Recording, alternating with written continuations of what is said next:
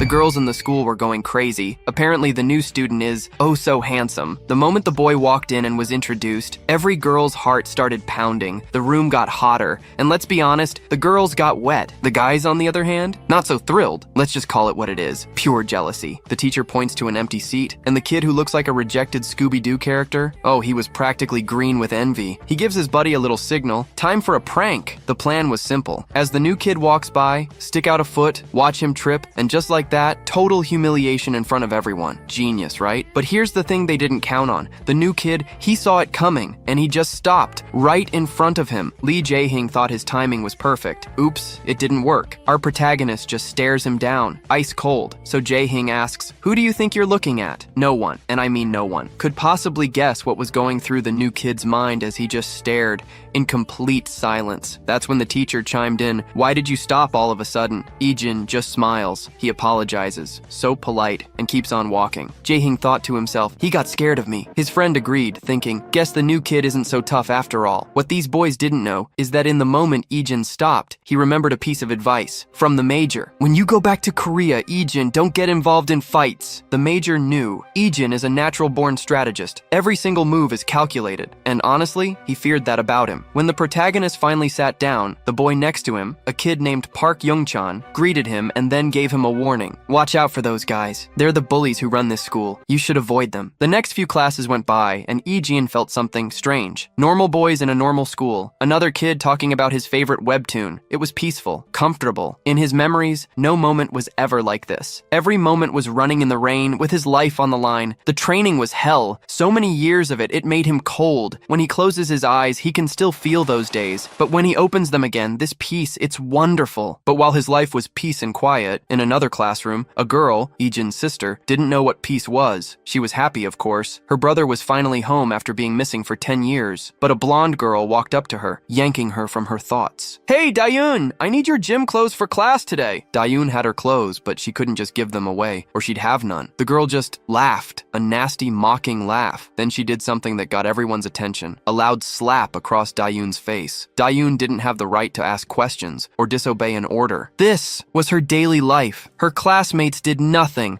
absolutely nothing to protect her, and she just didn't have the courage. When it was time to go home, she noticed her brother. He had gone to her school, and he was waiting for her. She's a little surprised for a second and asks if he was waiting for her. He says yeah, he was hoping they could walk home together. He also says that if she has other plans, she can just go ahead without him. Daeon quickly looks around and says she doesn't have any other plans, but you can tell she's still super nervous about walking with him. Jin then says that if she's not busy, they'll just walk home together. In the end, she agrees. A little later, they're walking down the street next to each other, and it's obviously awkward for both of them. Jin tries to break the tension by asking her if she feels awkward too. Daeon is surprised he asked and quickly says she's not, but Jin tells her it's okay because he feels pretty awkward himself. Luckily, that seems to make her chill out a bit. Jin then tells her that he was only 9 when the accident happened, so he doesn't really remember much about his family, including her. He says it must be weird for her too, since she was only 7 and probably doesn't remember a lot either. Daeon doesn't say anything because he's right. Right then, she hears some voices she recognizes from around the corner, and she just freezes. When Daeon looks to see who it is, she sees one of the girls that was bullying her earlier in class. Turns out she's friends with the blonde girl who slapped Daeon at school. This new bully spots Daeon right away and starts yelling at her. Daeon starts freaking out, sweating and not knowing what to do. One of the dudes with the bully asks who Daeon is. The bully says she's the girl that Huijin, the blonde psycho from earlier, hates. Then she sees Jin with Daeon and starts making fun of her, asking if that's her boyfriend. She then says something nasty, like she didn't know bitches could get dates. Daeon gets super shy and quickly tries to explain that Jin is just her brother. The bully is actually surprised by this,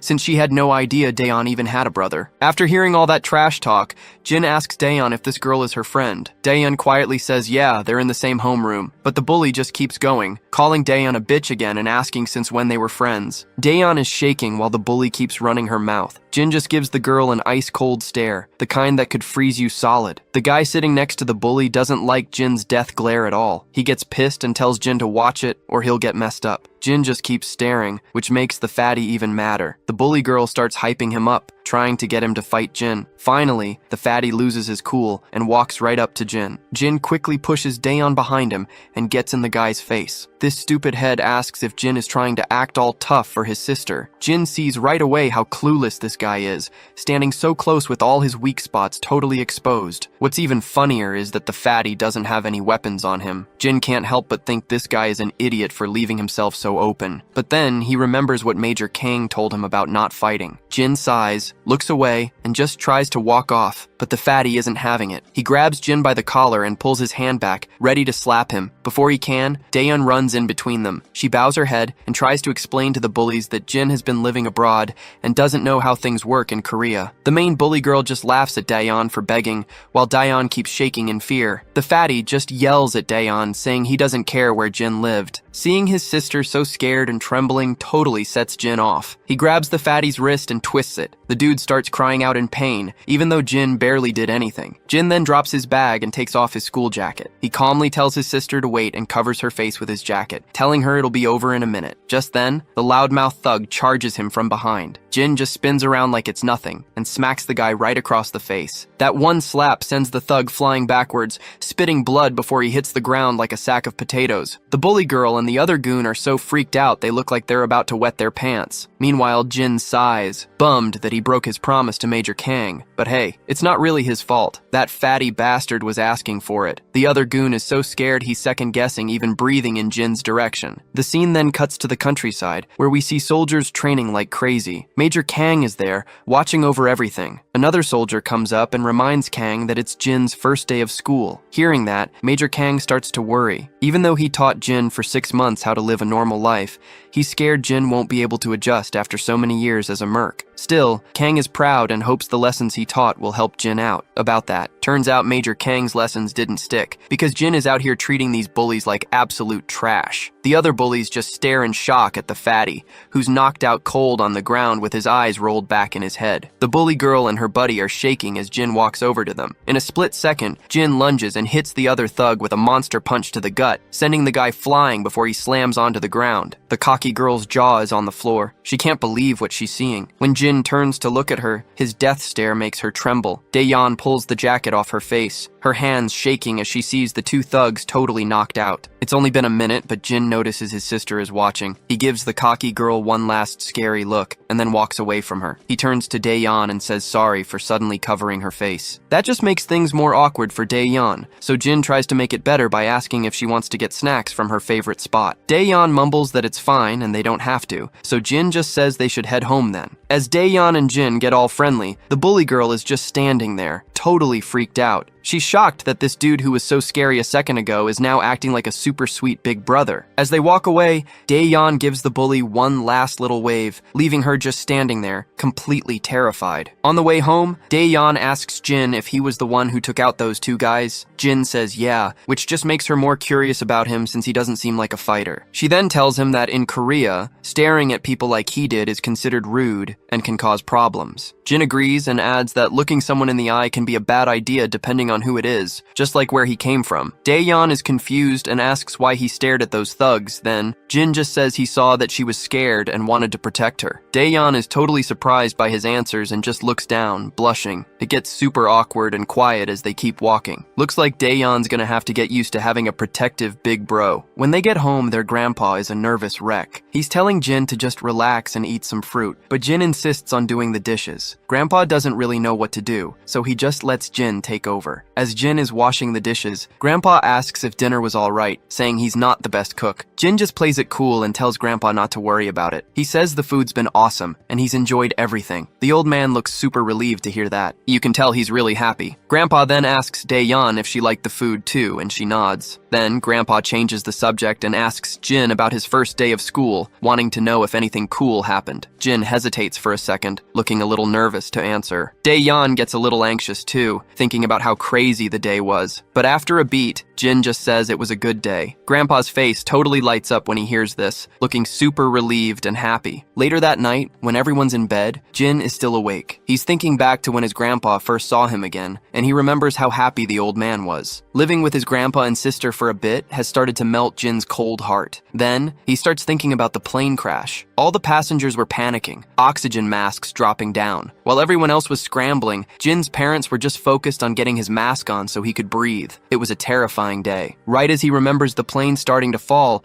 Jin snaps awake, jumping out of bed and breathing hard from the nightmare. His heart is pounding, but then he realizes it was just a dream. He looks at his clock and sees it's morning. While he's sitting there, he hears noises from the living room. He gets up and goes to check it out and finds his sister making breakfast. He asks where their grandpa is. She tells him that grandpa already left for work super early. She explains that he took some time off just to be there when Jin got back, but his vacation days are over now, so he had to go back. She gets into her uniform and gets ready to leave. She tells Jin that breakfast is on the table and makes sure he knows to eat. After she leaves, Jin just looks at all the food she left out for him. Back at school, we see the bully girl with the blonde one, Hui Jin. Turns out, Hui Jin found out that the new transfer student is Daeyeon's brother. The bully girl nervously says, "Yeah, it's true." She starts thinking about what happened with Jin and gets freaked out, remembering how he took down 2 of her friends with just 1 punch. Hui Jin asks why she's so scared, but the bully girl is just frozen, too terrified to say anything. Honestly, I'm tired of calling her the bully girl, so from now on, let's just call her Chicken Shake. Hui Jin keeps bugging Chicken Shake about what went down. Finally, Chicken Shake gets a grip and says they should probably stop messing with Daeyeon. That death stare Jin gave her is still stuck in her head, and she can't forget it. Even though she's scared, she tries to tell herself it's all good, cause Hui Jin and her brother are the top dogs at school and nobody messes with them. A little later, we see Daeyeon again, and what do you know, she gets smacked hard on the head just like always. She turns around and sees Hui Jin and Chicken Shake together, ready to give her a hard time again. Daeyeon asks them what they want now. Hui Jin just tells her to come with them. When Daeyeon asks where, the cocky blonde gets pissed off. She snaps at Daeyeon to stop acting tough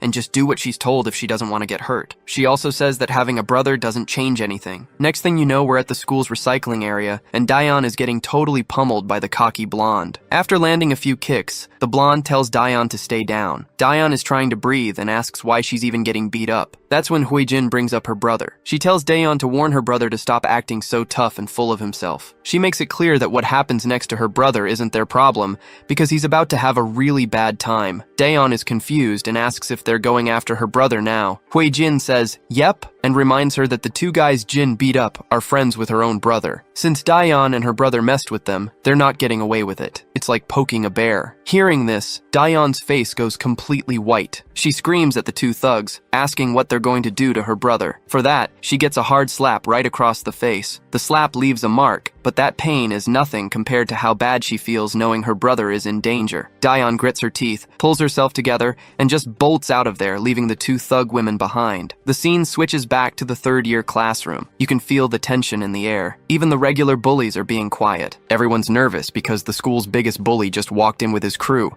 and it looks like things with Jin are about to blow up. But Jin, he's just sitting there, cool as a cucumber. The 2 guys who got wrecked yesterday are there too, walking with their boss. And behind them is the biggest bully of them all, the top dog. Right then, like it's planned, Daeyeon bursts into the classroom. She's out of breath, her face is bruised, and her uniform is all dirty. Jin jumps up from his seat, his eyes wide with shock when he sees his sister's beaten up face and messed up uniform. The bully boss starts talking trash, making fun of how worried Jin's sister is about him. He points out that his own sister, Hui Jin, just whines and nags him to do stuff for her all the time. Hui Jin then walks up and tells her brother she'll only feel bad for him when he actually gets his butt kicked. Meanwhile, Jin is just frozen, totally horrified to see his sister all bruised up. But before we see what he does, the scene flashes back to earlier that morning, when students were just getting to class. We see poor Young-chan looking terrified as 2 guys use his head for target practice. Jae-hyung is all proud of himself for a direct hit and starts bragging to his buddy about it. Hyuk-jin gets annoyed and demands a kid nearby to give him his eraser. The shy student hands it over, and Hyuk-jin grabs it. He winds up and throws it with all his strength, nailing Young-chan right in the head. He does a little happy dance for landing a perfect shot, but Jae-hyung tries to downplay it, saying it was just luck. The two of them go back and forth, trying to one-up each other's headshot game. Jae-hyung decides to go again, swinging his arm like a maniac to chuck the eraser at poor Young-chan. But surprise, Jin steps in the way,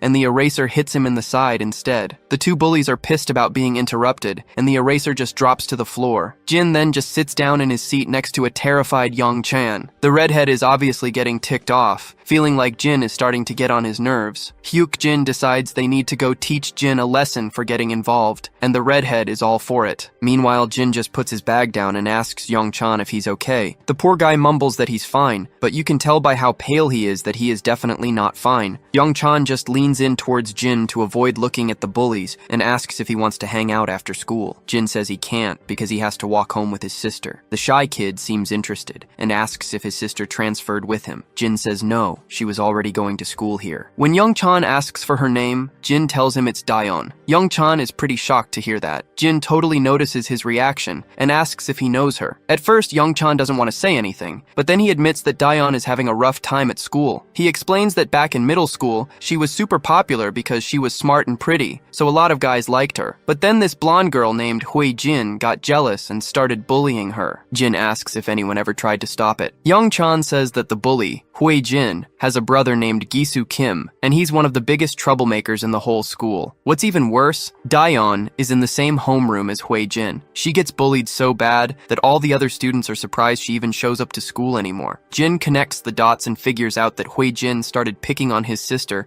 just because some guy liked her, but Young-chan sadly explains that was just an excuse. Hui Jin was just looking for someone to bully. Jin's mind flashes back a few days. His grandpa was hoping that Jin would have an easy time fitting in at the new school. Their grandpa turned to Daeon and asked if she was doing okay in school too. Back then, sweet little Daeon promised her grandpa that everything was great, never letting on that she was getting bullied every single day. Her grandpa praised her, saying Daeon is a great student and that her teachers always say good things about her. Back in the present, Jin realizes his sister was just faking it, hiding everything so their grandpa wouldn't worry. Just then, one of the rowdy bullies kicks the door open, and the whole gang of them just strolls into the classroom. Hyuk Jin immediately asks the gang what they're doing in their class. Jisoo Kim, one of the top dogs of the whole school, just says he's there to take care of something. Hyuk Jin is surprised to see Jisoo and has no idea what to do. See, Hyuk Jin is a total small fry. He can handle the other bullies, but he knows better than to mess with Jisoo Kim. Meanwhile, Jisoo's lackeys point out Jin. When Jisoo sees him, he starts screaming at his guys, pissed that they got beat up by some scrawny little punk. He tells his lackeys to back off and then flicks a finger at Jin, telling him to come here. Jin stands up right away. The redhead and Hyuk Jin are totally confused, wondering what Jin did to get on Gasu's bad side. They're both thinking he's completely screwed now, but Jin just stands there and asks if Gasu is the one in charge, the real big shot. Gasu just smirks, finding it funny that it took Jin this long to figure out who runs the show. He turns to one of his lackeys and tells him to stop standing there like an idiot and do something. You can see the lackey is terrified, but he slowly starts walking towards Jin. But before the fight can start, Daeon bursts into the room, totally out of breath. And that brings us back to the present, with Jin staring at his beaten-up sister. Tears start rolling down Daeon's face as she apologizes to Jin for getting him into this mess. Meanwhile, Hoijin scoffs at the tears and calls her a total drama queen, but Jin tells his sister she did nothing wrong. Before she can say anything else, he just snaps. He slaps the lackey so hard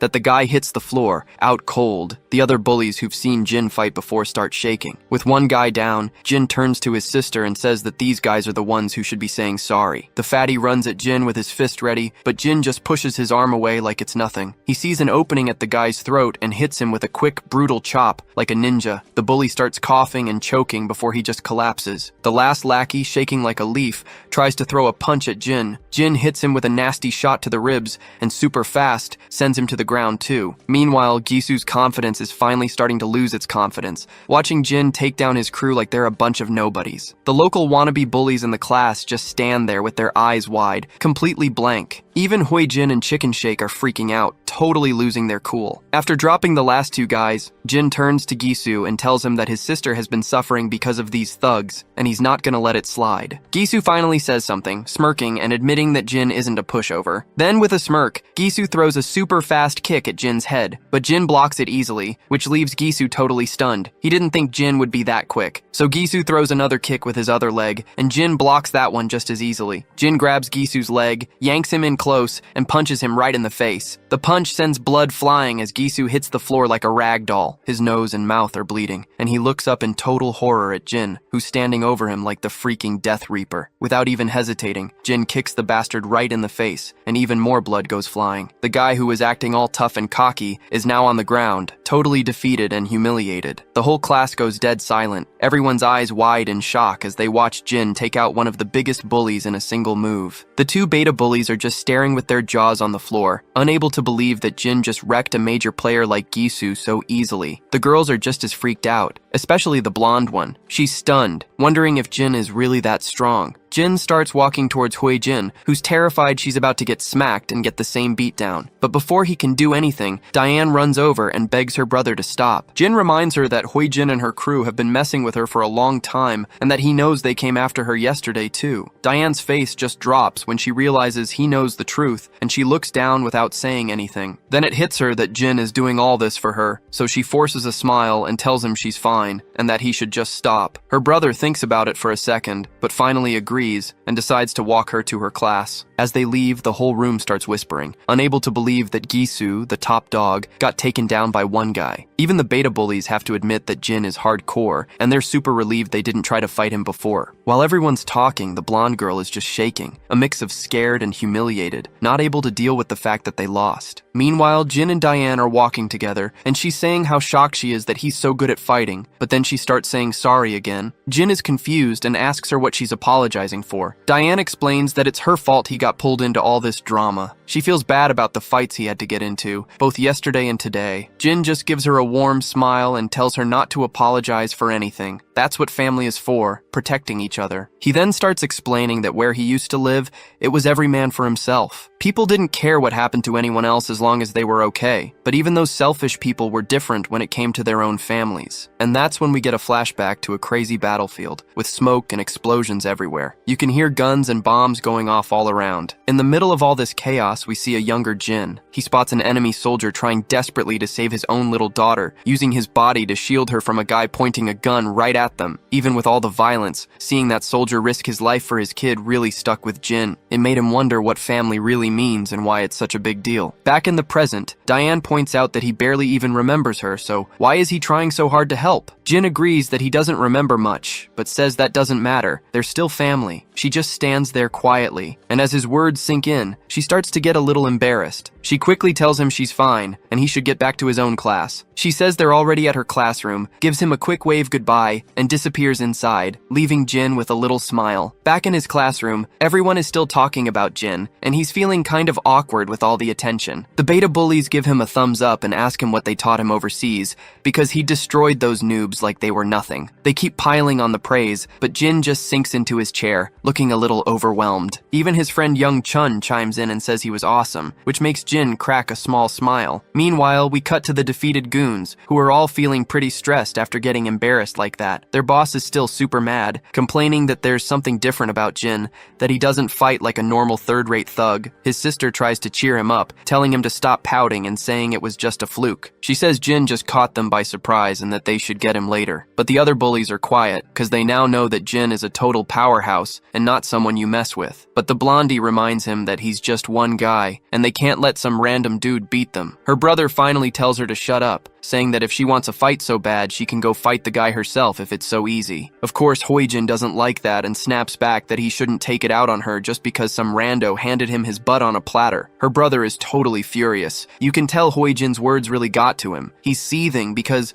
let's be real, she's telling the truth and it hurts. Hoijin gives him one last glare, her eyes getting teary because she's so frustrated with how her brother is acting. She quietly turns around and slams the door on her way out. As she's stomping down the hall, Chicken Shake runs up to catch her. Meanwhile, the blondie is still absolutely fuming. She's super frustrated that all those bullies couldn't even take on one guy. She slams the classroom door open and storms in. When she sees Daehyun sitting there, she asks her if she's feeling lucky now that she has a brother. She points out how Daehyun can probably just waltz into school now without a worry and run to her big bro if anything goes wrong. Daehyun doesn't say anything back, which just pisses Hoijin off even more. She thinks Daehyun is giving her the cold shoulder now that she has her brother to protect her. Hoijin grits her teeth and makes it clear she's not gonna let Daehyun get away with anything just because she has a brother. As it starts to get dark, the students head home. We see our girl in the crowd looking kinda down. She's just thinking, remembering when her brother stood up for her and fought those thugs. She remembers him saying they were family and wonders if that means she can finally stop worrying about being bullied at school. She starts thinking about how miserable things were with Hoijin, how she was always getting bossed around and had to do whatever she said like a faithful dog. Every time she tried to stand up for herself, she'd just get slapped. All of a sudden, her brother shows up behind her and asks if something's wrong. She's totally startled, but he tells her he already called her name a few times and she didn't answer. His sister quickly apologizes, saying she didn't hear him, and then asks if he was waiting for her again. He nods and says yeah, because he still doesn't know the way home. So, they start walking home together, talking about getting some groceries since their grandpa is always starving when he gets home late. As they're walking, that rowdy bitch is standing behind them. She looks completely furious and just can't stand seeing our girl smiling. This bitch is just waiting for the right moment to wipe that smile right off Daehyun's face. Next thing we know, the two of them are shopping in a store. The girl is having a hard time deciding what to buy, and other people in the store are staring at them. All the girls in the store are staring at our guy, and Daehyun can't help but notice all the attention he's getting from the ladies. She knew he was popular at school, but apparently he stands out everywhere. Just out of curiosity, Daehyun finally asks her brother if he ever had a girlfriend when he was living abroad. The question totally catches him off guard, and he looks like he's never even heard the word girlfriend before. Seeing how confused he is, Daehyun explains she means like a girl he was dating. He just says he's never had one, which makes his sister say he should think about it, especially since girls are drawn to him like a magnet. He's quiet for a second, then says he's always been too busy for a girlfriend. Daehyun gets it, especially since he's been busy getting used to a new country. That's when he flips the question on her and asks if she's ever had a boyfriend. The question catches her by surprise, and she quickly says she's never had one either. When he asks why, she just says she's been busy too. When they get home, we see their grandpa gave our guy a new Samsung Galaxy phone. He's a little bummed because he wanted an iPhone. Grandpa quickly schools him, saying iPhones have terrible battery life and that a Samsung is better, especially since every other kid has an iPhone. It's a funny little dig, like having a Samsung will make him unique. Daehyun, on the other hand, is super excited because she wanted a Galaxy phone, and she can tell it's the newest one. Our guy starts messing with the phone, and their grandpa tells them he already put his and Daehyun's numbers in it. Daehyun is surprised her grandpa did that himself, since she's usually the one who helps him with tech stuff. Grandpa quickly explains that the salesperson helped him out. He adds with a smile that he heard young people love unboxing stuff themselves, so he hoped our guy wouldn't mind that he opened it to save the numbers. Jin just says he's totally cool with it. Then, Grandpa apologizes to Daehyun, saying the store only had one left, so he couldn't get her one. Daehyun tells him it's no big deal. They all end up having a great dinner, just talking and enjoying being a family. Later that night, our guy is still messing with his new phone and is really starting to get into the whole Galaxy thing. He starts thinking that maybe Samsung phones aren't so bad and might even be better than iPhones. The scene then cuts to Major Kang, who's working on his computer when his phone rings. It's Jin, calling to tell him he has a new phone and a new number. The Major is a little surprised by this. The junior officer behind him even asks if Major Kang didn't already give Jin a phone, and the Major says he did. That's when he gets tomato red with anger. He points out that he gave Jin the most expensive iPhone they had, so he's pretty furious that Jin already replaced it. The next morning, Jin gets out of the shower and sees his sister rushing out the door in her uniform. Before she can leave, Jin asks why she's taking off so early. She just says she's running late and bolts out of there. She also yells that dinner is all ready and he just needs to put the dishes in the sink. As she's running down the street, she checks her phone and is relieved she's gonna make it on time. She was late because she'd made soup for their grandpa, but seeing him smile when he ate it was totally worth it. She's just happy she could do something nice for him, but her happy moment gets cut short when someone kicks her hard in the ribs, knocking her to the ground. 3 girls in hoodies and masks are standing over her, hiding who they are. The one in front tells Daehyun to watch where she's going and says she almost broke her ankle. It's obvious they're just trying to start a fight. They demand that Daehyun apologize for what she supposedly did. The poor girl just quickly nods and says she's really sorry, but the rowdy leader isn't happy with that and slaps Daehyun across the face, telling her to apologize like a whimpering dog. That's when one of the girls, the one with the ponytail, suggests they all go to karaoke to blow off some steam. Another girl agrees, saying they need to relax and have fun. The ponytail girl then crouches down to look Daehyun in the eye. With a smirk, she invites her to come with them to karaoke, saying they're gonna have a blast. As soon as Daehyun hears her voice, She knows it's Huijin Kim, and she's definitely here to make her life hell. Next thing she knows, they're at some sketchy karaoke place. The manager sees the shady-looking girls and gets a bad feeling. A little later, the manager is nervously walking towards their room. He's mumbling to himself about how wild kids are now and wonders what kind of mess they made, because all he heard from their room was a bunch of screaming. The manager opens the door and finds Daehyun on the floor, obviously beaten up. Luckily, she's awake and slowly starts to get up. Her hands are shaking as she tries to pick up her stuff. The manager is totally confused by this and tries to call an ambulance, but Daehyun just says no and stumbles out the door. Meanwhile, back at school, the teacher is taking attendance and sees that Daehyun is gone. The other students say she's not there, and everyone is confused because Daehyun isn't the type to just skip school. In the background, Huijin Kim has a smirk on her face, obviously happy about it. Chicken Shake leans over and asks her if she thinks Daehyun is okay. Huijin just tells her not to freak out, reminding her that Daehyun being gone has nothing to do with them. Chicken Shake nervously agrees, just playing along like it's true and has nothing to do with them. Finally, the school day ends. As usual, our guy is waiting outside for his sister, but he can't find her anywhere in the crowd. The crowd starts to clear out, and soon it's almost empty, but his sister is still a no-show. He waits a little longer, then pulls out his phone to call her, thinking maybe she went home without him. Meanwhile, she's already home. Her phone is ringing off the hook from his calls, but she just ignores it. Eventually, he just heads home. He immediately sees her sneakers by the door. He takes off his bag, walks up to her room, and knocks softly, asking if she's in there. She quickly answers, and her brother Jin is super relieved she's actually home. He asks her what's up, mentioning he even tried calling her, but she didn't pick up the phone. Daehyun says she's really sorry, explaining that she must have been asleep. Jin immediately picks up on the weird vibe in her voice and asks if he can pop in for a second. Daehyun quickly makes up an excuse, telling him she's already in bed because she's feeling sick. Worried, Jin asks if it's anything serious. She assures him it's just a little fever and that she'll be totally fine after some rest. Jin tells her to call him if she needs anything and starts to leave, planning to go buy some medicine for her, but then he suddenly freezes at the door when he spots bloodstains on her sneakers. It doesn't take him long to figure out something bad must have happened, because blood on your shoes is not exactly a normal sight. As soon as it clicks, he grabs the first aid kit and rushes into her room to take care of her injuries. She flinches as he starts bandaging her bruised face. It's clear Jin still doesn't have the full picture. Daehyun tells him she fell down the stairs while trying to dodge a bike, but Jin points out that her injuries look way too severe for a simple accident, and asks if she's sure she doesn't want to go see a doctor. She hesitates for a second before insisting she's totally okay. I mean, it makes sense why she wouldn't want to go to the hospital. If she did, they'd know right away her bruises weren't from falling down any stairs. The scene then flashes back to Daehyun's past,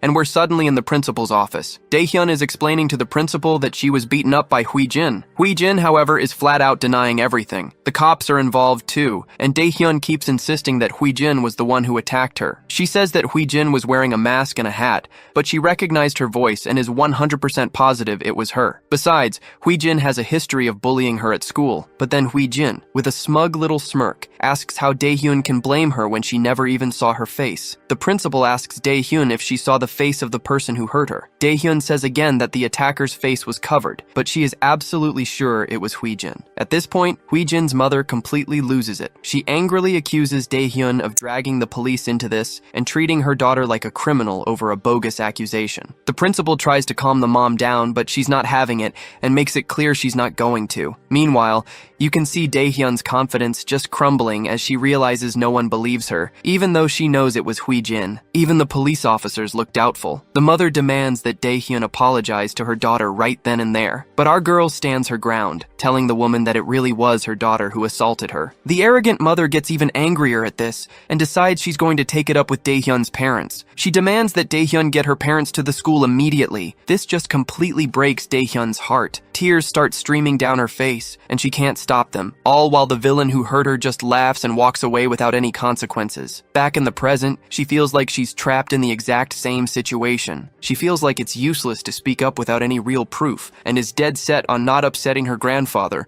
who's always been such a great support for her. Suddenly, Jin notices her tense look and puts a hand on her forehead, asking if she's really okay. The girl weakly replies that she's fine. Jin points out that while none of her bones seem to be broken, the bruises are pretty pretty nasty and are going to hurt for a couple of days. She nods, surprised that he's actually really good at this stuff. She can see that the bandages are placed perfectly. Then her expression gets sad as she thinks about their grandfather. She's worried he'll get really upset about everything, especially since he has a weak heart. Jin is pretty surprised to hear this, and she adds that their grandpa is on medication for his heart. Hearing this, Jin promises he'll make sure their grandpa never finds out about any of this and tells her to just focus on getting some rest. As he starts to leave, she calls his name. She gives him a sweet smile and thanks him for everything, and Jin smiles back at her just as warmly. But the second he's out of sight, her smile disappears. She starts wondering if she made the right call by keeping some of the details from him. She's thinking that there's not much a couple of teens like them can really do about the whole thing. As we all know, Jin isn't your average teenager, and I wouldn't be surprised if he already has a pretty good idea who was behind his sister's injuries. Later,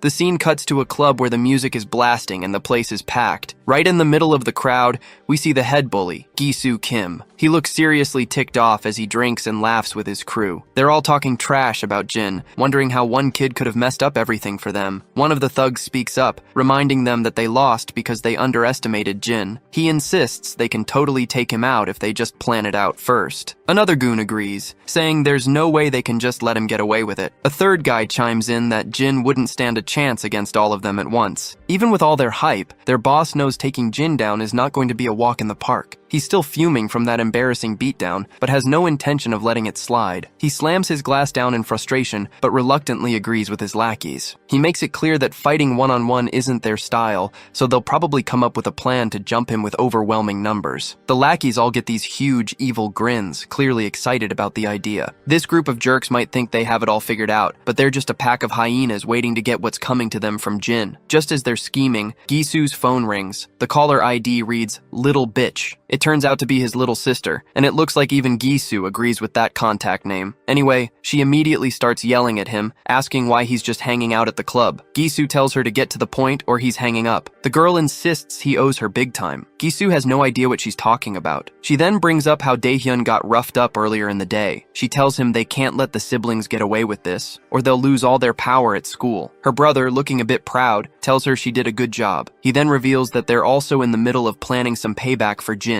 Just then, someone walks into the club. As the bullies turn to see who it is, they realize it's Jin. He definitely looks like he's there to settle a score. Gi-soo is absolutely furious to see Jin just casually strolling into his turf, but Jin just keeps walking toward their table, looking totally calm. Gi-soo then gets a little smug, thinking it's great they don't have to hunt Jin down anymore for their revenge. But Jin isn't there for a friendly chat. Without wasting a single second, he grabs one of the lackeys by the face and slams him hard against the edge of the table. Another lackey charges him, but Jin's hand is a blur, and a single punch shatters all the guy's ribs. The bully leader and his crew can only grind their teeth as they watch their guys get taken down. The rest of the crew rushes at Jin, but our guy stays as cool as a cucumber. As they get close, he kicks one of them down effortlessly, like a total boss. Next, he grabs a guy with purple hair and smashes him down onto the table with a brutal thud. While the purple-haired guy is totally freaking out, Jin isn't finished with him and just slams the dude against the wall like a rag doll. He then makes a fist and lands a massive punch right in the fatty's face. One of the thugs grabs a glass bottle to swing at Jin, but our boy just casually smacks the bottle from his hand and follows it up with a brutal hit to his face, leaving the thug spitting up blood. Another bully tries to charge him from behind, but Jin ducks, grabs his hand, gives it a painful twist, and then delivers a hard slap right across his face. Jin shoves the thug aside and immediately grabs another lackey by the face. He smashes the guy's mug right into his knee, and you can hear a sickening crunch as the thug's nose breaks. With all the thugs knocked out, Gi-soo is just standing there speechless, completely unable to process what just happened. All this time, his sister is still on the phone, and she starts asking what's going on since she can hear all the chaos. Jin turns to Gi-soo, and the look in his eyes is so cold, it makes Gi-soo shiver. He asks Gi-soo if he needs a reminder,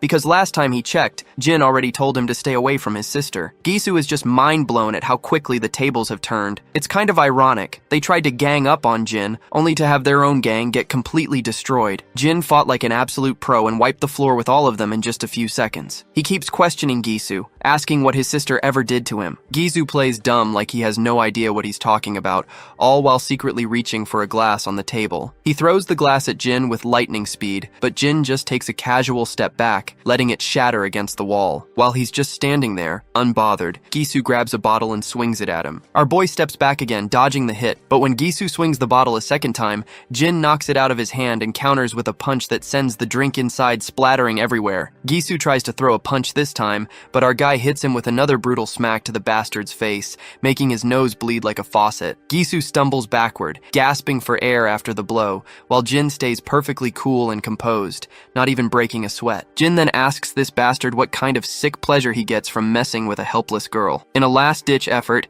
Gisu grabs a bottle, smashes it, and tries to stab Jin in the chest with the sharp end. But our boy doesn't even flinch. He just slaps Gisu's hand so hard that the broken bottle falls to the floor. Then he grabs Gisu by the throat and squeezes, making him struggle to breathe. Gisu's feet are scrambling as he struggles, and Jin forcefully slams him to the ground. The bastard writhes and squirms, desperately trying to break Jin's iron grip, but our guy isn't letting up. His hand is pressed firmly on Gisu's throat, making sure the once cocky bully knows exactly who's in charge now. Jin then leans in and asks Gisu what he should do with him. Gisu, who's barely conscious after that beatdown, can't even manage to answer. Jin gives him one final warning, making it clear this is the absolute last time he'll let him off easy. He warns him to stay away from his sister and to keep Hui Jin, Gisu's sister, on a leash too. He stresses that if he even hears a rumor about Gisu or Hui Jin bothering his sister again, he'll be back to finish what he started. To really drive the point home, Jin tightens his grip on the bastard's throat, pushing him to the edge of passing out. The bully, now totally desperate, starts squirming and apologizing over and over. After that, Jin finally lets go,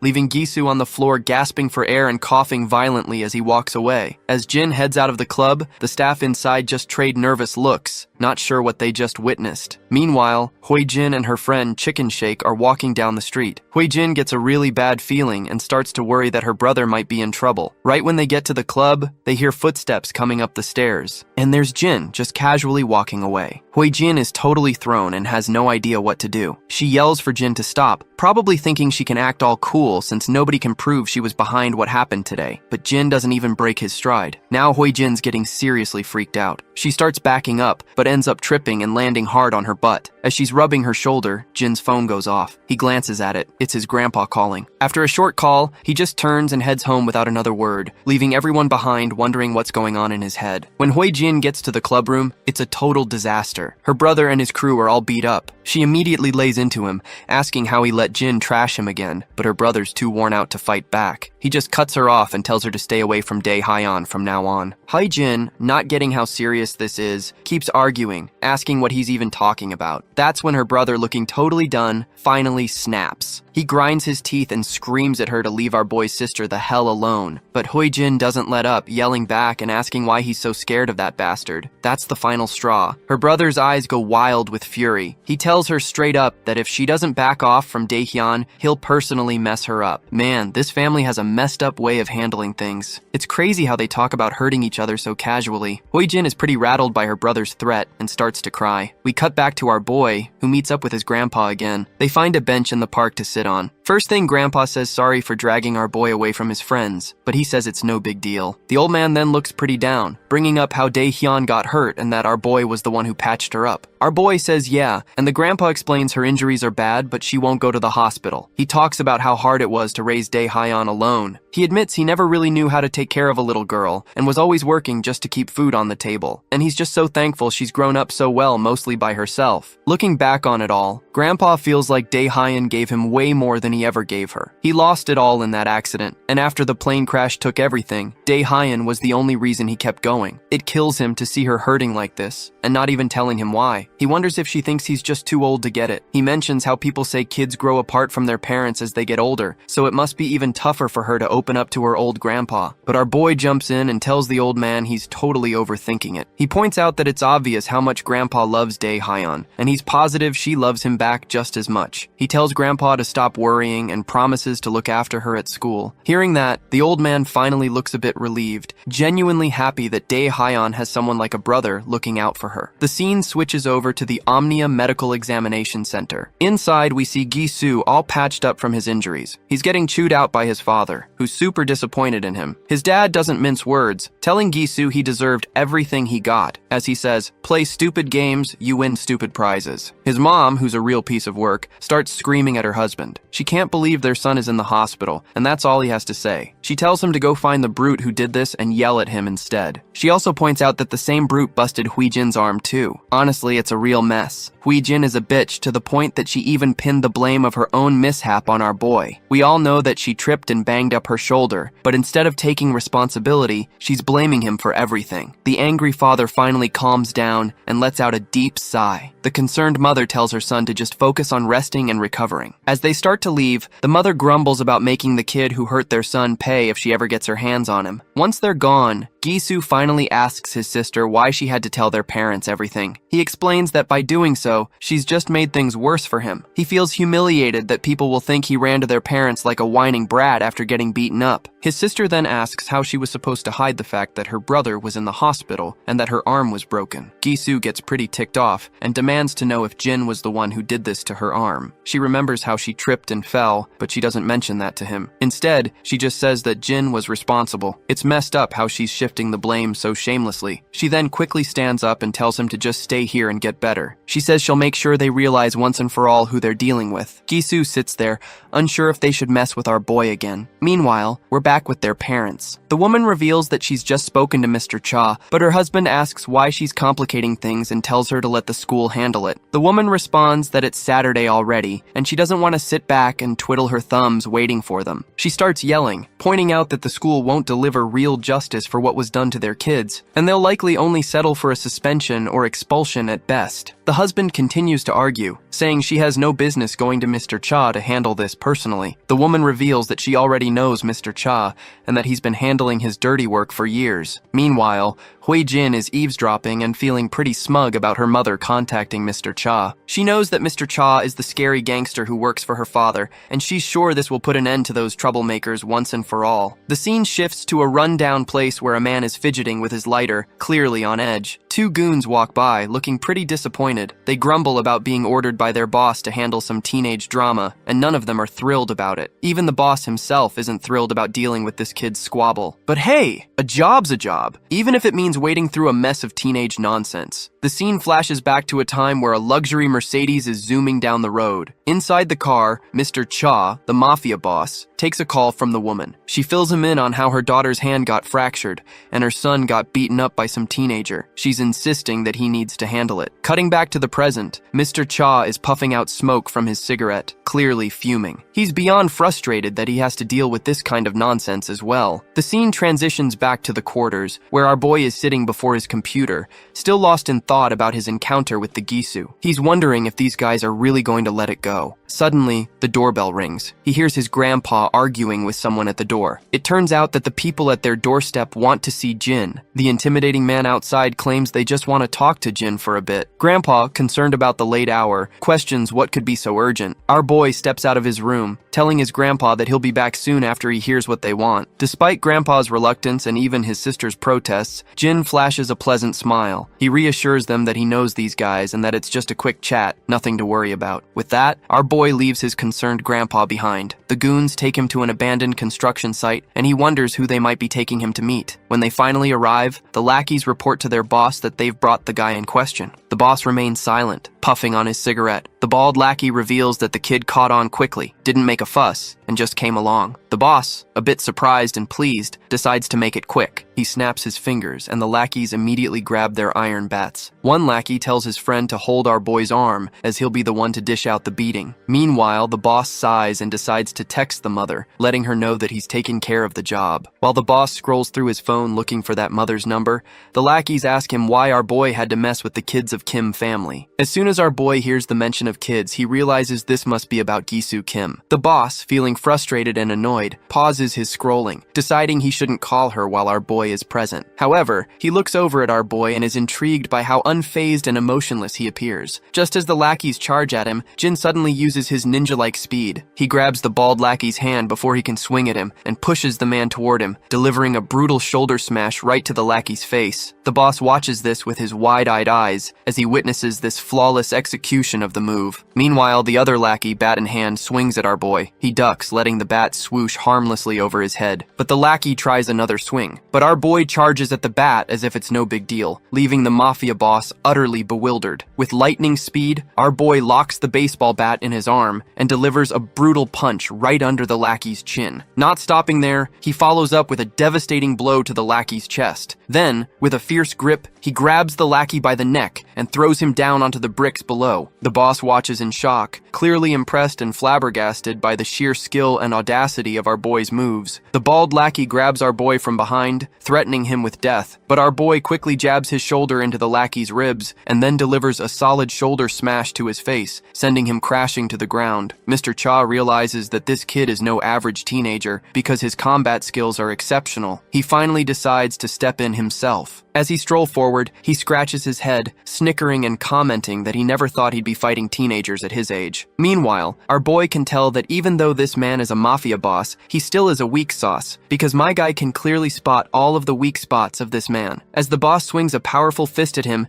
Jin effortlessly sidesteps it. The boss then starts a barrage of punches, but our boy dodges each one with ease, making it look like a walk in the park. As they continue their back and forth, our boy quickly sidesteps, but another punch comes straight at him. He blocks the hit, though the heavy force makes him skid backward. The mafia boss sneers, impressed that he managed to block that one as well. Meanwhile, Jin checks his wrist where he took the punch, and his hand winces from the aching pain. He realizes that the mafia boss predicted his movements and delivered the punch with precision. On the other hand, the mafia boss's curiosity has finally peaked, and he asks Jin who he really is. Jin casually replies that he's just a high school student. The boss isn't buying it. In his mind, he figures this kid must have some serious skill and experience to fight like this. Jin takes his stance. With a grin, the boss says he's up for sparring further and balls up his fist to deliver a blow to our boy. Our boy quickly deflects an incoming punch and tries to throw one of his own, but the mafia boss sidesteps it effortlessly. The boss then attempts to attack, but our boy grabs his hand and swings a punch towards his gut. The mafia boss reacts again, causing our boy to end up landing a hit right to his face instead. Mr. Cha is absolutely annoyed after taking that hit right over his face and tries to swing another punch at our boy. Once again, our boy deflects the attack and, locking eyes with his opponent,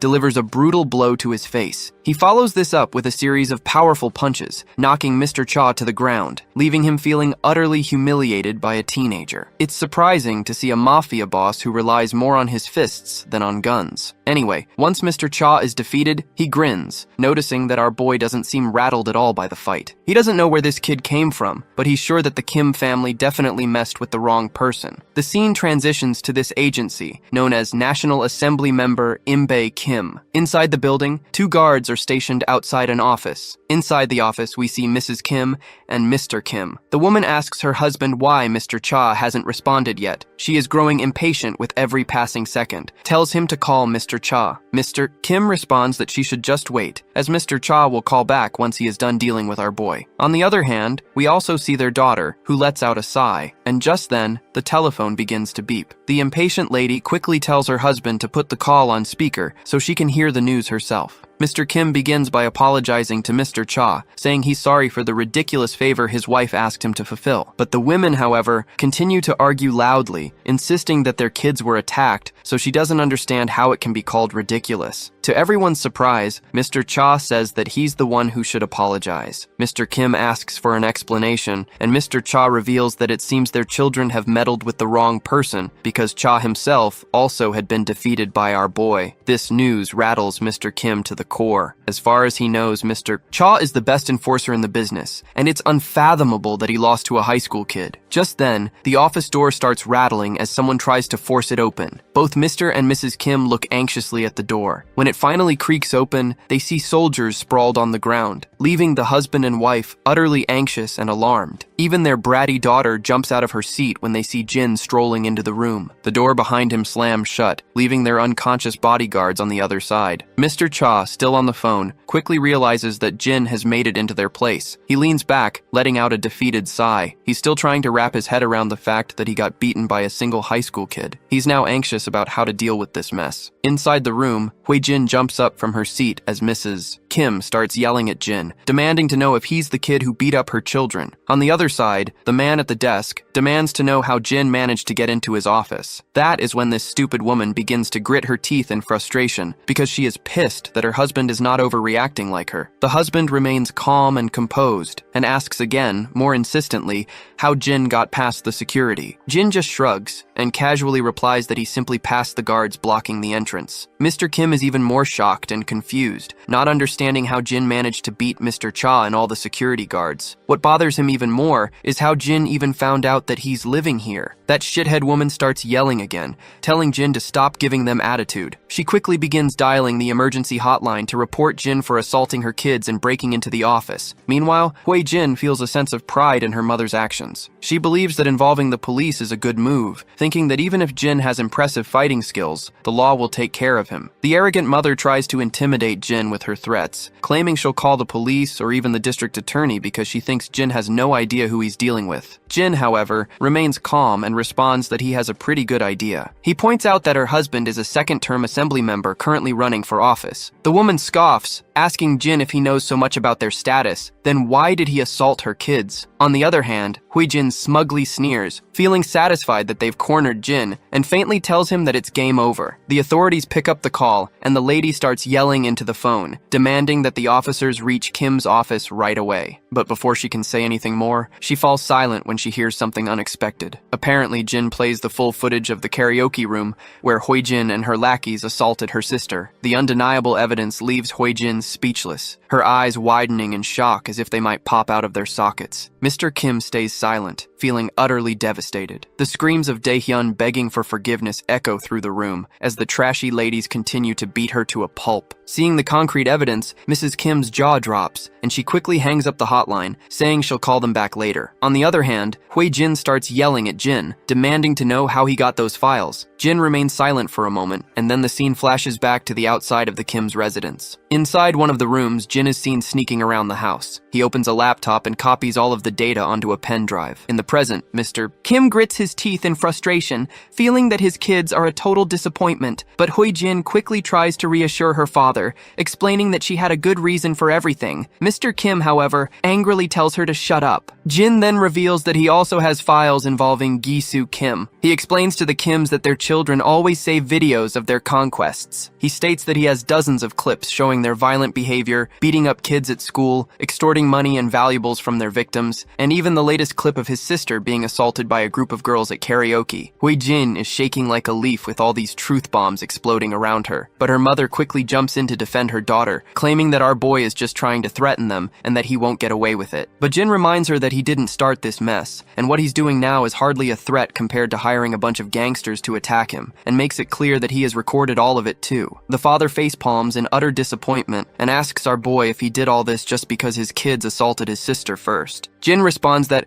as a parent, they have the right to take their children's side at all costs, so as a brother, he will do whatever it takes to protect his sister as well. The man understands where he's coming from, and points out that they'll cover her treatment and offer a hefty settlement to make amends, but our boy makes it clear that this isn't necessary. The father is puzzled and asks what he means by that. He then inquires if Jin would like his kids to apologize to his sister. Hearing her father, Hui Jin grits her teeth and thinks to herself that she'd rather bite her tongue and bleed to death than apologize. On the other hand, our boy makes it clear that an apology won't undo the time his sister spent in fear and pain, so he insists that if they really want to compensate him, he wants his sister to never have to see Jisoo or Hui Jin Kim again. This demand rattles Hui Jin's nerves, but her father quickly agrees, stating that he'll have his kids transfer schools or perhaps even send them abroad to study. Naturally, the mother and daughter let out a piercing scream in protest, but the father quickly shuts them down and turns his attention back to our boy, asking if this would be enough to satisfy him. Our boy states that he wants them gone from the school starting tomorrow. In response, the father says he'll inform the school, and once that's settled, Hui Jin begins to cry, and her tears flow out involuntarily. Just as our boy starts to leave, the father quickly stops him and reminds him that, since he agreed to the demands, he'd like our boy to delete all of the videos he found. Our boy shoots the old man a death glare, and the father can tell from the intensity of his eyes that this kind of deadly glare doesn't belong to a high schooler. Jin makes it clear that he's not a fool, and then begins to walk away, slamming the office door behind him with a resounding thud. Once outside, he finally heads home. His grandpa rushes to open the door and asks if he's okay, while Daeon is seen crying in the background. Jin is startled to see them so worried about him, but he smiles and reassures them that no one heard him. As he begins to enter the house,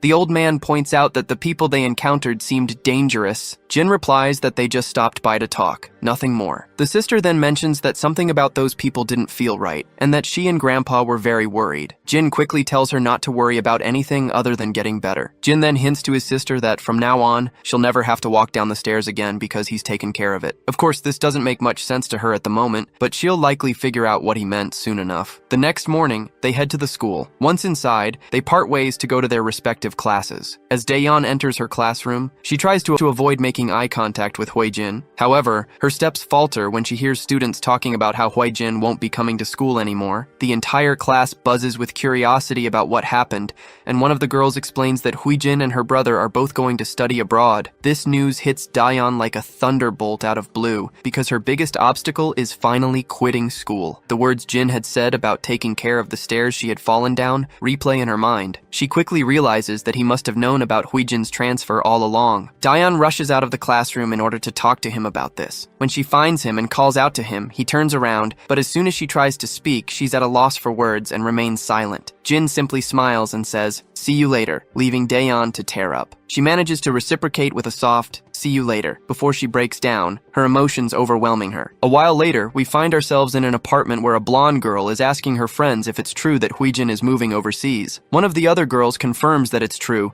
saying she was shocked when she first heard, but has no idea why they're leaving suddenly, as Huijin never mentioned anything about moving abroad. The blonde girl then turns to Chicken Shake, who is sitting silently and seems too preoccupied with herself to respond. One of the girls snaps her out of her reverie and asks if she has nothing to say about it. This rattles the timid girl to her core, and the blonde girl asks her directly if Huijin is really moving overseas, figuring that since they're in the same class, Chicken Shake might know more about it. Timidly and nervously, the girl confirms that it's true and that their teacher announced it to the class earlier. The blonde girl then asks if she tried reaching Huijin directly. Chicken Shake admits she did, but Huijin didn't pick up the call. Hearing this, all the girls start to believe it might be true. Meanwhile, Chicken Shake nervously checks her phone, biting her nails in anxiety. The last message she got from Huijin was that her mother was going to take care of our boy, and ever since, Chicken Shake has been freaking out, wondering if Huijin's sudden move has anything to do with him. Just then, Huijin herself arrives in the room, looking absolutely furious. The girls are shocked to see her, and Huijin just takes a seat on the sofa, grumbling about how she barely managed to sneak out of the house. The girls ask Huijin if she's really moving overseas. Frustrated,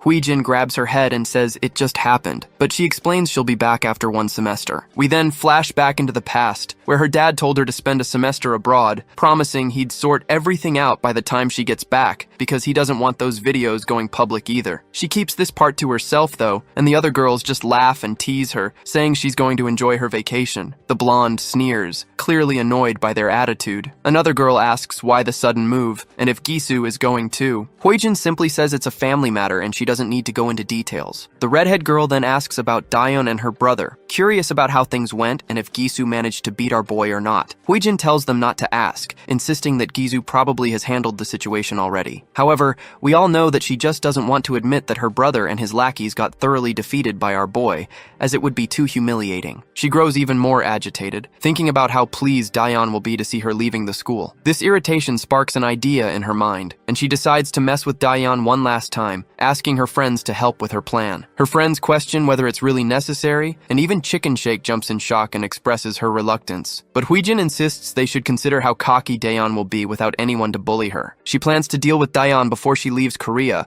wanting to make sure she gets her revenge. Chicken Shake grows increasingly anxious and terrified as Huijin continues to reveal her twisted plan. Huijin gets cocky, boasting that Daeyeon's grandpa is a security guard somewhere, and she plans to have her mom get him fired. She believes this will teach Daeyeon a lesson not to mess with anyone from the Kim family. This is seriously messed up. Daeyeon is just an innocent girl, and Huijin's plotting is enough to make anyone sick. But before this trash woman can act on her disturbing thoughts, her face goes pale when she sees a figure standing before her, cloaked in a hoodie with a mask over their face. It doesn't take long for her to recognize that it must be Jin. However, Jin pulls a classic Uno card move and asks her who Jin is, questioning how she can be so sure when he's wearing a mask and she can't see his face. He casually explains that he's just here to check if everyone's having a good time, and is quite pleased to see that everyone from the karaoke room video is present. One of the girls starts trembling and asks what he's talking about. That's when the boy reminds them he's referring to the place where they all filmed his sister getting beaten up. Hui-jin's face turns ashen as she realizes he might have been there waiting all along just to mess with her. Chicken Shake is visibly sweating and trembling,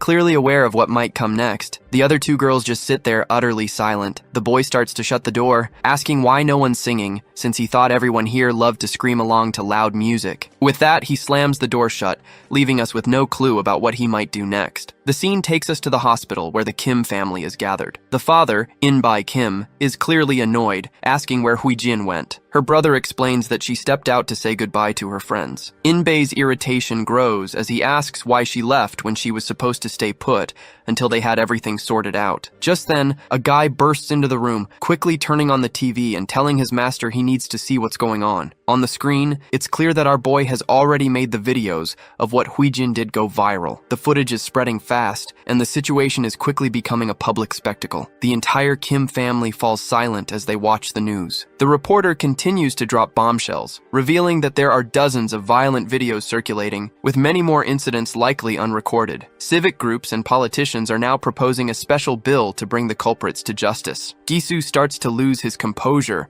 and the reporter adds that the nation is especially appalled by the revelation that the culprits are the children of candidate In-bai Kim. It's clear that the father is in deep trouble, and it's all thanks to his outrageous wife who pushed everything to this point. Given Hui-jin's plan to make our grandpa jobless, it seems they're getting exactly what they deserve. We cut back to our boy being grilled by Mr. Cha, who demands to know why he went ahead with his plan when he had already come to terms with the Kim family. Our boy's mind flashes back to the past, where we find him learning all about the Kim family's deep political connections. He reveals that it was highly unlikely everything would have gone smoothly, so he did what he felt had to be done. In the present, he admits he did not honor the agreement they had. Mr. Cha questions whether he really thinks the Kim family would just let him walk away. Our boy confidently asserts that he's probably the last thing on their minds right now. It seems our boy might be right. The reporter continues to drop more bombshells, revealing recent evidence of In-bai Kim's involvement in money laundering, bribery, and election fraud. The evidence is so damning that even his fellow party members are calling for a strict investigation, with everyone trying to cut ties to avoid any damage to their party. As soon as Mr. Kim hears this, he slumps down on the bed like a lifeless doll. Back with Mr. Cha, he seems to suspect that our boy has dug up some data about his past as well,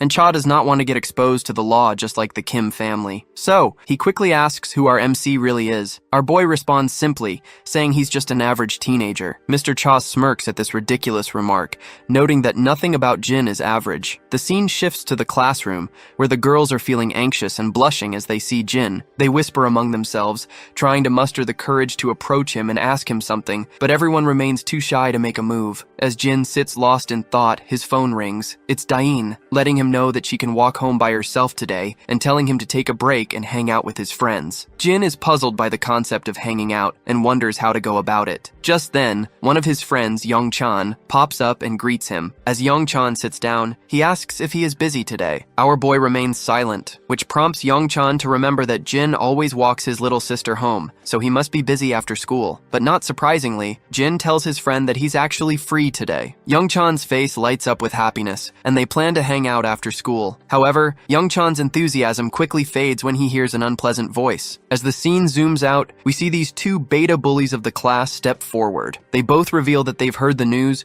and know that Jin is the reason Gisu Kim is moving abroad. Young-chan is totally shocked by the news, and the other students lounging around are equally caught off guard. The bullies spill the beans that even though Gisu and his sister were all set to move abroad, they're stuck now because their whole family's in hot water after the info leak. Our boy jumps in to set things straight, telling the bullies they've got it all wrong. But Jae-hyung chimes in, saying there's no need for modesty because everyone knows our boy trashed Gisu and his crew at their hideout a couple of days ago. Hyuk-jin backs him up, explaining that Jin took them all out by himself, and now everyone's saying Gisu is too embarrassed to show his face at school. He's itching to hear just how badly our boy must have beaten Gisu to make him leave the country altogether. Young-chan is finally convinced that Jin is actually a skilled fighter, and that his performance that day wasn't just luck. Hyuk-jin leans in and says, now that they won't have to deal with that jerk anymore, he's itching to throw a party, so he invites our boy to celebrate after school today. Jae-hyung agrees, adding that they've been in the class for days without really spending time together, and he suggests they show our boy around the area, but our guy flatly turns them down, saying he already has plans for today. Naturally, the bullies are puzzled and ask what he's up to.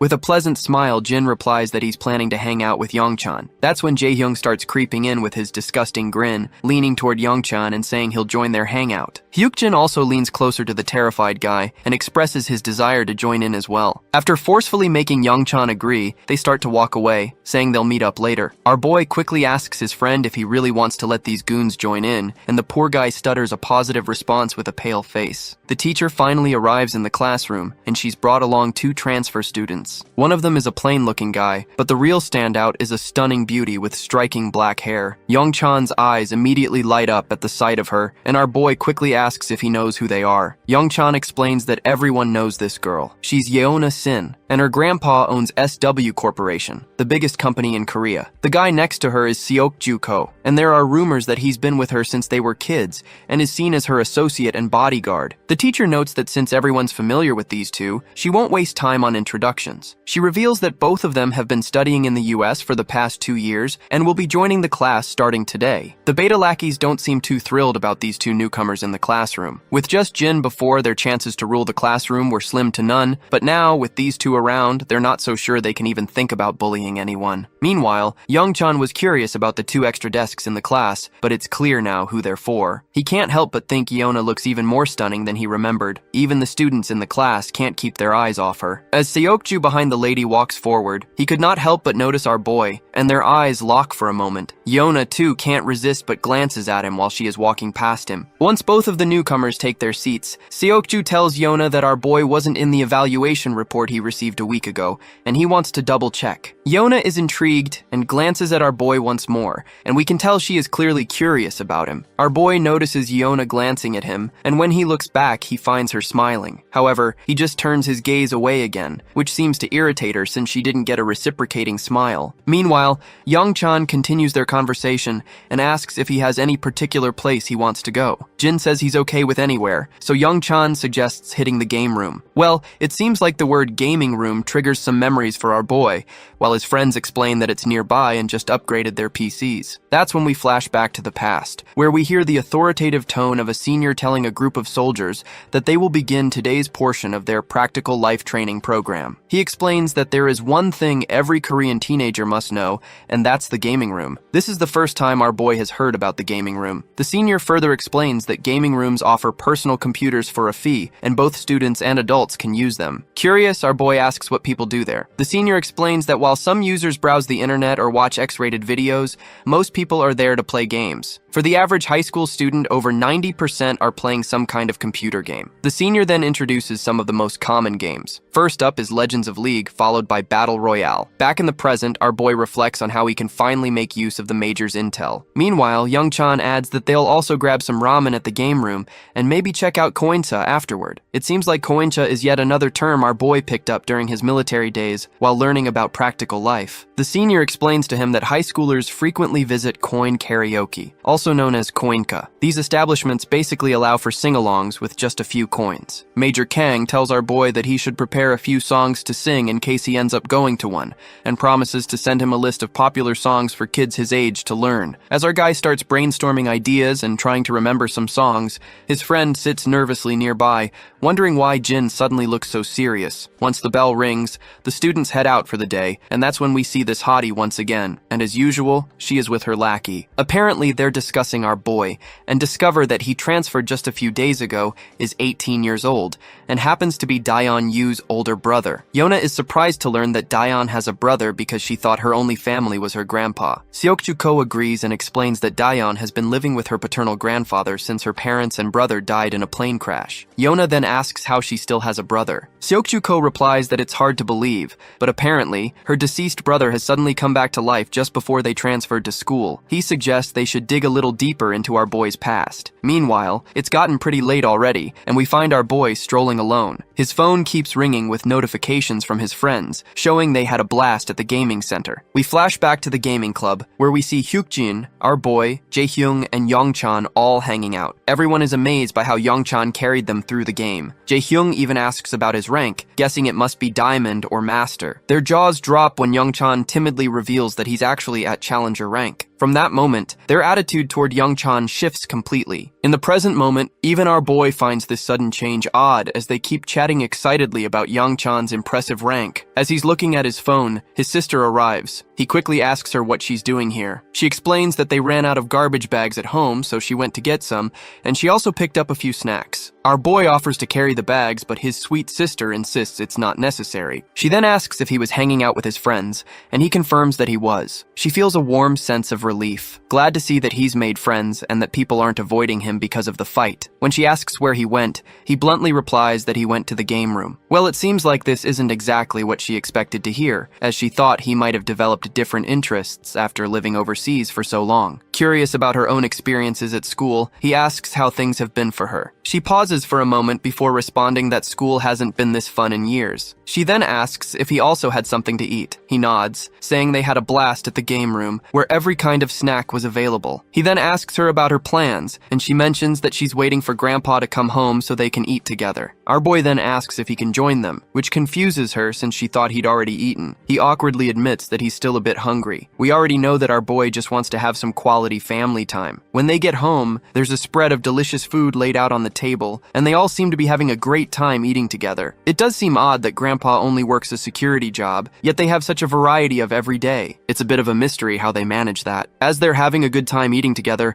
our boy's thoughts drift back to his mercenary days. After a moment, he shakes off the nostalgia and is back to smiling. Just then, his phone rings. It's Major Kang calling. The Major reminds him that he should just call him bro instead of using his rank. The Major asks how things are going, and our boy says he's doing well. But when the Major probes about his school life, there's an awkward silence on the line in response. Getting a bit anxious, the Major quickly asks if our boy has killed someone. Jin quickly says no, but admits he did run into some trouble that was quickly sorted out. The senior lets out a sigh of relief, and our boy reassures him that everything is fine now, and there's nothing to worry about. Kang is relieved and reminds our boy that they're always there for him. In response, Jin promises he won't forget that. The next day at school, we see the trio in class, but our boy is noticeably missing, and Young-chan seems a bit awkward among the two bullies. Jae-hyung starts asking odd questions. Curiously, he asks who they think would win in a fight between Jin and Seok-juko. Hyuk-jin points out that while Jin is good, he probably couldn't beat Seok-juko, who's been training in combat since he was a kid. To him, our boy seems like an amateur in comparison. Jae-hyung agrees, adding that Seok-juko is one tough mother fudger. Young-chan then asks if it's true that Seok-juko fought against 20 dudes and won. Blonde quickly corrects him, saying it was actually 30 guys. The number leaves Young-chan momentarily stunned. He even forget to breathe for a second. Brownhead explains that when a group of street thugs was harassing Yona Sin, Seok-juko took them all out. He says it started with 10 guys, but they kept coming. By the time 30 guys showed up, Seok-ju was still going strong. He walked off without a scratch while the 30 thugs were left unconscious on the street,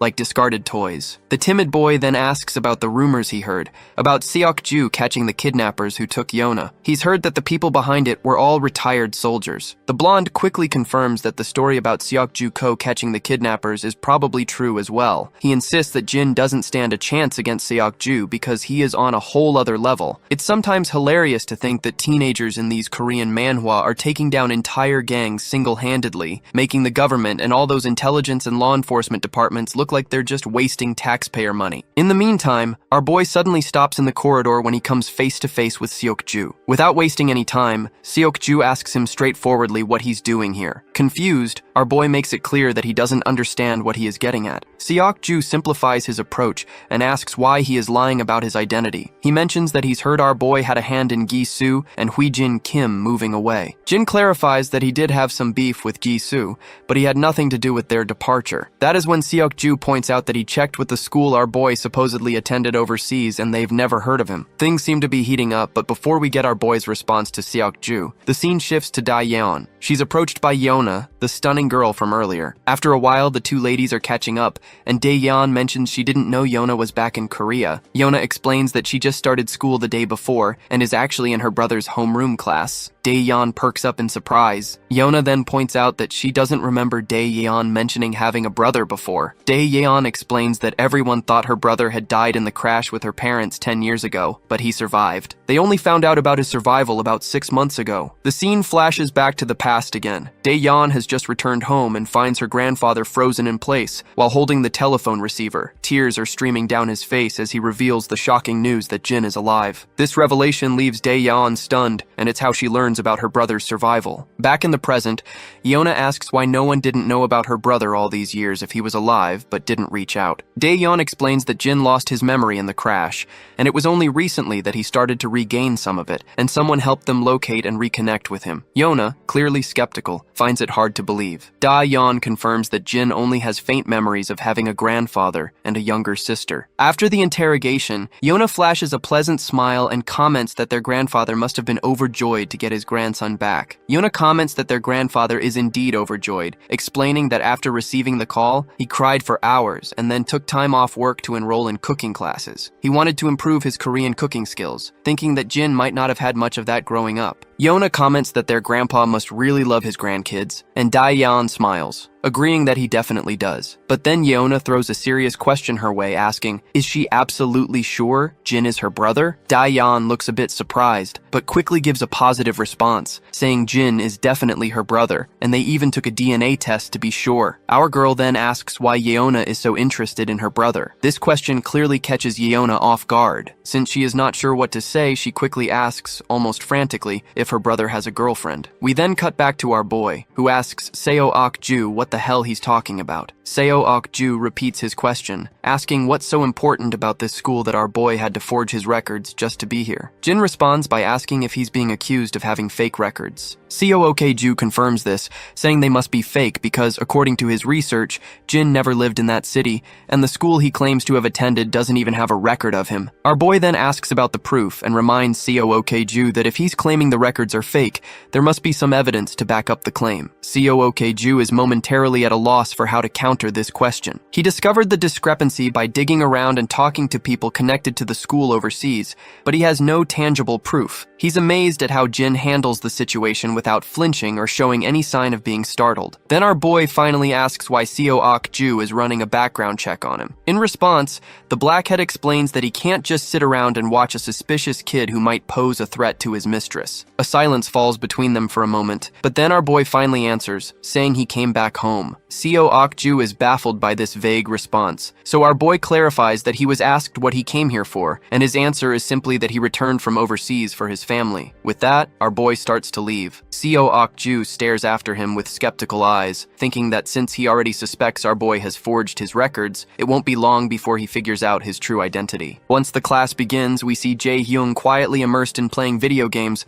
while the blondie scrolls through his phone idly. Our boy Jin notices that both Seo Ok-ju and Yeona are absent from class. He's intrigued by how quickly these two, having just transferred yesterday, managed to gather so much information about him in less than a day. When the bell rings, the beta bullies approach young Chan, inviting him to play games and push ranks. They also invite Jin, but he declines, mentioning it's his grandpa's birthday today. The bullies decide to hang out themselves, and young Chan is on board with that plan. Meanwhile, we're back with the Black Beauty, where Seo Ok-ju is filling her in on the situation. He's convinced that Jin has definitely forged all his records and even questions the authenticity of the DNA test. Seo Ok-ju further mentions that his research dug up some pretty rough stuff about his sister Da-yeon. Apparently, she's been getting seriously bullied by Jisoo Kim and his sister for the past 2 years. When Yeona asks just how bad it was, Seo Ok-ju says it's enough to make anyone wonder how she endured the bullying all these years. He explains that the videos of her assault weren't exactly publicized, but he is pretty sure that the assault she faced was just as serious. Yeona's pretty blown away, and can't help but think about how messed up kids these days can be. Seo Ok-ju adds that Jin's already knocked out Jisoo Kim and his crew twice,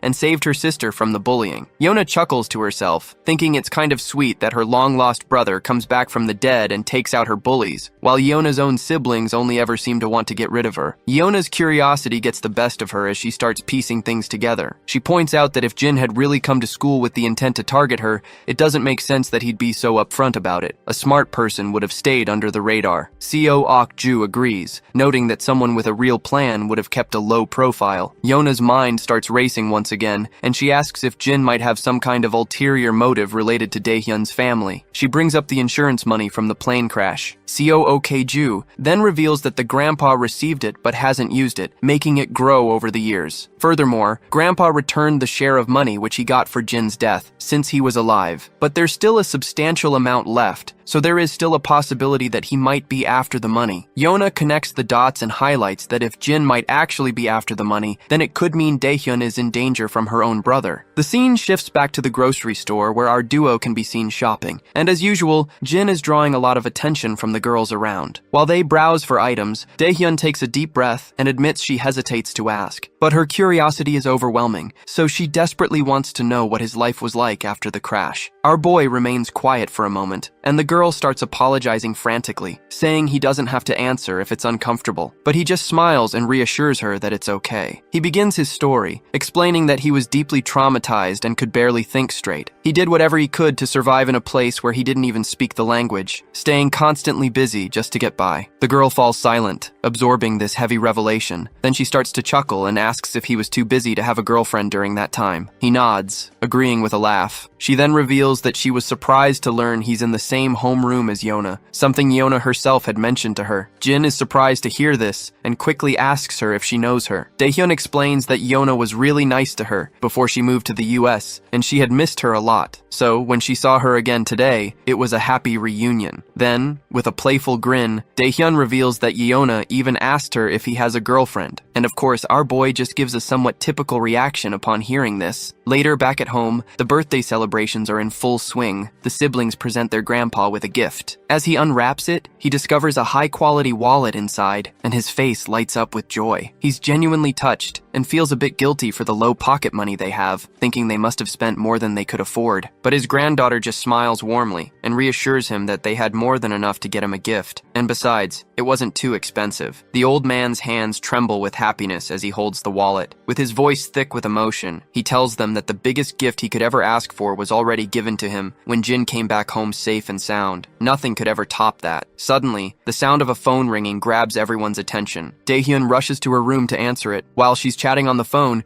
Jin tries to eavesdrop quietly. That's when he hears the girl mention she's heading out to the convenience store for a bit. The old man questions why she's going out at this late hour, and it turns out she is heading out because Yona stopped by for a quick chat. Well, we can tell that Jin definitely senses something is off. Later that night, Jin is digging into his computer, trying to uncover all he can about SW Corporation, which Yona's family owns. He's curious why Yona seems so interested in him, and why they're running a background check on a random transfer student like him. Jin reflects on his conversation with Seokju, when suddenly he hears a call from his grandfather. When he steps into the living room, his grandpa mentions he's heading out for a bit too. Our boy asks if he's going after Daehyun, and the old man kind of agrees. He adds that he just needs some fresh air. Jin smiles and tells his grandpa to stay put, and he'll go check on her instead. But the old man insists on going out by himself. Jin then reminds him about the early job he has in the morning, and finally, our boy decides to head out on his own. Later, we see both girls chatting away about their studies and other topics. Yona shares her experiences studying abroad and suggests that Daehyun consider studying outside as well. In response, Daehyun admits she never really thought about it before. When Yona asks why, Daehyun explains that it costs a lot and she'd need to be away for several years, which means she wouldn't get to be with her grandpa for a while. Yona finds this a bit strange, so Daehyun further elaborates, explaining that she doesn't want her grandpa to be alone, especially since he's not in the best of health these days. However, she's grateful that her brother is always around, as his presence really helps her feel better. Meanwhile, Yona's having a hard time bringing up the real reason she came over, since Daehyun seems to really trust her. She's not sure how to bring it up without causing problems. We then flash back a bit, where Seokju tells Yona that someone from the supposed overseas school confirmed that Daehyun's brother never attended there. They even looked at his photo and verified he was never a student. Plus, the current resident at his false address gave solid proof that he never lived there. Seokju's also checking out some other leads, so Yona decides she needs to meet with Daehyun to discuss what they've found. But Seokju reminds her that while they have proof the records were forged, they can't yet prove that he isn't Daehyun's real brother. Yona's concerned because the records from the decade he was missing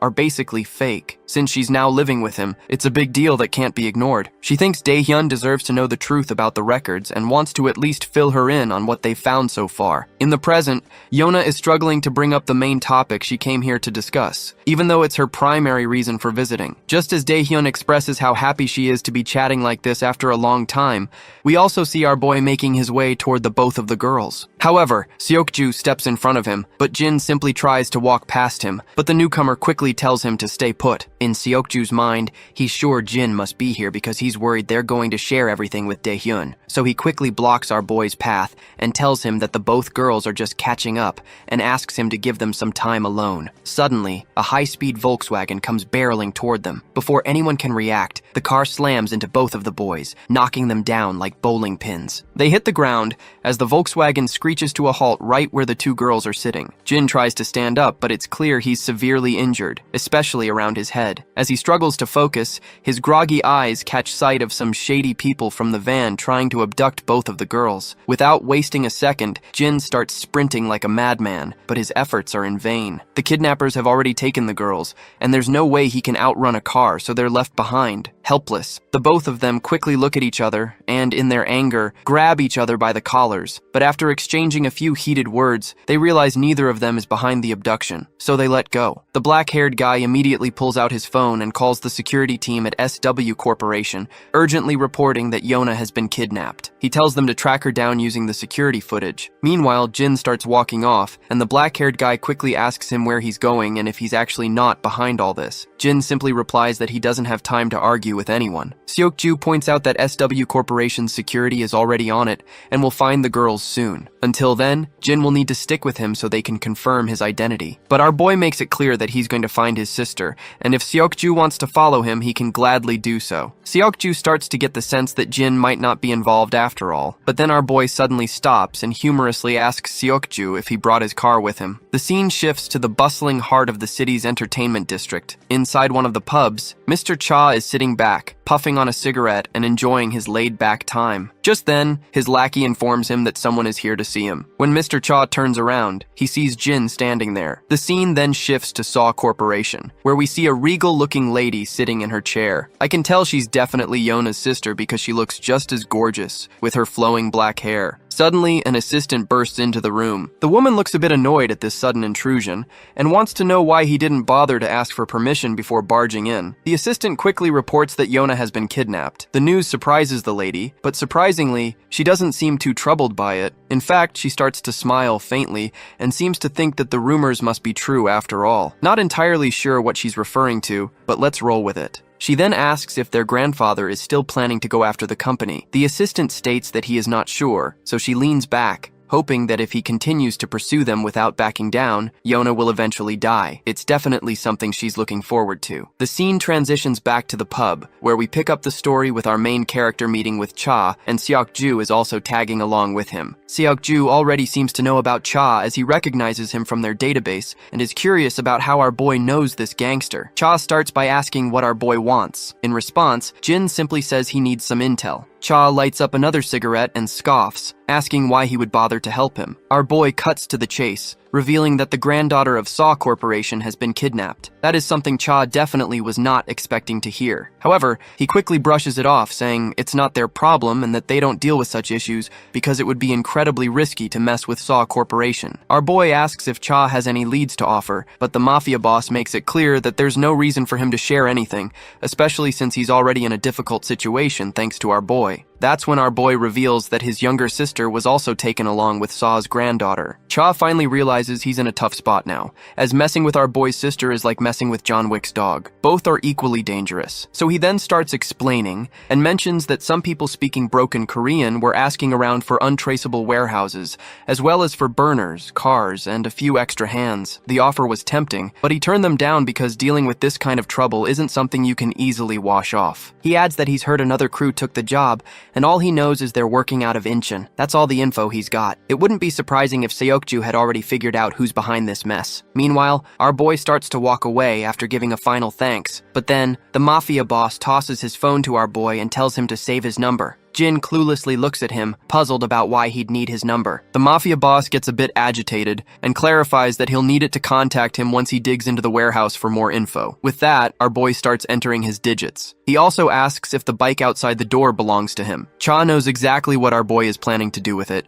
so he feels hesitant to respond. But eventually, my guy takes the heavy bike, and before leaving, he tells Seokju figure his own way out to get there, because he's taking the bike. Seokju questions whether he is going to trust this shady half-baked info and going to chase those kidnappers based on that. Our boy explains that he doesn't have time to waste because Yana will probably be safe until the kidnappers get what they want, but there's no telling what they might do with Daehyun. Seokju gets the logic behind Jin's reasoning and stays quiet, and he can tell that he is a quick and sharp thinker. Seokju then tells him that he's already passed the info to his security team and will follow him in his car. Jin just gives a cold response, saying Seokju can do whatever he wants. With that, he puts on his helmet, revs up the gas pedal, and speeds off through the streets. The scene then switches back to the girls, where we see Daehyun waking up with a headache and, as she becomes aware of her surroundings, Yona quickly apologizes, saying it's probably her fault that Daehyun got dragged into this. Daehyun's mind starts to recall the recent event, and she is shocked to remember that they have been kidnapped, and Yona sadly confirms it, adding that she didn't expect this to happen so soon after returning to Korea. Just then, the kidnappers arrive,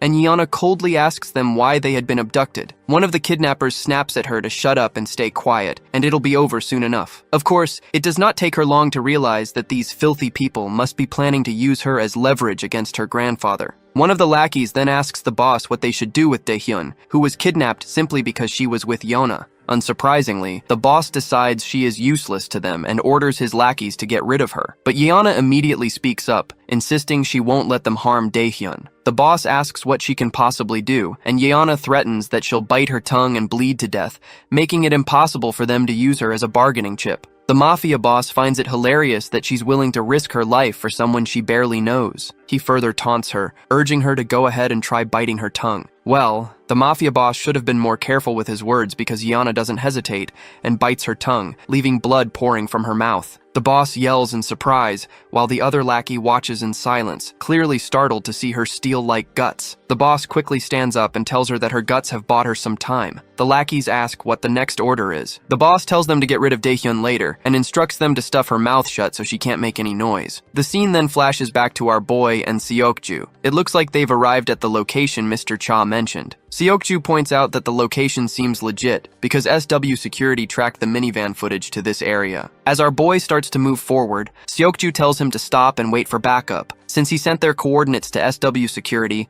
and they should arrive soon. But our boy reminds him that Daehyun doesn't have much time left, so we gotta make it quick. There's no room for argument, so they proceed forward and spot a bunch of goons patrolling the area. Suddenly, our boy leaps over one of the goons, grabs him by the throat, and starts choking him out. The lackey eventually loses consciousness, and our boy quietly drags him into the shadows, adding him to a pile of other goons he's already taken down. Seokju is also helping out, and he's blown away by Jin's ability to take down opponents silently. He's so impressed that he asks Jin who the heck he is. Jin just casually replies that he's an average student at the same school. The scene shifts to SW Corporation, where we finally meet the big boss, the grandpa of the company. He's getting a report from the black-suited guy about the kidnappers' demands. The guy explains that the kidnappers want SW Corp to cancel their recent contract. If SW Corp doesn't respond within an hour or refuses to comply, they'll kill Ms. Yona. The old man asks about the security details, and the black-suited guy says that SW Security will reach the location where Yona is being held within 50 minutes. Back at the shady location, we hear two lackeys chatting. They're curious about their client and why they're making them do this kidnapping. One of them says their boss has already made it clear that it's none of their business and they should just follow orders. Just then, one of the lackeys gets a smack right on the head and crumples to the ground. He turns around, wincing to see Jin, who's already taken out the other guy. After they're done with the goons, Jin asks his fellow how many he's knocked out. Seokju says the guy he left behind makes it 5 in total. Jin then does a quick mental tally and realizes they've taken down 14 guys, meaning the enemy have got plenty of muscle and resources. Seokju is blown away that Jin managed to take down 9 guys while he struggled with just 5. Finally, Jin asks the blackhead who's pulling the strings. The guy lets out a heavy sigh and says they don't really know. Apparently these kinds of incidents pop up now and then.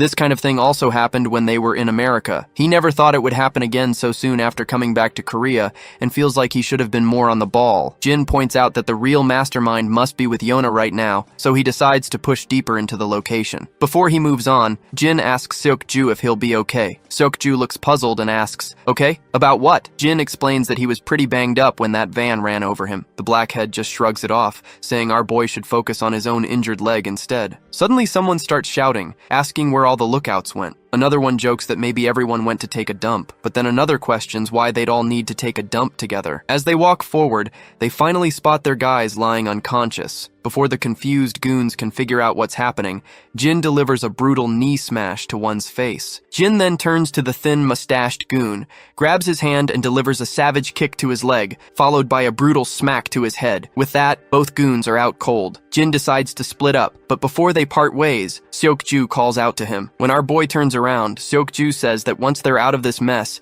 he owes Jin an official apology. Back with the boss, he's hearing the commotion outside and tells his lackeys to check it out. We see our ladies with their faces covered in clothes to keep them from screaming. As Jin walks down, he runs into the lackeys. The guy in the mask points out that he has seen Seok-ju in pictures, so he can confirm that this brat definitely is not him. He then questions our boy how he came inside. Jin stays silent in response, and he quickly figures out these are the guys behind the kidnapping. Meanwhile, the masked guy orders his lackeys to just get rid of this brat. Just before we see Jin take out the goons, the scene cuts to Seok-ju, who's hiding in the storeroom, looking around cautiously. There, he finds both ladies tied up, and thankfully, no one else is around. So he figures they must all be out looking for Jin. He sneaks over to the girls, quickly pulls the mask off Yona's face, and she asks if the security team has arrived. Seok-ju tells her they're on their way. Yona is shocked to hear this and asks how he found them out here. That's when the mafia boss chimes in, and he is thoroughly pleased to hear that the security team won't be arriving anytime soon. The boss then says he must be Seok-ju from SW Corporation, and he's heard a lot about him. He adds that this brat has been quite the pain,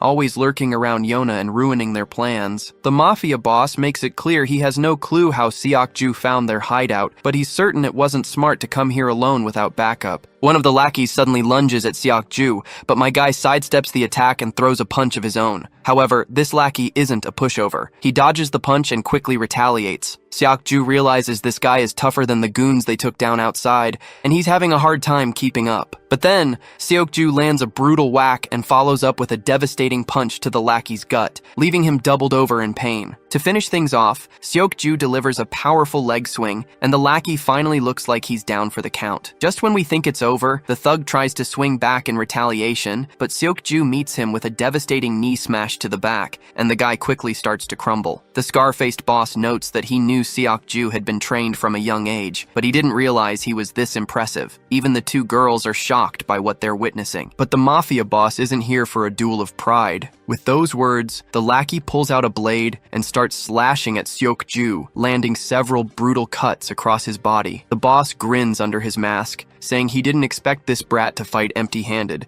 which makes dealing with him a lot easier. The lackey charges at Seok-ju again with the dagger and begins swinging left and right like a madman. Seok-ju does his best to dodge, but he's still taking deep, painful cuts that leave him struggling to move. The boss pulls out his own dagger and starts juggling it in the air, clearly enjoying himself as he eyes the girls. As soon as Seok-ju sees this, he immediately knows Dae-yeon is in serious trouble. The poor girl is already terrified, just imagining what's about to happen. Before Seok-ju can react, the bastard throws his dagger straight at her, aiming to end her life. But at the last second, Yona leaps in front of Dae-yeon, and just as the dagger is about to hit, Seok-ju jumps in front of both girls, taking the blade straight into his back. The mafia boss scoffs at Seok-ju, mocking him as a pitiful bastard who's only good for the empty praises people give him. He then orders his lackeys to leave Yona alone and kill the other two. The lackeys quickly agree and begin to walk forward to carry out the order. Suddenly, everyone hears the door creak open, and all eyes turn to see Jin making a badass entrance after taking down the goons and leaving them sprawled on the ground. Back at the club, Gangster Cha is there with his lackeys. They fill him in with the latest info, reporting that the Gosung cartel is behind the abduction. Cha is stunned by the ridiculous mistake the Gosung cartel made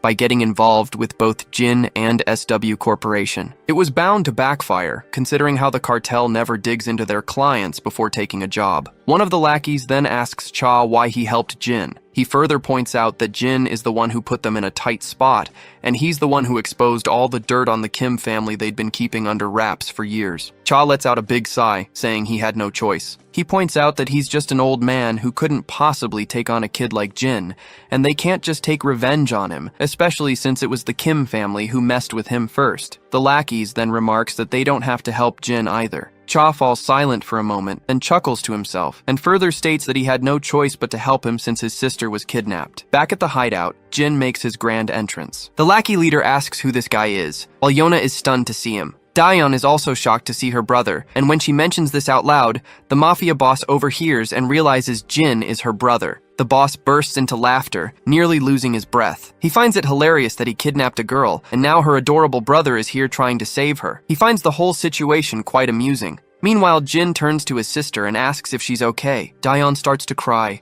her tears streaming down as she begs her brother to just get out of here. Meanwhile, Yona is heartbroken seeing these two siblings dragged into this mess because of her. She shouts at the lackey leader and offers to cooperate and tells them to let everyone else go in exchange for her cooperation. The mafia boss snaps back, asking why he should do her any favors. Yona falls silent, realizing she doesn't have much leverage. Seokju, battered and bruised on the ground, watches Jin with a mix of admiration and amazement. Despite the tense situation they are in, Jin doesn't seem to flinch. Finally, the lackey leader orders his goons to take Jin down. He says they've already given him enough time and it's time to finish this. The lackey steps forward, dagger in hand, ready to take down Jin. But before he can make a move, Jin quickly deflects the attack, grabs the lackey's wrist, and drives the dagger into the lackey's own chest. The mafia boss is utterly stunned by this turn of events, and Seokju watches in shock as well. Daeon is also blown away by the sight of her brother's skill, and her brother quickly tells her to close her eyes. The girls quickly comply, shutting their eyes tightly. Jin then slashes the lackey, leaving deep, bloody gashes across his body. Blood splatters everywhere as the lackey collapses to the ground, covered in his own blood.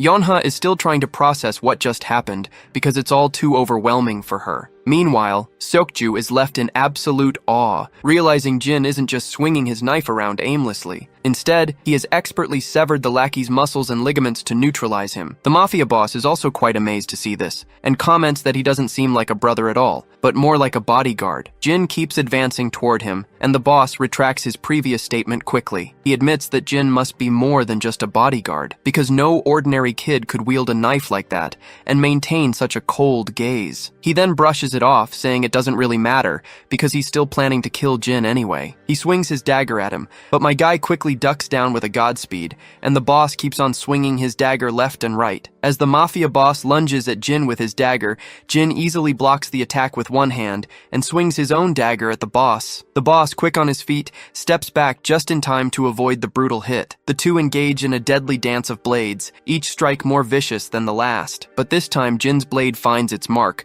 slicing through the boss's hand, leaving it temporarily useless. The mafia boss, now in pain and disbelief, demands to know who Jin really is, but my guy remains silent, his expression unreadable as he prepares for the next round. Without hesitation, the mafia boss charges at Jin again. This time, Jin effortlessly grabs his wrist, and with a quick motion, slashes through the boss's other hand. After delivering a few brutal cuts, Jin follows up with a crushing punch to the lackey's face, leaving him staggering backward with a bloodied nose. The mafia boss, now enraged and desperate, grabs a gun and aims it directly at Jin. But before he can pull the trigger, Jin throws his dagger with deadly accuracy. It embeds itself in the boss's shoulder, causing him to wince in pain. Seizing the moment, Jin launches himself at the boss with lightning speed. He delivers a devastating slap under the boss's chin, sending him crashing backward like a sack of potatoes. The mafia leader, now thoroughly beaten, collapses to the ground, his pride and power shattered. The others watch in stunned silence as Jin stands tall like a total badass, his presence alone making Yona and Seokju tremble slightly. Jin steps forward, gently telling his sister to open her eyes. When she does, she sees him standing right there, a reassuring smile on his battered face. Without missing a beat, he tells her he's here to take her home. Yona is momentarily shocked by his injured appearance and places her hand over his wounds, asking if he's okay. Jin, with a warm smile, reassures her that he's fine, despite the injuries. His calm behavior and comforting words make her emotions overflow,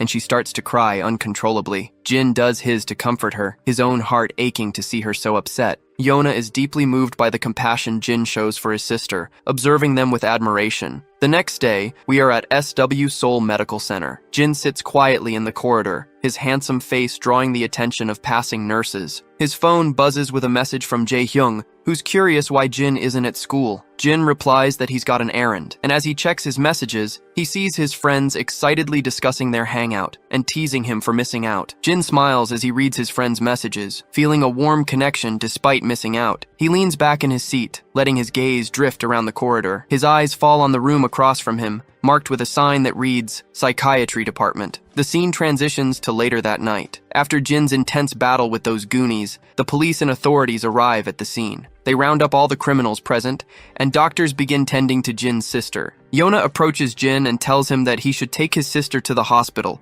and promises to take care of the bill. Jin looks puzzled and asks why, given that his sister seems to be unharmed. Yona explains that even though Dae-hyun doesn't appear injured at the moment, she may have sustained unseen injuries. The trauma of the situation is significant, and she emphasizes that it's crucial to ensure Dae-hyun gets thorough medical attention. She also mentions that she recently discovered Gisoo and Hoojin Kim had been harassing Dae-hyun, and while she's relieved they've been penalized, the resolution for the victims is still incomplete. She further explains that speaking with a counselor could be beneficial for Dae-hyun after the traumatic experience. This is why we are waiting outside a psychiatrist's office rather than an emergency ward. As Dae-hyun exits the room, she approaches Jin and asks if he's been waiting long. Jin reassures her that he just came here a few minutes ago. He then inquires about what the doctor said. In response, she explains that there's nothing serious to worry about. She will need to attend sessions once a week for a while, but overall she's fine. Jin also shares that his own injuries are minor, just a few light bruises. The girl also let out a sigh of relief. She is relieved that he's okay. Jin's mind drifts back to how she was so emotional after being bullied, a tough reminder of everything she went through. She calls out to him, and he flashes her a smile,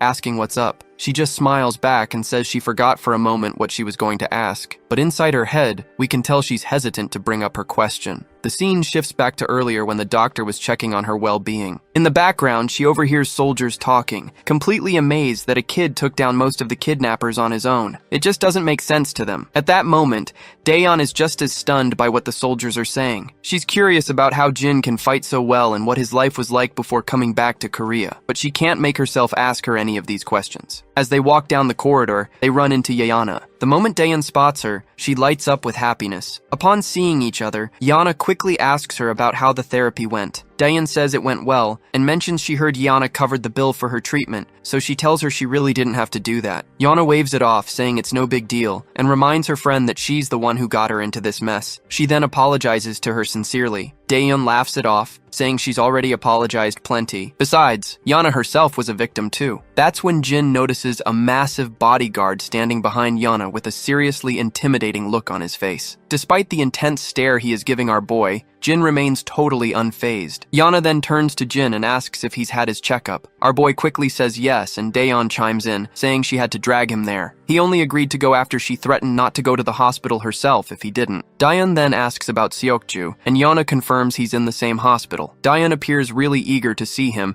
and decides they should stop by before leaving. Even though she is excited about the visit, we can tell Jin's feelings are less clear. Still, they end up visiting Seokju, and Daeyeon makes sure to thank him for saving her from the blade. Seokju is a bit startled by her sudden gratitude and stutters, saying it's no big deal. She then asks Seokju if he's feeling better, and he replies that he's indeed feeling much better now. Meanwhile, Jin isn't too happy seeing his sister getting cozy with Seokju. He just stands there in silence, clearly uncomfortable. Even Yeona and her bodyguard notice that Jin seems to be troubled. Daeyeon then hopes Seokju recovers quickly. With that, they decide to leave. Yeona waves them goodbye, and they walk away through the main door. Once they're gone, the bodyguard is deep in thought, remarking how hard it is to believe that someone like this seemingly scrawny kid could take down a bunch of people at once. It's just unbelievable. Yeona chuckles and admits she's pretty amazed herself, but she isn't sure if it's something that would even surprise a pro like the bodyguard. The bodyguard shrugs and says it's not just about the kid beating up a group of guys, because there appears to be something way deeper about our boy. The bodyguard explains that our boy quickly and quietly neutralized over 10 guards, which is no easy feat. Even a trained pro would struggle to do that without some kind of backup. What's even more mind-blowing is that he didn't kill any of them. He just made them unfit for combat. And judging by the cuts on the two men found in the cargo container, his knife skills are insanely advanced. advanced, especially considering those guys were retired soldiers. Not just a report and the state of those thugs. It's pretty clear that Jin Yu is a highly trained pro with a ton of combat experience. Both Seok-ju and Dae-yeon are completely blown away by this. A while later, we catch up with Dae-yeon and Jin. Dae-yeon quickly apologizes, feeling really ashamed that she always seems to need his help. Jin tells her she doesn't need to apologize at all and that he should be the one thanking her. Dae-yeon is startled to hear this, and Jin continues, saying he understands what it feels like to have a family now. You see, it is for the first time in his life he put someone else's safety above his own without any calculations, something he'd never experienced before coming to this country. So, he's starting to get what family really means. We then see the same woman with short black hair again, and I will say it once again, she's likely Yona's sister, and she looks utterly distraught that Yona was rescued safely. The reporter details that there is suspicious rumor going around. He elaborates that while Seok-ju played a key role in the rescue, the exploits of another student who accompanied him were even more extraordinary. She asks how that's possible, and the reporter responds that even the chairman has taken an interest in this student, and we already know that this student is our boy, of course. The woman is shocked and wonders if these rumors might actually be true. We see Jin once again doing some hardcore pull-ups. As he works out, his mind flashes with images of the people he fought that day. Just as he's lost in the intensity of the exercise, Dae-yeon knocks on the door and mentions that she's brought some fruit. While Dae-yeon munches on the delicious fruit, Jin arrives and quickly asks his sister how she's feeling. She responds that she's already answered that question 1,000 times and she's fine. Once Jin sits down, he notices something on Dae-yeon's mind, so he asks her what's up. That is when she assures him that she does not hate him just because she saw him fighting and beating those guys brutally. She claims that it doesn't change how she views him. After all, he did all this just to save her, and she won't ask him about his past either. Dae-yeon then gets somber, saying she was never able to tell Grandpa about any of the bad things that happened at school. She just wasn't ready to share it with him, but now she feels more relaxed, as if she can open up about anything. Suddenly her phone rings. It's Yona on the call, so she grabs the phone and heads to her room while still on the call. A while later, we see Yona sitting in front of Jin, who quickly tells him to take a seat as well. Jin sits down and asks why she wanted to see him. Yona explains that she wanted to apologize for putting Dae-yeon in such a dangerous situation. Even though she's already apologized before, she wanted to say it to him personally. She explains that Seok-ju will also come to apologize in person once he's better. She also wants to thank Jin for saving her as well. Jin makes it clear that he only went to rescue Dae-yeon, not Yeona. She shrugs, saying that it doesn't change the fact that she was saved thanks to his intervention. Once she's finished, Jin asks if there's anything else she wanted to say. Yeon-ah admits that she also wanted to let him know that they will stop investigating his background, so she is hoping that he is not too mad that they tried to dig into his past. She then lets out a sigh and explains that she couldn't ignore the fact that all of his documents were forged. After a recent kidnapping attempt in America, it raised some red flags for her. She's been in many tough situations since she was little because of who she is. She says that although they never figured out the truth behind his fake records, she won't be investigating it further. Jin starts to leave, saying if there's nothing else, he'll be on his way. Yeona looks startled and asks if he could spare a couple of hours because her grandpa wants to meet him and thank him in person. While Jin is heading back, he replies that there's no need for that since he wasn't there to rescue her in the first place. Yeona falls silent, and Jin heads home, walking down the dimly lit, gloomy alleys late at night. As he walks, we see a familiar person over that street. As the scene zooms in, we see that this is one of Mr. Cha's lackey, who has been brutally shot in the gut, and it does not take long for our boy to recognize who this man is. The man is barely holding on to his life, but makes sure to start berating Jin, blaming him for putting his gang in danger. He explains that they were already struggling after Jin exposed the Kim family. Then, their boss also helped our boy by tipping off the location of the Goseong cartel, which stirred up trouble between the Goseong cartel and their gang. Mr. Cha's turf is now under attack. His friends and lackeys have already been killed, and the Goseong cartel leader made sure to personally visit Dushik Cha. When Goseong finally faces off with Cha, he throws a verbal jab, asking why he doesn't just give up before making a fool of himself in front of his men. Cha responds with a jab of his own, pointing out that he's already sent most of the crew on a weekend off. Yet Goseong brought his entire platoon of lackeys. Then another guy in a coat chimes in and tells Cha that he really shouldn't have stirred up trouble by messing with the Kim family. And when it was not enough, he tipped off Goseong and his men recently. our gangster throws another brutal jab, and this time Goxiong himself loses his cool, and he is going absolutely bonkers to what just Cha said. He furiously orders all his lackeys to charge at Cha, and the gang rushes at Cha like a pack of wild dogs ready for a fight. But our beloved gangster isn't just any weakling. He deftly ducks, letting a punch zoom past over his face, and retaliates with a devastating blow that leaves his attacker reeling. Another lackey tries to swing at him, but ends up taking a brutal hit right under the chin, crashing to the ground in a pool of blood. Goxiong grits his teeth in frustration, while Cha continues to drop lackeys as if they're mere flies. Suddenly, Cha takes a brutal jab with a stick from behind. He groans in pain but quickly recovers, throwing a punch in return that sends his assailant crashing down for the count. Even though Cha manages to take out a bunch of guys, the sheer number of lackeys is overwhelming. It's clear that despite his skill, he won't be able to take them all down like this. Our beloved gangster takes his stance,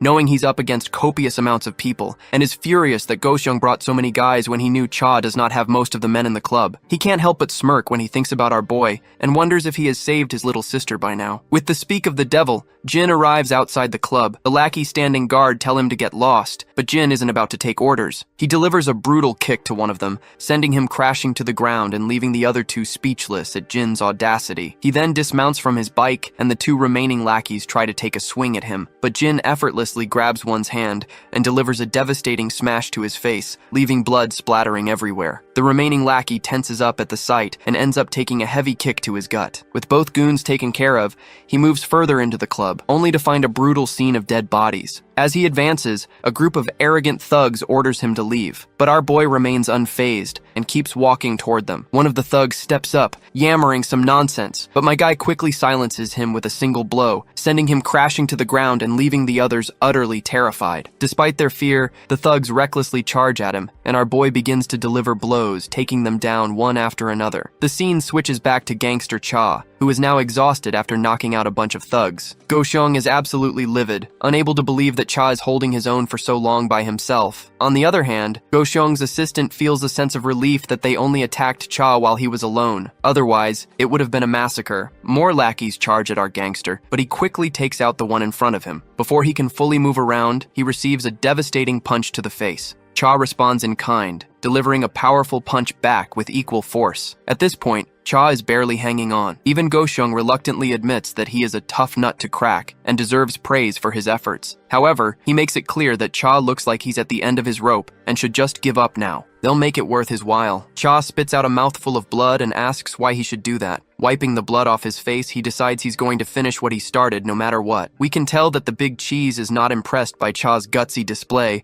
and the swarm of lackeys surrounding the place are visibly shaking to hear his bold statement. Suddenly, there's a commotion at the entrance, with the lackeys screaming their heads off. Goxiong, bewildered, asks what the hell is going on and why his men are screeching like dogs. They turn around, initially seeing nothing, but then they hear footsteps. Out steps Jin, and the entire crowd of lackeys is stunned to see a kid in their midst. Cha is equally shocked to see him, and quickly asks what the hell he is doing there. To which, Jin casually responds that he's just there to return the motorcycle he borrowed. Cha was literally not expecting to hear this kind of crap while they are surrounded by death itself. Meanwhile, Goxiong's assistant sneers once he realizes that Cha knows this kid, so he promptly orders his lackeys to take Jin down as well. The lackey proudly complies, and begins to walk toward our boy as if he is about to scold the toddler. Cha then tells them that it would be better if they just leave him alone, but the assistant insists they can't just let Jin go since he's seen everything. Cha snaps back once again, saying they should pray to God that Jin feels generous enough to let them go, not the other way around. The assistant has no clue what this stupid head is yammering about, but he soon gets a wake-up call when Jin takes down one of his guys with a single punch. Our boy then follows up with a kick that cracks another lackey's leg, and a headbutt to another, sending him sprawling. One of the thugs tries to swing a bat at Jin from behind, but Jin quickly grabs his hand and delivers a brutal smash to his face, leaving him bloodied. The bat clatters to the ground. Goxiong is completely blown away by Jin's display, and Cha just smirks, saying it's their fault for not listening earlier. He adds that even though Cha himself is tough, he wouldn't stand a chance against this kid. The big cheese simply commands his lackeys to take Jin down, and they quickly charge at him. But as usual, Jin effortlessly takes them down, making them look like amateurs in the process. Growing impatient, the big cheese shouts at his lackeys to stop letting a little punk beat them. But just as he's about to make another command, he suddenly falls silent when he sees Cha charging at him. At this point, Goseong is pretty sure things are about to get even messier for him. Shortly after, the big cheese and his lackeys are all on the ground, looking like they've kissed the dirt, while Cha slumps back, utterly exhausted. Jin strides over to him, and when Cha looks up, he sees the wreckage of the fight. People scattered around like discarded wrappers, with Jin standing triumphantly. Jin starts heading out, casually saying that Cha has now paid his dues. Cha is shocked and still trying to wrap his head around how this kid is so fixated on the same bullcrap after all this. He then asks if Jin saved his sister. Jin calmly replies that he did, and it's all thanks to Cha. The next scene shifts to a hospital room where one of Cha's lackeys suddenly jolts awake. As he looks around, he spots Cha on the other side of the room, all patched up, but clearly still in rough shape. The lackey is stunned to see his boss there, and Cha quickly tells him to stop calling him boss while they're in the hospital. Confused, the junior asks how his boss ended up here. Cha casually mentions he got roughed up and just took a cab to get treated. The lackey then inquires about Go Sung and the rest of the lackeys. Cha, with a nonchalant shrug, says he took care of them all. The junior simply can't believe it and calls this BS, prompting the senior to get a bit annoyed, and asks why his junior thinks he'd lie. The lackey suggests it's probably because he is too embarrassed to admit he got beaten by Go Sung. Cha then asks if he happened to have met Jin yesterday. The junior perks up and confirms that he did indeed meet him. He further explains that he got ambushed by the enemy team while he was heading out of the club. After getting brutally wounded, he found our boy and yelled at him. He charged at Jin out of anger, but after receiving the first hit, he fainted and doesn't remember anything else.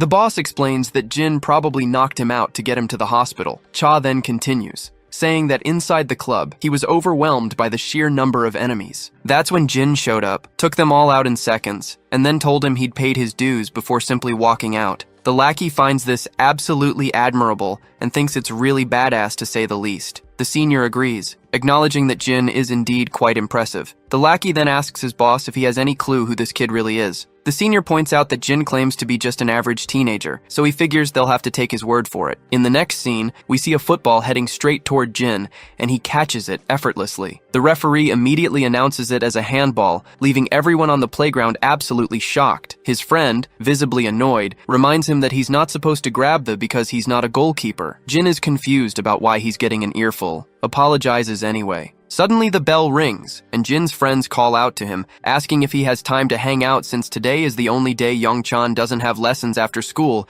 and they're planning to do some gaming together. Jin tells them to go ahead and that he'll meet them at the location later, because he needs to walk his sister home first. His friends are a bit bewildered, and ask if he's started to babysit his sister again. Jin explains that she's not feeling well lately. Blondie decides to save a spot for Jin, and meanwhile Daehyun is preparing to leave her class. She's thinking about making kimchi stew for Jin, because he loved it the last time. However, she's unsure if he can handle spicy food, so she's considering making a milder soybean paste stew instead. Suddenly, she hears a buzz of excitement from the other girls in her class. They're all gathered by the window, swooning over Jin. Some find him hot, while others are hoping he'll become their boyfriend. The girls even turn to Daehyun and ask if her brother is dating anyone. Daehyun is caught off guard by their dripping enthusiasm about her brother, so she hesitates, and then reluctantly says that he mentioned he's not dating anyone. As the ladies dash back over the window, Daehyun smiles faintly, clearly pleased that her brother is well known among the girls. Walking outside the school, she wonders why Jin doesn't have a girlfriend, and if he might not be interested in girls at all. Suddenly, she hears some voices nearby, and discovers that it's Jin with his friends. Startled, she quickly tries to greet them as politely as possible. One of the more bashful lackeys blushes at her cuteness, and just waves in response to her greeting. The boys decide to head off to the game room, hoping Jin will meet them there. Once they're gone, Daehyun asks if Jin is hanging out with his friends. He confirms that he is, but adds that he'll stop at home first. When she asks if it's because of her, Jin explains that he just left something at home, but she still insists that she can walk home on her own since it's still bright outside. However, Jin claims that he really needs to pick up something he left at home.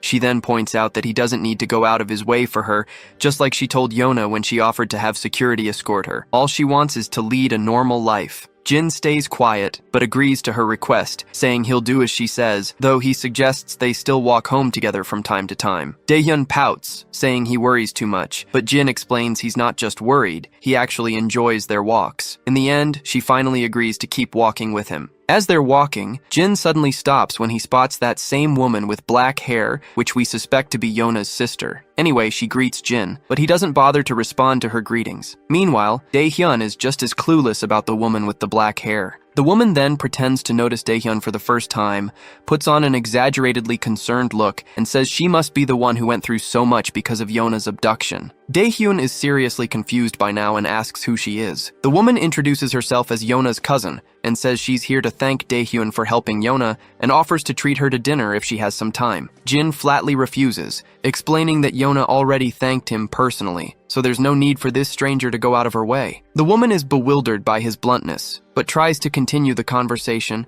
saying she also has a proposition that could benefit both of them. Once again, Jin firmly declines, saying he's not interested. He then just starts to walk away, leaving this arrogant woman absolutely fuming. But before he's completely out of sight, Dae-hyun makes sure to bow her head and give her one last polite nod. Meanwhile, the lady is seething with rage, and her guard asks if he should bring him back forcefully, but the lady says no. It seems her ego's been bruised more than we thought, and she's practically boiling over with anger. Next up, we're in the gaming room where everyone's glued to their TV screens. While they're all deeply immersed in their game, Young-chan decides it's time to take a dump. As he's heading down the hall, he accidentally bumps into a cocky punk. This guy immediately starts threatening Young-chan, barking at him to watch where he's going. Young-chan, poor guy, is practically shaking and stumbles out an apology, but Mr. Cocky isn't done. He's about to slap Young-chan across the face. Just in the nick of time, Jae-hyung bursts onto the scene and saves his friend from getting slapped. Jae-hyung strides over cockily, telling the cocky punk to get over it, because there's no need to make a scene over a little shoulder bump. He quickly spits out the lollipop he was sucking, and locks eyes with the punk and tells him to not take them for a bunch of goddamn scaredy cats. The punk's nerves are clearly rattled by Jae-hyung's deadly glare, and my guy continues to stare him down and demands this crazy punk why the hell he is staring. Once the punk is thoroughly intimidated, he finally walks off with whatever pride he has left. Jae-hyung lets out a puff of air through his nostrils, looking pretty pleased with himself. On the other hand, Young-chan still appears to be in shock, watching his friend and reflecting on the turn of events. It's a bit of a shock to him considering Jae-hyung used to be the one bullying him, and now he's the one coming to his rescue. Orangehead tells them they'd better hurry, or Hyuk-jin will start giving them grief for being late. So they head toward the toilet, while Young-chan still can't believe his eyes that this dude saved him. When they finally return, Hyuk-jin asks why taking a dump took so long. Orangehead explains there was some idiot trying to mess with Young-chan. Hyuk-jin's interest peaks, and he quickly asks who it was. Orangehead says the guy was wearing a Gosok Tech uniform. Blondie then turns to Young-chan, checking if he's okay. The timid fella simply replies that he's fine, because nothing had happened since Jae-hyung interrupted just in time. Orangehead decides it's time to just dive into the game, but then, a bunch of rowdy people burst into the gaming room. It's the same guy Jae-hyung bumped into earlier, and he's brought his lackeys to get revenge for the humiliation. Hyuk-jin is completely absorbed in his game, and doesn't notice the people standing over his left shoulder. When he finally looks up, he sees a bunch of goons towering over him, and the leader of the gang quickly tells him to step outside. Both Hyuk-jin and Jae-hyung realize that shit is about to get real, and Young-chan is shaking, terrified just thinking about what's coming next. Once they head outside, Young-chan is trembling with fear, feeling utterly terrified because they've gotten into this mess because of him. The cocky guy from before starts bragging about how Orangehead was all talk and no action, claiming it'll be easy to take down him and his other friend. But our Orangehead doesn't back down. He mocks the cocky guy, pointing out how he was scared and walked off quietly earlier, only to come back with his lackeys. The cocky guy doesn't appreciate the jab and gets furious. He tries to land a punch on Orangehead, but Jae-hyung quickly ducks and delivers a brutal punch to the cocky guy's face, showing him who's boss. The cocky leader staggers backward, and Young-chan, on the other hand, is practically panicking, convinced it's all his fault they're caught up in this mess. That's when Jae-hyung speaks up, telling his terrified friend that he doesn't need to feel guilty about anything, because these bastards are the ones who should be sorry. Those words absolutely melt Young-chan's heart, because seeing his friend looking so badass while saying that is almost overwhelming. But then, Hyuk-jin chimes in, pointing out that it's the exact same line Jin used a while back, and even the way Jae-hyung said it had the same energy. He jokes that he basically copied Jin, and now he feels like he needs to bleach his eyes after seeing his copycat friend in action. Orangehead starts blushing, feeling totally embarrassed, and admits that Jin looked so cool when he said those words that they stuck in his head, and he couldn't help but repeat them. While the trio is caught up in their own back and forth, they momentarily forget they're actually facing off against a gang, and they are too distracted to pay much attention to the goons. But soon enough, the lackeys charge at them, because they are not here just to be simply ignored in the middle of the fight. The Orangehead stands his ground, As soon as one of the thugs reaches him, he delivers a powerful kick to the guy's gut, sending him stumbling backward. Another goon tries to swing at him, but Orangehead responds with a brutal whack, taking him down. Young-chan, who's not exactly a fighter, is more or less panicking on the sidelines, unsure of what to do. Hyuk-jin, however, is in full battle mode, taking down goons left and right. He turns to Young-chan and tells him to stay back and just watch from behind. Orangehead agrees, pointing out that while Young-chan might be a pro gamer, he is out of his element in this fight, so they have got things under control. Young-chan is completely blown away by this. He can't believe they're fighting because of him, and yet they're telling him to stay back. The goons are squirming and quivering on the ground after taking a serious beating. Our boys, on the other hand, are starting to struggle a bit, exhausted from the fight and outnumbered. Eventually, Jae-hyung takes a solid hit to the gut and feels the pain. He's sure that he is screwed because the cocky guy is about to land a punch right on his face. But before the punch can connect, Young-chan jumps onto the cocky guy, grabbing him tightly like he's found his brother from another mother. They both crash to the ground, and the cocky guy starts shoving Young-chan aside. But Young-chan holds on tightly despite the fear. That's when Orangehead takes his chance and swings his leg, delivering a devastating blow to the cocky guy's head. The impact leaves Young-chan a bit teary-eyed from the sheer brutality he's just witnessed,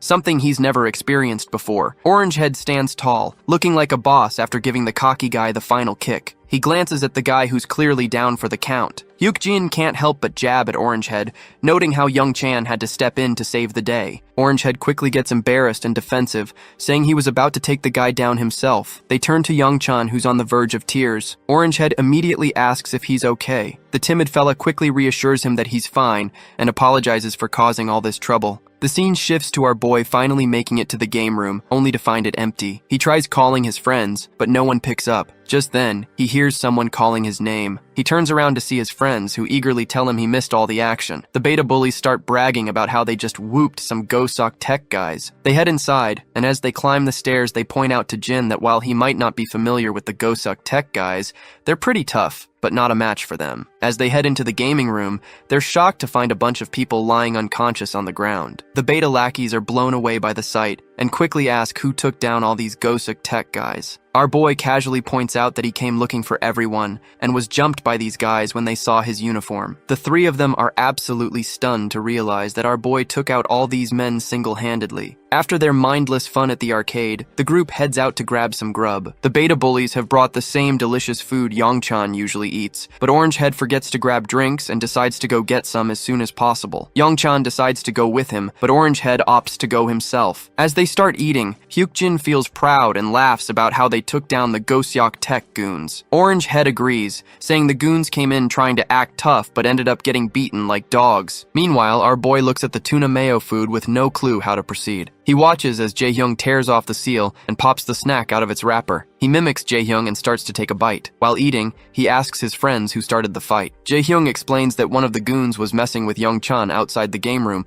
which triggered the whole scene. Our boy checks in on his timid friend, asking if he's alright. The friend says he's good because Jae-hyung showed up to rescue him just in time. Orangehead then shares some advice, telling Young-chan that in situations like this, he should never back down. Young-chan looks a bit confused to hear this, so Orangehead explains that you shouldn't flinch in front of a bully. You need to make it clear you're ready for anything, or they'll just take advantage if they think you're scared. Hyuk-jin agrees, saying you've got to show you won't take any crap, or they'll just walk all over you. Young-chan asks what if they end up hitting him. Orangehead just shrugs and says they're going to try to hit him even if he's scared, but Young-chan worries they might hit him harder. Orangehead agrees, but he points out that if you don't stand up for yourself, you'll just be seen as a pushover, and that's worse than getting beaten up. Hyuk-jin also adds his 2 cents, saying he's seen this trick work before because no one wants to deal with trouble. Bullies usually pick on the quiet ones who never speak up. Young-chan stays quiet, probably realizing that he's always been picked on because he didn't stand up for himself. As they chat, our boy keeps munching on his delicious food. The scene then drifts to his past, where instead of fancy food,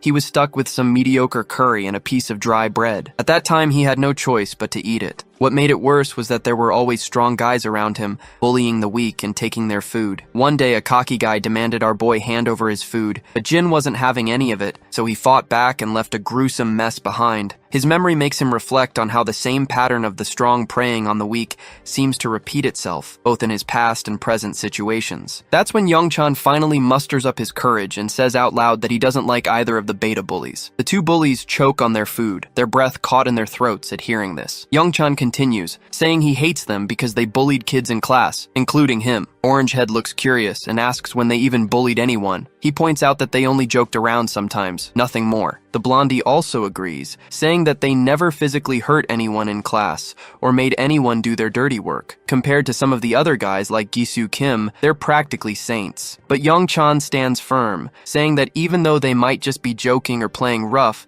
it's still a form of violence to others. The beta bullies are stunned because they are not sure what to think of it. Young-chan further continues, explaining that it's the same kind of violence no matter how big or small. He resents them for being so cruel without a shred of guilt. Once he is done speaking, he points out that since beta bullies told him to stand up for himself, he spilled everything he had in his mind to try it out. The beta bullies are completely thrown off by Young-chan's words. The blonde one is at a loss and says no one's ever told him anything like that before. He didn't realize people could see their actions that way and thought they were just joking around. The other bully also agrees, saying they figured it was okay since they weren't as bad as some of the others. Young-chan, still feeling nervous, explains that he was surprised by how nice the beta bullies seemed when he hung out with them. He guessed they didn't realize that what they were doing was a form of bullying. Feeling guilty, Orangehead quickly apologizes. The blonde also says sorry, admitting they're not sure how to fix things but at least want to offer an apology. On the other hand, our boy is still messing with his food. When he takes off the shell of his rice ball,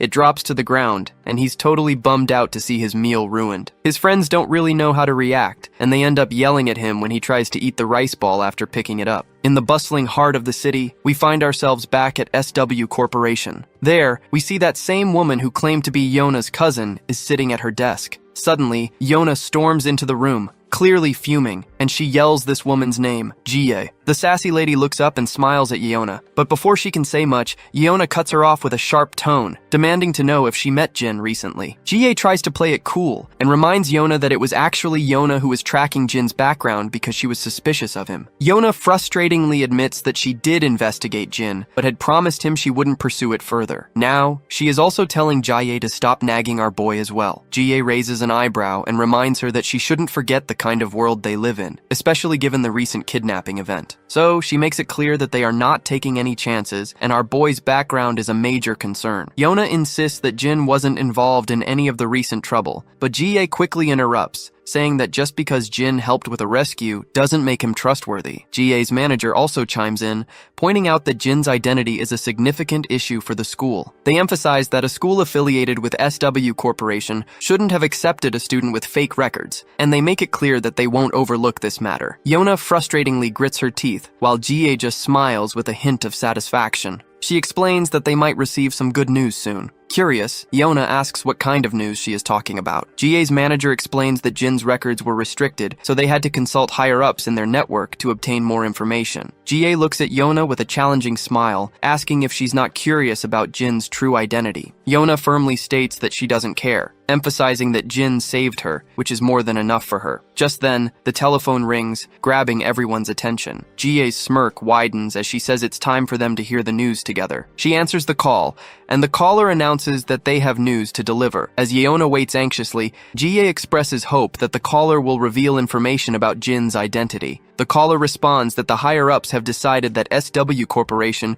should refrain from any further inquiries into Jin's background. The announcement leaves Jie visibly pale, and the guards stunned as well. Her frustration boils over, and she starts yelling at the caller, demanding to know how they can simply let the matter slide. The caller makes it clear that, given the enduring relationship between SW Corporation and the government, they have decided to overlook the caller explains that Jin is estranged from his family due to an unfortunate plane crash and is essentially a young man who has found his way back home. They emphasize that it would be best to let him live his life without further scrutiny. The next day at school, Yeona walks in with her escort, catching everyone's attention, including our boys who are curious to see them back after such a long time. Yeona suddenly starts looking at them with a direct gaze, which makes Young-chan feel uneasy. She approaches him and simply asks if Jin isn't in school today. Young-chan, looking around for Jin, explains that he was just here, but Jae-hyung explains that he just got called to the office a few minutes ago. As Yeona and her escort, Seokju, settle into their seats, her escort reveals that the chairman is at the school right now. Yeona is surprised to hear that her grandfather is at the school, and wonders why he didn't inform her of his visit, and if Jin might have gone to meet him in the office. In the office, we finally meet the old man we've been hearing so much about. He's thrilled to finally meet our boy in person, especially since our boy had previously turned down a meeting, so he came by himself to thank him for saving Yona. Our boy responds that there's no need for thanks. He was just trying to rescue his sister, and Yona happened to be there too. The old man acknowledges that he knows, but he still wanted to express his gratitude for saving his granddaughter and apologize for involving his sister. Our boy clears things up again, letting the old man know that he doesn't need to worry about that since Yona has already apologized. The old man stays silent after hearing this, and our boy starts to head into the classroom. That's when Grandpa finally asks if he will become Yona's bodyguard. Not surprisingly, he flatly refuses, and makes it clear that this isn't something an average teenager like him can handle. The old man reminds our boy that an average teenager couldn't really handle a unit of kidnappers made up of former Special Forces soldiers either. Jin then points out that Yona already has an internal security team guarding her 24/7. The old man agrees, but says that a security team can't be with her at school, and besides, she wouldn't be able to live normally with a team trailing her all the time. He explains that Seokju was in charge of her security, but the recent incident made him realize he isn't the right person to protect her, so he's thinking of giving the job to our boy. Jin starts to walk away again, saying he can't help. The old man goes quiet for a moment, and then says he wasn't just here to thank him for saving Yeona, he also wanted to thank him for what he did 3 years ago. As soon as our boy hears this, he freezes and quickly turns back toward the old man. The old man keeps going with his thanks, saying he's wanted to express his gratitude for a long time, because without our boy's efforts, he wouldn't have had the chance to see his son before he passed away. It's clear that Jin remembers what the old man is talking about, but he stays nonchalant, saying it was just another job. The old man insists it was a dangerous job that no one else would take on. Thanks to our boy's success in the mission, he was able to see his son again, and his son spoke about Jin often. The old man reveals that his son was worried and asked him to find out why our boy had become a mercenary. So, the old man tried to track him down but couldn't find any leads. Now, as fate would have it, they're face to face, and he adds that Yona is his daughter. Jin's mind quickly flashes back to the past, recalling the man mentioning that he had a daughter around his age. Still, Jin makes it clear that he can't be Yona's bodyguard. However, he adds that he won't turn a blind eye if something happens to her. The old man is a bit taken aback, but then smiles and says that would be more than enough. He then adds that there's one more thing he'd like to request. He points out that he would like to hear Jin's thoughts on the security team at SW. Jin asks what he means, and the old man explains that SW's security team is part of a long-standing and proud tradition, maybe too proud for their own good. They believe that Yona's recent kidnapping would have been contained even without Jin's help. However, as SW continues to expand, the threats are growing, and their security division is lacking in innovation. The old man wants Jin's honest assessment of their skills, and it will be a paid assignment, of course. Jin lets out a sigh, feeling like all of this is just a drag. He then finally heads back into his classroom. As soon as he enters, Yona greets him, but he clearly ignores her and walks to his seat as the teacher starts the class for the day. Jin sits quietly in his chair, thinking about the old man's words. He realizes that Yona's father must have died since the old man mentioned he'd seen his son before he passed away. The scene then cuts back to the past. We see Jin as a mercenary, with all the site workers gathered around eating. Jin is munching on some kind of food bar when a voice calls out to him, asking how a kid like him ended up working as a mercenary. It's clear this man is Yona's father, and after he sees our boy's face, he comments that he didn't realize Jin was so young. Jin quickly covers his face and starts to walk away, but the man offers him his platter full of delicious and appetizing food. He tells Jin to throw away his trash and eat this instead, saying that what he eats really matters at his age. Meanwhile, the other mercenaries chat about how their new client seems really wealthy, and explain how they're building roads, a school, and a clinic in the town they're all stationed in. As they chat, Jin listens quietly. While he's on guard duty, the man walks up to him again, offering him a chocolate bar. Jin just looks away. Later that night, the man offers him food once more, but Jin turns away again. On a particularly rainy day, the man brings an umbrella and coat, but Jin refuses them as well. One day, as Jin is packing up his stuff to leave, the same man approaches him again. He says he'll miss having Jin around and invites him to stop by if he can, since they'll be there for at least another month. The man then tosses a bag to Jin, explaining that he's packed some snacks and basic medical supplies inside. Finally, Jin speaks up and asks why he's giving him all this. The question catches the man off guard, and he's surprised to hear Jin speak Korean. He adds that he tried speaking in Jin's language and in English before, but didn't get a response. The man explains that he's giving these things because he has a daughter around Jin's age, and he reminds him of her, so he can't help but worry. Later, we found ourselves in a rundown place where conflict is ongoing. We then see Jin with his fellow mercenary. His fellow informs him that the town where Jin was stationed as a guard has been taken over by a resistance group. He explains that they were waiting for the foreigners to finish their construction so they could take over the buildings, and most of the people at the site had been killed. Jin is jolted out of his flashback by the sudden ringing of the bell, and he notices Yona calling out to him, asking if he's free right now. A while later, they're in the lounging area, where Seokju is bowing his head in respect and offering a late apology in person. Jin tells him there's no need for that, as he understands the reason behind his actions. Yona then says she's pretty sure Jin will deny it, and explains that Grandpa asked her to invite him on his behalf. Jin agrees without hesitation, leaving Yona quite puzzled to see that he actually agrees without protest for the first time. The scene then shifts to Jie, who is gritting her teeth in frustration. She's fuming mad that the higher-ups aren't releasing Jin's true identity. Just then, her manager enters and mentions that the same student has arrived, which shocks Jie a little. In the SW Corporation's men's locker room, Jin is getting suited up in the company's dress code. Seokju asks how Jin ended up landing a job with SW Corporation. The scene transitions to the past, where Jin is reviewing the records of all the security personnel working for SW Corporation. The old man had told him to spend a few days with the team and share his thoughts since arrangements had been made to accommodate him. It should be fairly easy for Jin to get a sense of the program. Back in the present, Jin tells Seokju that he simply wanted to experience what being in the security team is like, so ended up here with a job. Seokju wonders if that means Jin wants to be a bodyguard. Jin then asks if Seokju isn't joining the training. In response, Seokju explains that today's session is for Team 2, and he is part of Team 3. He adds that Team 3 escorts Yona exclusively, while Team 2 escorts Ms. Jie and her parents. The scene transitions to a training hall where all the personnel are sitting on the ground. One of the instructors introduces Jin to everyone, explaining that Jin will be joining them for the next few days. He's in the same class as Seokju, and the chairman has allowed him to participate in their program to learn about their field. One of the men raises his hand and asks if Jin is the one who handled the kidnapping situation with Seokju. The senior confirms that he is indeed the same person. Jin introduces himself and thanks everyone for letting him participate. As the students begin their training, we see Yona standing above, observing our boy. Seokju reveals to her that our boy is here because he wanted to experience what it's like to be a bodyguard, or at least that is what Jin told him. Meanwhile, the guards are running down the halls, engaged in their training. As Yona watches our boy, she also notices someone else in the hall, and it's Jie along with her guard. Yona curiously wonders what she is doing there. Meanwhile, Jin is running across the hall with the other soldiers. The senior leading the pack takes a quick look back and sees that Jin is keeping up well, so he decides to pick up the pace, running even more intensely. After several rounds, all the soldiers are completely out of breath, and the senior looks utterly exhausted, as if he might faint any moment. Jin, however, looks as if nothing has happened, taking just a simple, casual breath. The senior reveals to us that they've run enough to make anyone faint, but Jin kept up the whole time, and even looks like he could handle 20 more laps. They move on to other intense exercises, and Jin excels at those as well. From the sidelines, Yona is absolutely blown away by how Jin outperforms everyone, leaving them struggling to keep up. Meanwhile, Jie just sneers, saying it's just basic training, and still Team 2 is falling way behind this kid. As our boy stands there, the senior is wondering where in the hell they found this kid. He's questioning if he's been trained somewhere before because he's just too good. Then the senior notices Jie standing nearby, and his face goes pale as soon as he makes eye contact with her bodyguard. He realizes he's going to catch flack from Jie and her bodyguard later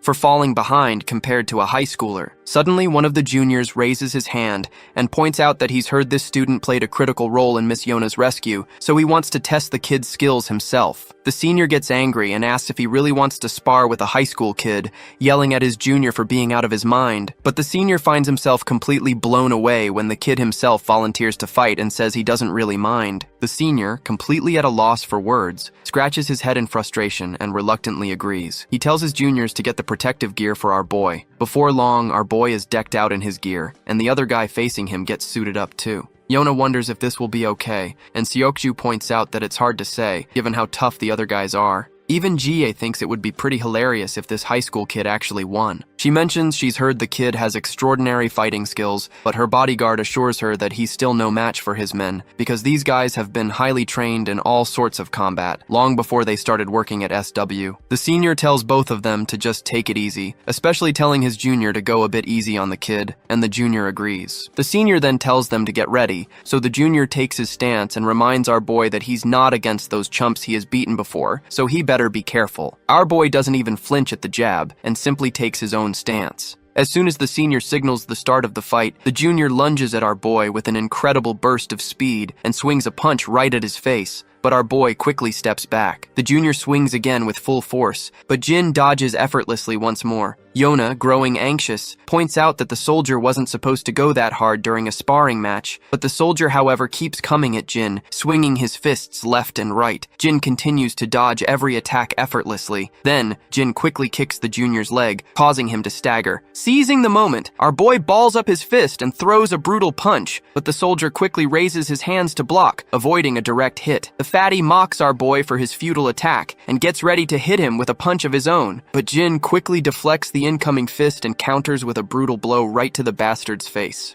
That display of power leaves Yona breathless, and even her guard finds it pretty impressive that Jin struck precisely where the fatty's face was exposed. As the fatty writhes in pain, Jin grabs him by the head and delivers a vicious knee smash to his face, leaving him bloody and beginning to collapse to the ground. Jie is absolutely blown away by what just happened, while Jin stands there as the clear winner, with his opponent slumped unconscious on the ground. He removes the protective gear from his head, and both the senior and the other soldiers are stunned by the turn of events. Seokju notes that they were clearly instructed to take it easy, but this was just too intense. Jie speaks up again, questioning if this kid is really the 19-year-old they claimed he was. Meanwhile, her bodyguard is fuming at the top of his head, as Team 2 is part of his crew, and he is not at all happy to see one of his soldiers going down like flies after being beaten by a teenager. The other soldiers drag their incapacitated buddy off the ground, while Jin remains the center of attention. By now, the senior has no doubt about Jin's role in saving Yona from the kidnappers. Meanwhile, Jie's bodyguard is giving his soldiers death glares. They're all panicking, especially the senior, who's sweating bullets because he's sure he's in big trouble. Then, another soldier, Baeum Seok Choi, raises his hand and volunteers to spar with Jin too. The senior reminds him that they've already lost to a kid once, and doesn't want to look foolish by losing again. But Baeum Seok, brimming with confidence, says he's really itching to fight Jin after seeing his impressive skills. The senior points out that they can't all just rush at Jin, but Jin says he's totally fine and not exhausted at all. He even adds that he hasn't moved around enough to be tired. This freaks everyone out a bit because after taking down one of their top soldiers, he's practically saying he hasn't even broken a sweat. Seokju lets out a sigh, clearly not surprised by our boy's antics. Baeum Seok finally steps into the ring, face to face with Jin. While stretching his muscles, he casually asks our boy where he learned to fight like that. Jin then asks if Baeum Seok isn't going to wear his headgear, to which the soldier confidently replies that he doesn't need it. He tells Jin to go ahead and use one if he wants to, but Jin was only asking for the guy's sake. He doesn't care about headgear either, so he just tosses it aside, surprising Baeum Seok and even Yeon-ah. That's when Baeum Seok starts getting cocky, calling Jin a punk and saying he likes his spirit. Jie then curiously asks her bodyguard what he thinks will happen this time. In response, he admits they made the mistake of underestimating Jin earlier, but he's confident they can take him down now. He takes major pride in his men who train tirelessly every single day. Not to mention, our boy is about to face the ace of the team this time. Jie cracks a smile, eagerly anticipating how Baeum Seok will handle Jin. Meanwhile, Yeona's bodyguard is starting to think Jin might actually lose this round. In a weapon-free fight like this, it all boils down to physical strength, and Baeum Seok Choi is a jacked-up dude. There's no telling what kind of rigorous training Jin has had, but nothing can make up for the raw strength Baeum Seok is rocking. As the fight begins, Baeum Seok, full of bravado, takes his stance and swings at Jin, but our boy casually sidesteps the punch with ease. Jin tries to land a punch on Baeum Seok, but this dude isn't here to mess around. He dodges Jin's attack quickly and counters with a punch of his own. Jin also tilts to the side to save him and throws another punch, but Baeum Seok grabs Jin's fist and smirks. He acknowledges that Jin's punch is stronger than he expected based on his appearance, but Jin isn't interested in mid-fight chit-chat. He throws another punch, but Baeum Seok blocks it effortlessly. He gives Jin props for his great timing, but smirks and scoffs that no one can break his guard with pesky blows like that, but that's where he's dead wrong. Jin quickly swings his leg and lands a solid kick to Baeum Seok's thigh. The cocky guy is now totally stunned. and the senior's jaw practically hits the floor to see our boy making a hardcore comeback. Then Jin follows up with another brutal kick to Baeum-seok's leg. By now, Baeum-seok is absolutely fuming and throws a punch in a fit of frustration, but Jin calmly takes his stance and lands a nasty whack to Baeum-seok's chin, followed by a few more blows that leave the cocky guy clenching his teeth in frustration. Baeum-seok tries to swing at Jin again, but our boy deflects it with some slick ninja-like moves. Then, he delivers a solid slap to Baeum-seok's throat, making him cough up and spit. With a heavy thud, the once muscular guy drops to his knees. The first shocked face we see is Yeone's, quickly followed by Ji-ye and her bodyguard. Meanwhile, Jin just stands there while the muscular guy coughs violently on the ground. Yeone's bodyguard is blown away by how strategically Jin broke Baeum-seok's upper guard. By striking his knee and then immediately going for the neck, he effectively narrowed the gap in their physical strength. Further attacks on vital points would have completely neutralized Baeum-seok's advantages. Jin then asks if anyone else is itching for a throwdown,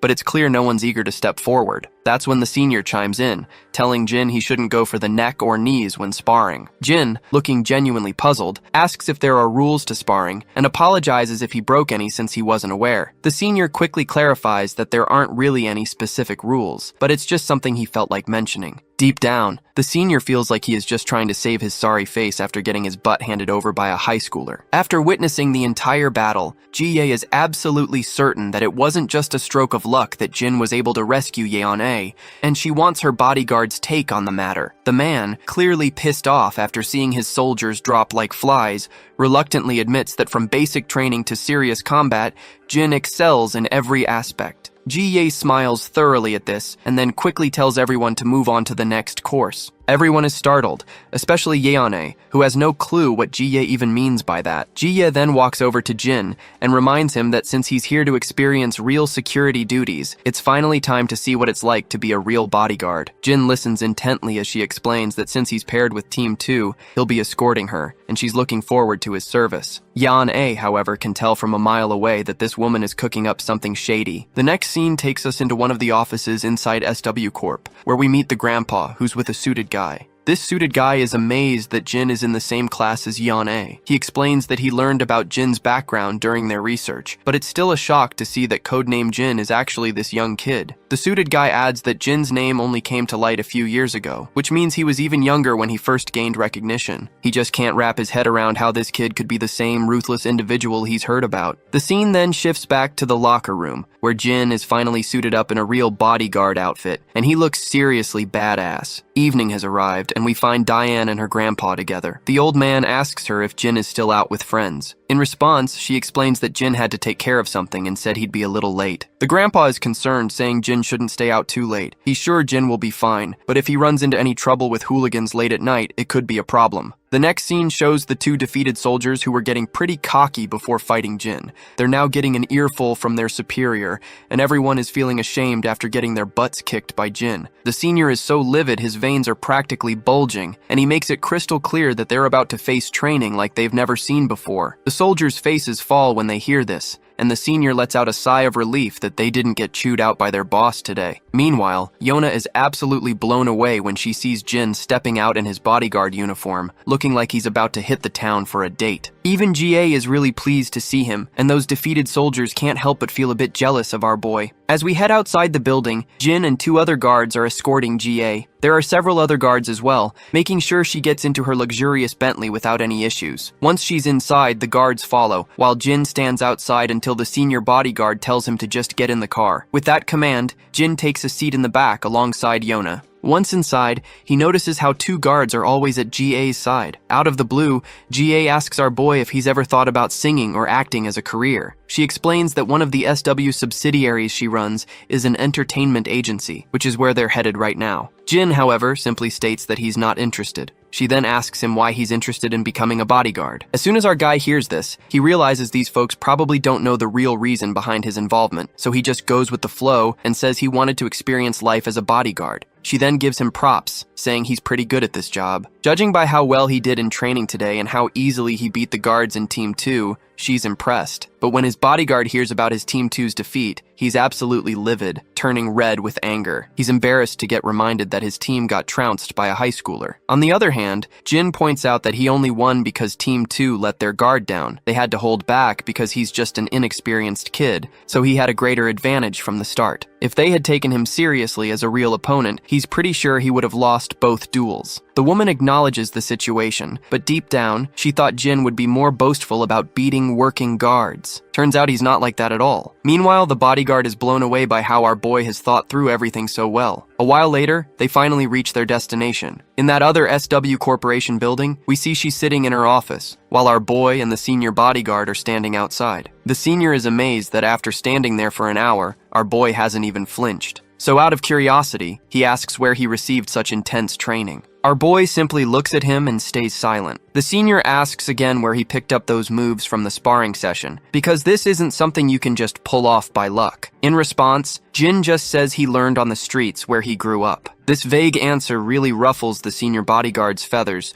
who wasn't expecting such a brush-off. His answer wasn't too far from the truth. The scene then transitions to his past, showing how he really did learn these skills on the streets. We see him running alongside his buddy while a hail of bullets rains down from behind. He's climbing ropes to reach the treetops in harsh weather and facing off against highly trained soldiers and killers, but he never flinches. Once they head out again, their car zooms down the highway. GA asks if he's feeling all right since it's been a long day. He says he's fine, and she finds it odd because it's his first day on the job for this line of work. But he confirms once again that this is indeed his first time. Meanwhile, the senior bodyguard reflects on how this is typical of our boy. He hasn't asked a single question since they started the route, and hasn't shown any signs of being affected, even when they deliberately skipped dinner to test him. It's as if he's fully aware that these things can happen in security work. He never budged from his position until he was instructed to do so. Suddenly, Jin notices something serious up ahead. There's a truck coming, and the driver inside looks either drunk or sleepy. It's hard to tell. What is clear is that the truck veers out of its lane and heads straight for the car Jin and Jae are in. The truck skids across the road and crashes into their car. Once the car comes to a stop, the bodyguards from the other car rushes over. The airbags have deployed,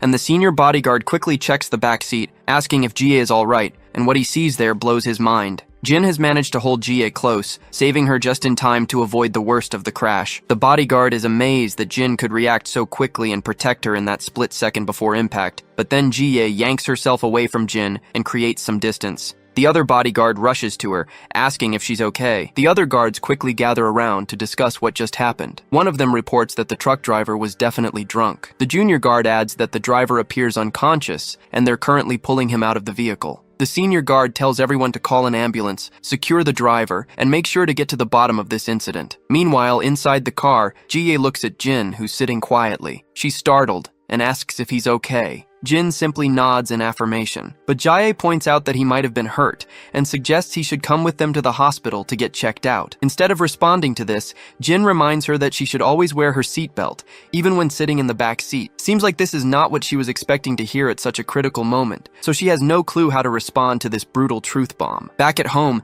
Daeyeon is busy preparing some delicious food, and Jin also walks into the living room and asks if she's making lunch. She responds that she's cooking for Grandpa and will save some for him to have later too. Jin reminds her that Grandpa is already at work. Daeyeon explains she plans to take it to his workplace, just like she used to visit him there often, but hasn't ever since our boy came back home. Jin decides to tag along with her and seals the deal with a warm smile. Later, in the bustling city, we find Grandpa happily chatting with his fellow officer. The officer is teasing him, asking if he won the lottery or something since he looks so cheerful since returning from vacation. Grandpa looks puzzled and asks what he means. The officer points out that he just looks unusually happy lately. Grandpa is confused by the teasing, and his friend further reveals that apartment 703 just gave them some snacks to share. He's told to drop by to grab him after his shift. Grandpa replies that he'll come by after he finishes sorting out the recycling. As the old man starts shoving down the trash into the bins, he reflects that he might have let himself get too excited about Jin's return, to the point where others have started to notice his happiness. Suddenly, Grandpa hears some commotion. He sees a thug slam on the brakes in the middle of the road and get out of his car. Another person behind him tells him to move his car instead of blocking the road, but this cocky guy just gets out of his sports car, holding 2 disposable glasses. With a smug attitude,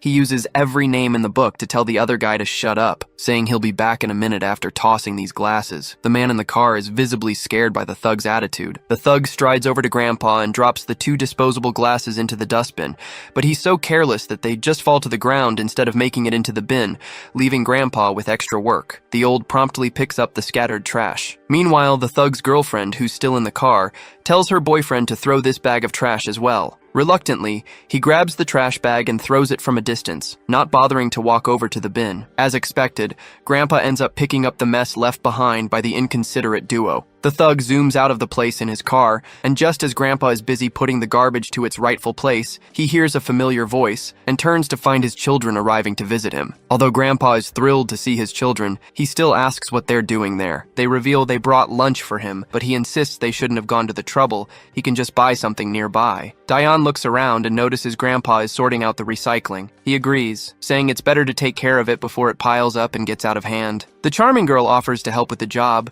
but Grandpa quickly tells her she doesn't need to get her clothes dirty. Diane, however, has already made up her mind and brushes off his concern, saying she'll just wash them later. So they start sorting out the trash, with our hero quietly standing behind, beaming with happiness to be with the family. After a while, we see the girls blushing while looking in a certain direction. It wouldn't be surprising if they're admiring our boy's handsome face. In the background, we catch sight of Mr. Cha and his lackey, who have finally been discharged from the hospital and have been walking out from his apartment. Suddenly, Mr. Cha perks up when his eyes wanders at front and spots our boy sorting out some trash, and he has no clue what the hell he is doing there. Cha's lackey recognizes the old man and realizes he's the grandpa they saw when they went to get the kid. Hearing this, Cha quickly pieces it together and figures out that the girl must be our boy's sister. Seeing our boy smiling so warmly, Cha finds it fascinating that he knows how to smile after all, and he can finally see that he really does look like an average teenager. The lackey suggests they go over and say hello, but Cha decides against it, saying guys like them usually just end up ruining moments like that. Instead, he decides they should grab a bite to eat. We then see the sweet family having their lunch in the park. The 3 of them are enjoying themselves, eating and chatting away. Once they're done, Dan waves goodbye and they decide to head out. Once the evening strikes, the old grandpa is also done with his duty and walks to his home while smiling pleasantly. Then, he notices that same Corvette he had seen in the noon when that thug came to throw that trash. The old man approaches the thug and reminds him that parking there isn't allowed because it blocks the entry and creates a hazard for children, so he suggests parking in the lot instead. The thug sneers and asks why he should listen to an old guy like him, making it clear he'll park his damn car wherever he wants. The old man tries to reason with him, but the blonde woman beside the thug threatens him, saying he's just a guard and wonders if he's trying to get fired. The old man keeps his smile and calmly explains that he knows he's paid by the residents, which is why he's asking them to park elsewhere to avoid causing trouble for others. The thug scoffs and says he won't park in the tiny parking lot because if another car scratches his, who's going to reimburse him for the damages? Grandpa is left without an answer, and the blonde woman sneers, doubting that Grandpa could cover the cost of the car. That's when Mr. Cha's lackey grabs the thug by the neck from behind. With a terrifying tone, he asks if this thug has no manners when speaking to his elders. The stupid head groans in pain and demands to know who's behind him. Cha's lackey leans in with a face that could scare ghosts and simply asks why he wants to know. The thug is absolutely terrified by the look Cha's lackey is giving him. The lackey yanks the thug away and tells him to shut up and move his car. He makes it clear that if he ever catches him giving this gentleman trouble again, he's going to make sure both of them get a serious beatdown. The disgusting couple quickly hops into their car and speeds away. Cha's lackey then smiles at the old man and asks if he's all right. Grandpa, unsure how to respond, simply says, "Thank you." The man then reminds Grandpa that Jin is his friend and that he saw Jin working with the old man earlier today. Grandpa's mind perks up and remembers that this man is the same guy who came to their home one day to meet Jin. The scene cuts to Mr. Cha's turf, where the lackey meets up with his boss. Cha's in good spirits despite his fractured hand, glad he can still enjoy a drink with his other hand. The lackey mentions that if he hadn't stepped in, Grandpa would have had even more trouble from that little punk. Cha chuckles and gives his friend a nod for his solid work, noting how disrespectful punks can be these days. Suddenly, Jin barges in abruptly, and he looks quite terrifying at first glance. Cha immediately starts sweating to see our guy this serious, because Jin is the last person he would want to mess with. He asks Jin why he's giving them this insane look. By the way, we've been referring to this man as Cha's lackey for a while now, since we don't know his name yet. Let's give him one and call him Muscle Man. Jin pulls out his phone and shows a selfie of Muscle Man with Grandpa. Grandpa also had told our boy that one of his friends lives in the apartment where he works. Muscle Man starts blushing, feeling pretty pleased as well as embarrassed with himself. Meanwhile, Jin looks absolutely furious and asks Muscle Man if this is some kind of threat. Cha and his lackey are terrified that Jin is taking this the wrong way, and they definitely don't want to get on the bad side of our MC. As our boy's anger boils over, Muscle Man starts to stagger and quickly tries to explain that it's just a gesture of goodwill, begging Jin to listen before taking any action. The scene then shifts to SW Corporation, where GA is asking her guard how the kid is doing. The guard remains silent for a moment, but then points out that the kid should be finishing up his training session with Team 3. GA then asks if Jin was taken to the hospital to get checked out and what the doctor said. The bodyguard reports that Jin had a few bruises but nothing serious to worry about. GA reflects on how Jin saved her just in time, and we can tell that she has a soft spot in her heart for him. She tells her bodyguard to check in on Jin just in case, as you never know what symptoms might develop after a car accident. She's concerned that if the media finds out the crash was staged and Jin gets hurt, it could create a real problem. Well, I already had a hunch from the start that the accident was staged because they just wanted to assess Jin's caliber. We then see Jin again, donning his school uniform back. Seokju asks him what's going on, noting that Jin seemed to be holding back compared to his last session. Jin points out that he does not want to get on the bad side of everyone. He then asks Seokju why he's still hanging out with the security team, since he initially thought Seokju had already finished his security training and moved on. Seokju sighs and explains that, contrary to what Jin might have heard, he was never an official guard. He only started because of his family and because he grew up with Yeona. Since he was good at being a bodyguard, he stuck with it. He admits that after seeing how Jin rescued Yeona from kidnappers, he realized he's not as skilled as he thought he was and felt he needed to improve. Seokju mentions that he got all his training from SW, but is curious about where Jin learned his moves. Because he seems like a trained professional, Jin simply responds that he learned it on the streets where he used to live. Seokju senses that Jin isn't telling the full truth, but decides not to press him further. After they finish preparing in the men's locker room and head out, they find Yeona standing outside, eavesdropping. Jin doesn't bother to engage with her and continues walking, but Yeona quickly speaks up, asking if he's not planning to try more field work today. Jin looks confused, and Yeona blushes as she explains that she thinks it would be a good opportunity to hang out, and it won't take too long. Jin remains silent, and both her guard and Seokju stay quiet as well, after hearing her odd wish. Later, a bunch of guards are stationed outside while Yeona and Jin stop by a stall to grab some food. Yeona excitedly explains that she missed cup noodles and triangle kimbap so much while she was in the US. As Jin looks at his triangle kimbaps, he has a flashback to an unpleasant memory where his food fell out of the wrapper and hit the ground. Seokju looks a bit bewildered by the rundown spot they've chosen for eating. Yeona notices and asks Jin if he's not going to eat anything. Our boy then replies that he doesn't think he should eat with her since he's supposed to be guarding her. Yeona is startled by this, and Seokju quickly explains that Team 3 is responsible for escorting Yeona right now, and their job is to blend in as her companions while guarding her from close by. Yeona charmingly agrees and tells everyone to just dig into the food. Meanwhile, Seokju reflects on how Yeona picked the convenience store near his home on purpose because she knew he would decline if she took him somewhere nicer. Yeona then brings up the accident that happened while Jin was escorting Jae and asks if he's okay. Jin replies that he's fine, all while staring at his triangle kimbaps inside the packaging. Yeona then asks if Jae gave him a hard time, noting that Jae is known for being super demanding and harsh. In response, Jin simply says everything went smoothly. Yeona finds this hard to believe, as it doesn't sound like Jae at all. She comments that Jae only smiles when she's insulting others. As they chat, Jin looks at Yeona's pleasant personality and finds himself drifting back into his memories. He remembers her father, utterly exhausted and injured, with Jin himself panting heavily, gun in hand, scanning for enemies. Her father tells him to leave him behind, saying that at least one of them should survive. He adds that he doesn't have much time left, and even if he's saved today, he won't live much longer. He reassures Jin not to feel bad about abandoning an injured man, because he's just glad that Jin stayed to help when everyone else refused. The father's only regret is not being able to see his daughter's face one last time before he dies. Jin tells him to stop being sad about it, and insists that since he is still alive, he should just stand up and go see his daughter. The father's face lights up at Jin's words, feeling a glimmer of hope even in this despairing situation.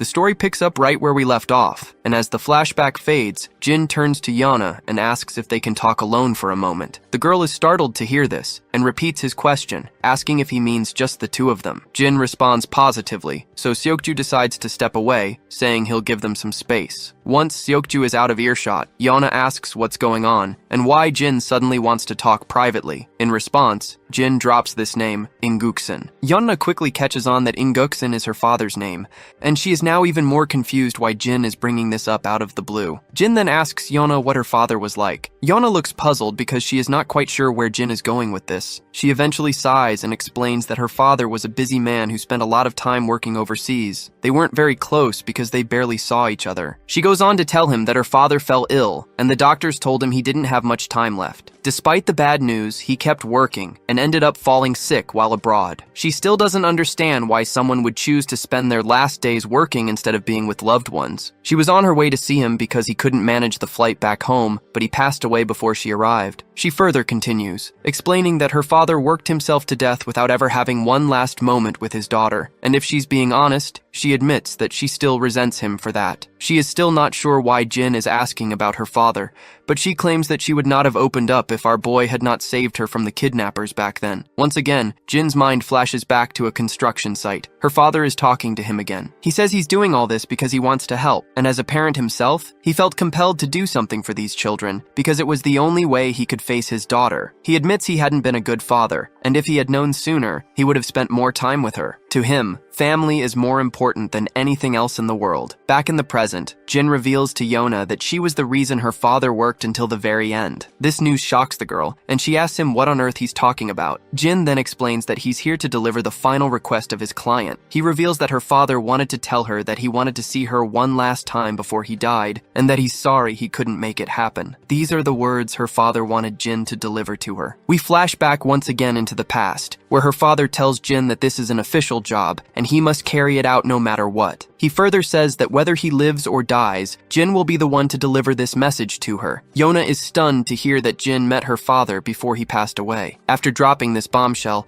Jin simply grabs his bag and begins to walk away, leaving Yona wide-eyed. Tears start to well up in her eyes as she wonders if her father really did say those words. It seems like Jin is also going through his own development arc and has finally begun to understand something he didn't realize back then. He's starting to see the meaning behind the request he assigned to fulfill. You see, whenever Yona's father tried to offer anything to Jin, it wasn't about making himself feel better, but rather, it was simply because he wanted to protect Jin. The father simply made that request to get Jin away from the battlefield because he was trying to do what he could to help him. The next scene takes us to Jin's apartment. The doorbell rings, and Jin quickly opens the door, only to find his senior, Major Kang, standing there. Later, they sit down in the living room at the dining table, and Jin's grandpa is thrilled to finally meet Major Kang in person after only talking on the phone before. Major Kang apologizes for not coming sooner to say hello. He explains that he returned to Korea with Jin, but wanted to give him some time to reconnect with his family first. Grandpa finds it surprising that Major was here in Korea all along, and states that he was eager to thank him in person. He remarks on how shocked he was to learn about all the things Major Kang had done for Jin. Earlier, the old man had thought Kang was just an embassy employee, not the very person who brought Jin home. Major Kang happily explains that they wouldn't have survived without Jin's help either. Well, it's actually true, and Kang reflects on how Jin essentially brought them back from hell, and he couldn't be more grateful about it. On the other hand, Grandpa nods in respect and says that Jin might never have made it back home if it weren't for Major Kang. He admits it's a bit late, but he thanks Kang again for everything he's done. Major Kang starts to sweat and looks a bit anxious, quickly waving off the thanks and saying there's no need for it. Nevertheless, Grandpa is curious and asks how a military officer ended up meeting Jin. Major Kang feels confused initially,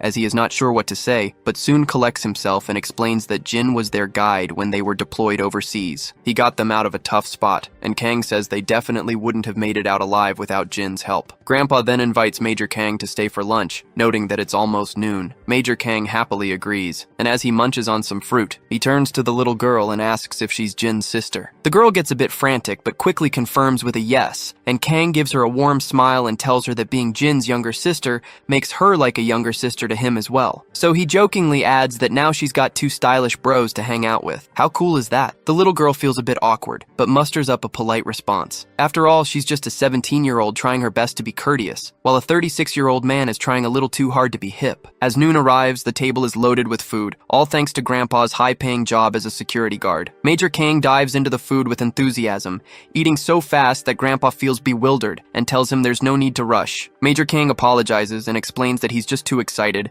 because he can't remember the last time he had a nice home-cooked meal like this. Grandpa then asks if Kang's mother is no longer with him. Kang replies that she's alive but not very good at cooking. He and his father prefer to eat out instead, which spares them the awkwardness of pretending to enjoy her food. Kang gets a bit emotional and adds that the mess hall was the best part of being in the military, and he knows that sounds a bit tragic. Both Grandpa and the girl give an awkward smile, while Jin quietly continues eating his food, being the good guy he is. In the next scene, Jin and Major Kang are hanging out outside. Kang expresses his happiness at seeing Jin and mentions that the other boys also fondly remember him. Jin's mind flashes back to all the pleasant memories of his fellow juniors being kind to him, and a genuine smile spreads across his face. He then asks his senior what brings him here all of a sudden. Kang explains that he was out on business and thought he'd stop by to see his junior since he had a few days off after finishing his assignment. He's really glad to see that Grandpa and Jin's little sister seem so nice. Jin smiles back to hear this, and Major Kang beams back at him with the same energy. As the senior stands up to leave, Jin asks if he's heading out already. Kang nods, saying it's already a bit late. Major Kang further states that he would love nothing more than to sit and catch up, but he has to go meet his fiancée. This news takes Jin by surprise, and he asks if his senior has gotten engaged already. Kang confirms this, and Jin is left staring, unsure how to respond. Seeing Jin's flat reaction, Kang gets a bit agitated and annoyingly asks if Jin is jealous of his senior finally finding someone. Jin quickly denies it, while Kang explains that it's a bit of an old-fashioned arrangement since their parents set them up. He admits he's kind of glad about it, especially since he's always too busy with assignments to date much. As Kang waves goodbye, he tells Jin to take care of himself. Just as he's about to leave, Kang suddenly stops and calls out to Jin. Our boy quickly responds to the senior's call,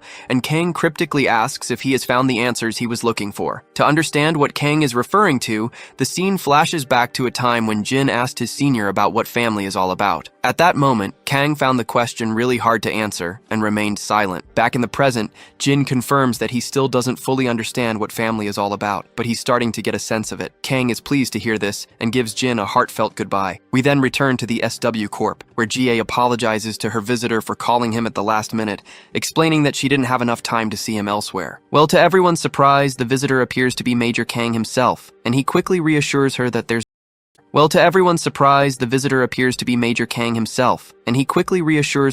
no problem at all. In fact, he's the one who called her out of the blue and is just glad she could spare some time for him. As she takes her seat, she comments that she's heard Major Kang has been dispatched overseas a lot lately, so it must be quite busy for him. The man scratches his head and modestly says he's sure he's not as busy as she is, as he's just scrambling around trying to be useful. She tells him not to be so modest, knowing well how tight his schedule is. Kang grins sheepishly in response, while she thinks to herself that she never imagined she'd end up with a military man, and they wouldn't have even met if their parents hadn't arranged it. She then wonders how many times they've seen each other, and Kang responds that it's exactly 14 times. She then points out that this much time is just far too little given the fact that they had been engaged for over a year. She then remembers another thing, and she states that she has a favor to ask. The man quickly perks up and tells her to just say the words. That is when she slides across the profile of our boy, and when he looks at the document, she points out that it's about this boy in the picture, and she wants him to look into his records. Of course, Kang doesn't need to look into anything since he already knows everything about Jin,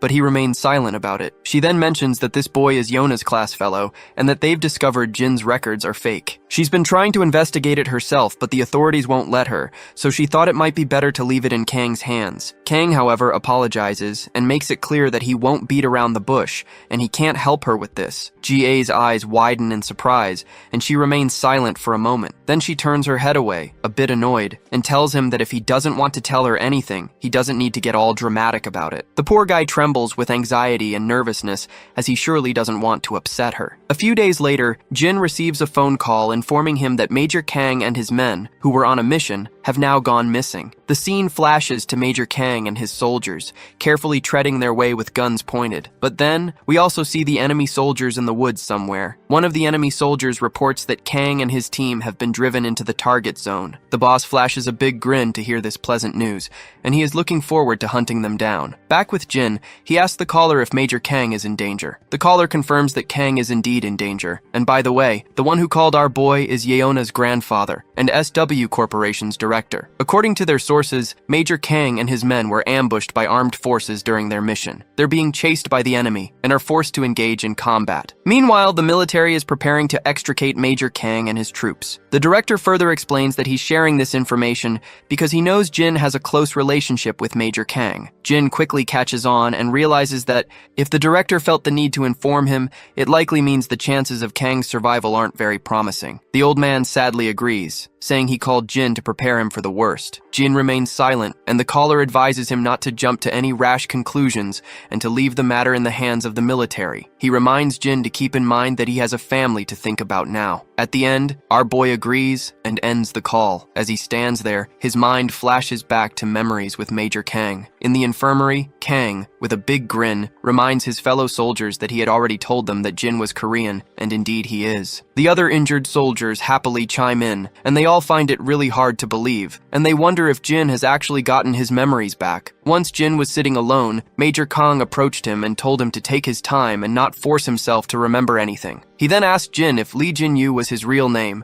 which Jin confirmed right away. In another memory, Jin and his colleagues are in the game room, struggling to win a single game. The atmosphere is lighthearted and filled with despair as they continue to lose one game after another. In one particularly vivid memory, Major Kang comes rushing in with excitement and hastily reveals to Jin that they have found his family. He explains that they discovered Jin has a grandfather and a younger sister. Our boy remains quiet and seemingly unshocked, but his other friends are overjoyed. They smile and congratulate him warmly, and they are happy for him that he will be now able to lead a normal life once again. In the present moment, Jin feels a pang of sadness from the news about Major Kang. He's lost in his thoughts when Dae-hyun calls him for dinner, and Grandpa reminds him to hurry before the food gets cold. Jin finally exits his room and stands silently. The others are puzzled to see his unusual behavior and ask if he's not going to take his seat. Jin snaps out of his contemplation and eagerly sits down next to his sister. As they settle in, Grandpa shares that the other guards are envious that his grandkids come to eat with him. Dae-hyun finds it odd that anyone would be jealous about that and assumes all kids visit their grandparents. But sadly, the old man shares that's not the case, and none of the other grandkids visit as often as she does. Dae-hyun is pleasantly surprised and excitedly declares that she'll visit again soon with lunchboxes. Meanwhile, Jin isn't quite in sync with the current mood. He suddenly calls out to Grandpa, who asks what's on his mind. Jin asks how Grandpa feels about helping someone who once helped him. The old man thinks for a moment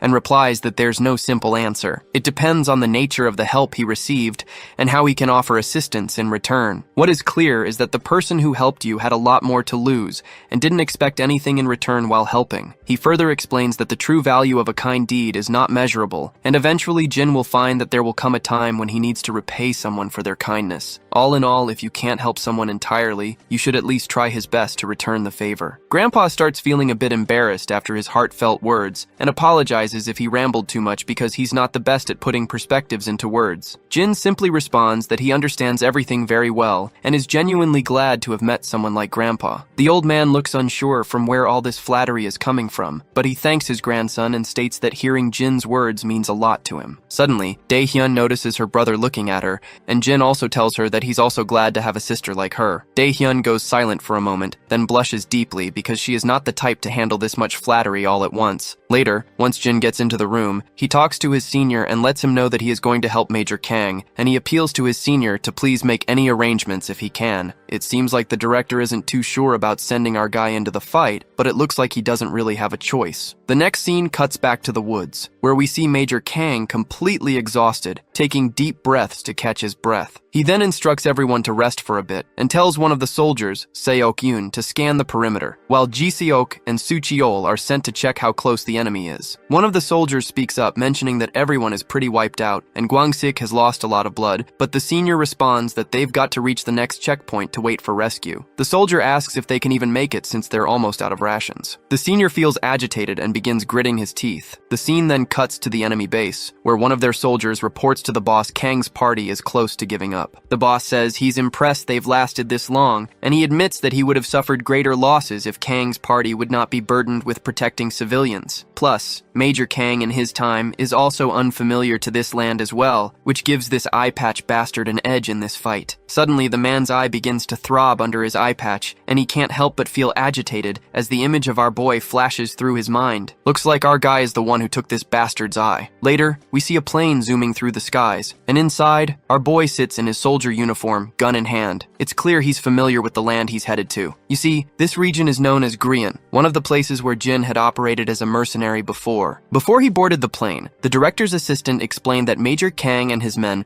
were deployed to extricate a group of researchers, gathering data on the region's minerals. The rescue mission was successfully underway, but then the troops were ambushed by an unidentified armed force. The assistant also mentioned that they've prepared the list of items our boy requested, and the military forces of both nations have agreed to assist in securing his passage to the region. Lastly, the director himself asks our boy one final question, inquiring if he's absolutely sure about his decision, and Jin quickly replies that he is. With that, we're back in the plane, and the sirens start blaring as they reach the checkpoint. It's finally time for our boy to jump into action. The scene cuts to the school where the lecture is going as usual. Our beta bullies are slacking off, and not surprisingly, young Chan is busy taking notes. Yona, on the other hand, is puzzled and wondering why Jin isn't in class and hasn't responded to her messages. We're back in the woods again. As our guy moves cautiously, he spots bullet cartridges scattered around. Scanning the area, he realizes that Major Kang hasn't made it to the second foothold, but after seeing the remnant of the battles here, he figures that the Major might have moved on to the third foothold from the second foothold already. Meanwhile, in the woods, soldiers are exchanging heavy fire. Major Kang is reloading his magazine while the enemy keeps up a relentless barrage. One of the enemy soldiers is even armed with an RPG. Seeing this, Kang is momentarily shocked, but he does not waste any time and quickly takes aim at the soldier with the RPG and fires, hitting him right in the head. The RPG also detonates for some reason after the soldier is shot in the head,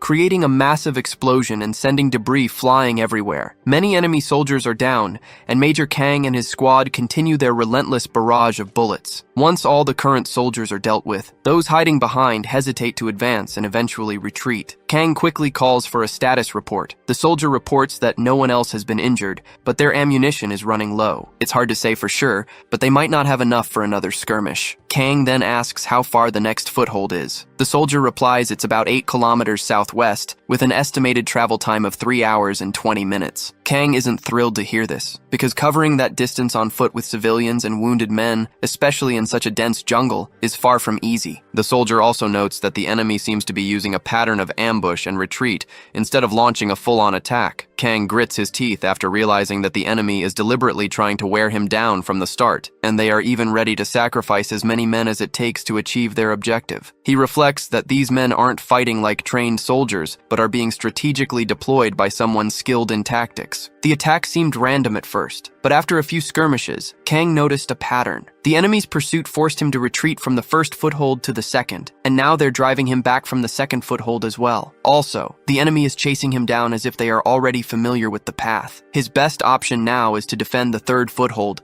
and hope that the rescue party arrives in time. No matter what it takes, Kang is determined to get his men back home safely. Back at the enemy base camp, a soldier reports to his leader that the enemy is following the predicted course, and he has already positioned the troops to block their way. The man with the eye patch grins, not surprised by this development. After all, there aren't many routes the enemy could have taken. Suddenly, a mercenary bursts into the tent, asking how many more of his men will have to die needlessly. He questions why the eye patch guy won't just let them charge in full force instead of sacrificing themselves just to retreat. The eye patch then shoots this mercenary a deathly glare, causing him to tremble and fall silent immediately. The eye patch's aura becomes even more intimidating as he explains that they are up against a highly experienced special forces unit, and charging at them without a strategic maneuver would have already decimated all their troops, leaving them with no men to fight and no territory to call their own. But then, the eye patch man starts smiling again and returns to his normal behavior. He assures his mercenary friend that none of them will matter to him from this point onward. With those chilling words,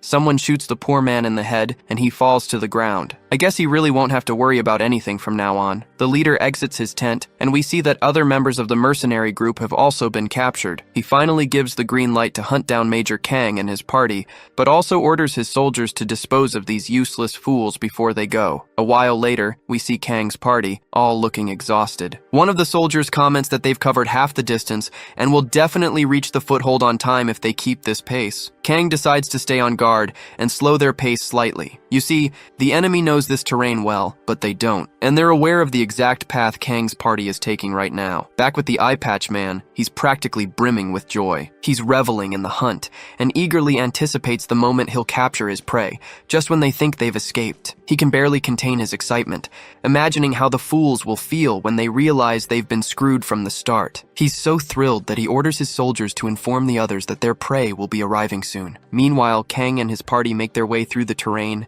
and come across the slaughtered bodies of the mercenaries scattered on the ground. Every one of them is dead, and Kang is left bewildered, with no clue about what's happening. It seems like our boy is the one who took all those soldiers down. Back at the enemy base, a soldier delivers some bad news to the leader. Apparently, the Alpha unit was waiting for the ambush, but they've lost contact with them. The boss is jolted in shock, demanding to know how this could possibly be true. The soldier explains that they've tried multiple times to reach the Alpha unit but have been unsuccessful. The eye patch man grits his teeth in frustration and angrily asks about the Delta unit, demanding to know if they are right behind the Alpha unit. The soldier replies that the Delta unit is closing in on the target, with almost 2 kilometers left to go. The boss orders his men to get in touch with the Delta unit and ensure they catch the prey no matter what. But then, he decides to contact them himself. Once the transmission is set up, he tells the Delta unit to report back. The man from the Delta unit reports back promptly, saying they're under heavy fire. The big boss is absolutely stunned to hear this and demands to know what the hell he's talking about. In response, the man explains that they were ambushed while en route to the target. The big boss then asks who they're fighting, and the reporter responds that they have no clue about their enemy. But before he can say anything more, there's a loud bang, and the transmission abruptly ends. The big cheese is left gritting his teeth in utter frustration,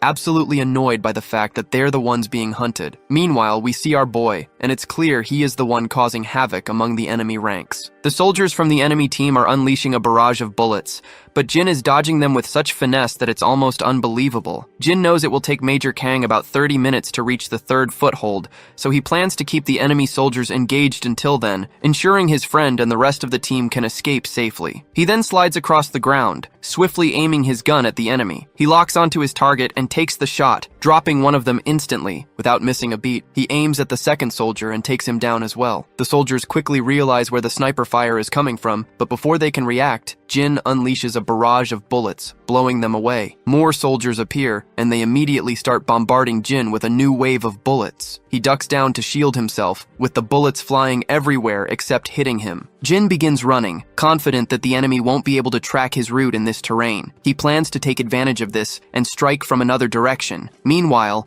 Kang and his soldiers hear the heavy firing from a distance. The soldier reports that the gunfire is coming from the route they just passed. Kang is baffled because the mercenaries were already dead before he arrived, and now there's intense fire coming from the direction they came from. He shares his confusion with his friend, saying he can't make sense of it yet, but they'll wait at their current position until the rescue party arrives. As they wait, the senior begins to hear loud bangs once again, and enemy soldiers are dropping dead left and right, all thanks to our boy. The enemy retaliates with gunfire, but my guy quickly ducks behind some rocks. He reveals to us that the enemy has figured out he's the only one attacking them, and he's been outnumbered from the start. However, they're starting to panic because their numbers have dwindled to half. He spots 3 more soldiers who don't seem to know his exact location. With quick precision, he takes aim and shoots them down immediately. He then glances at his watch and sees that there are still 14 minutes left until the rescue team arrives. As the sun begins to rise, our soldiers keep a close watch on the enemy. One of them announces that the rescue unit will be landing soon. The civilians let out a sigh of relief at this news, but Kang quickly reminds his relieved soldiers to stay alert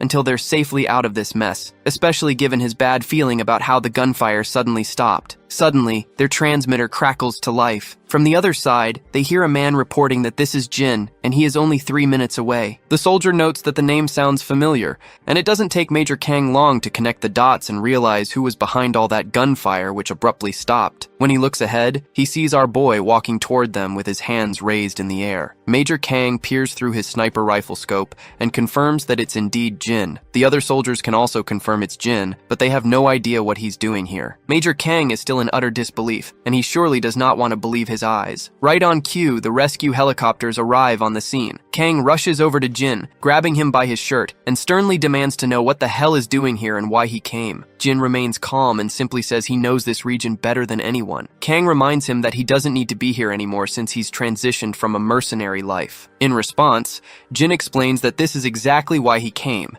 because he did not want to live a regretful life. You see, ever since our boy heard that Major Kang and his men were in danger, he knew that he would regret it for the rest of his life if he didn't come to their aid. Kang just gets even more furious, reminding Jin that he's just a kid. Despite his anger, he pulls Jin into a tight hug, tears streaming down his face once his emotions overflow his mind. Finally, the chopper lands, and the rescue team quickly spreads out to tend to the survivors and offer aid. Meanwhile, back with the eye patch guy, his lackey reports that the Alpha unit has been wiped out, and 17 out of 20 Delta troops are dead. Although he's not completely certain, he's confident that Alpha was annihilated instantly, and Delta was ambushed while on the move. The eye patch guy grits his teeth in utter frustration after hearing the report. I guess his anger is understandable, because everything was going according to his plan, and his prey was moving just as he expected, and there were no reinforcements nearby. All he had to do was wait for the moment to strike, but somehow, someone managed to destroy Alpha and nearly wipe out Delta as well. The only combat he's seen like this was from someone who messed up his eye, and as he remembers Jin,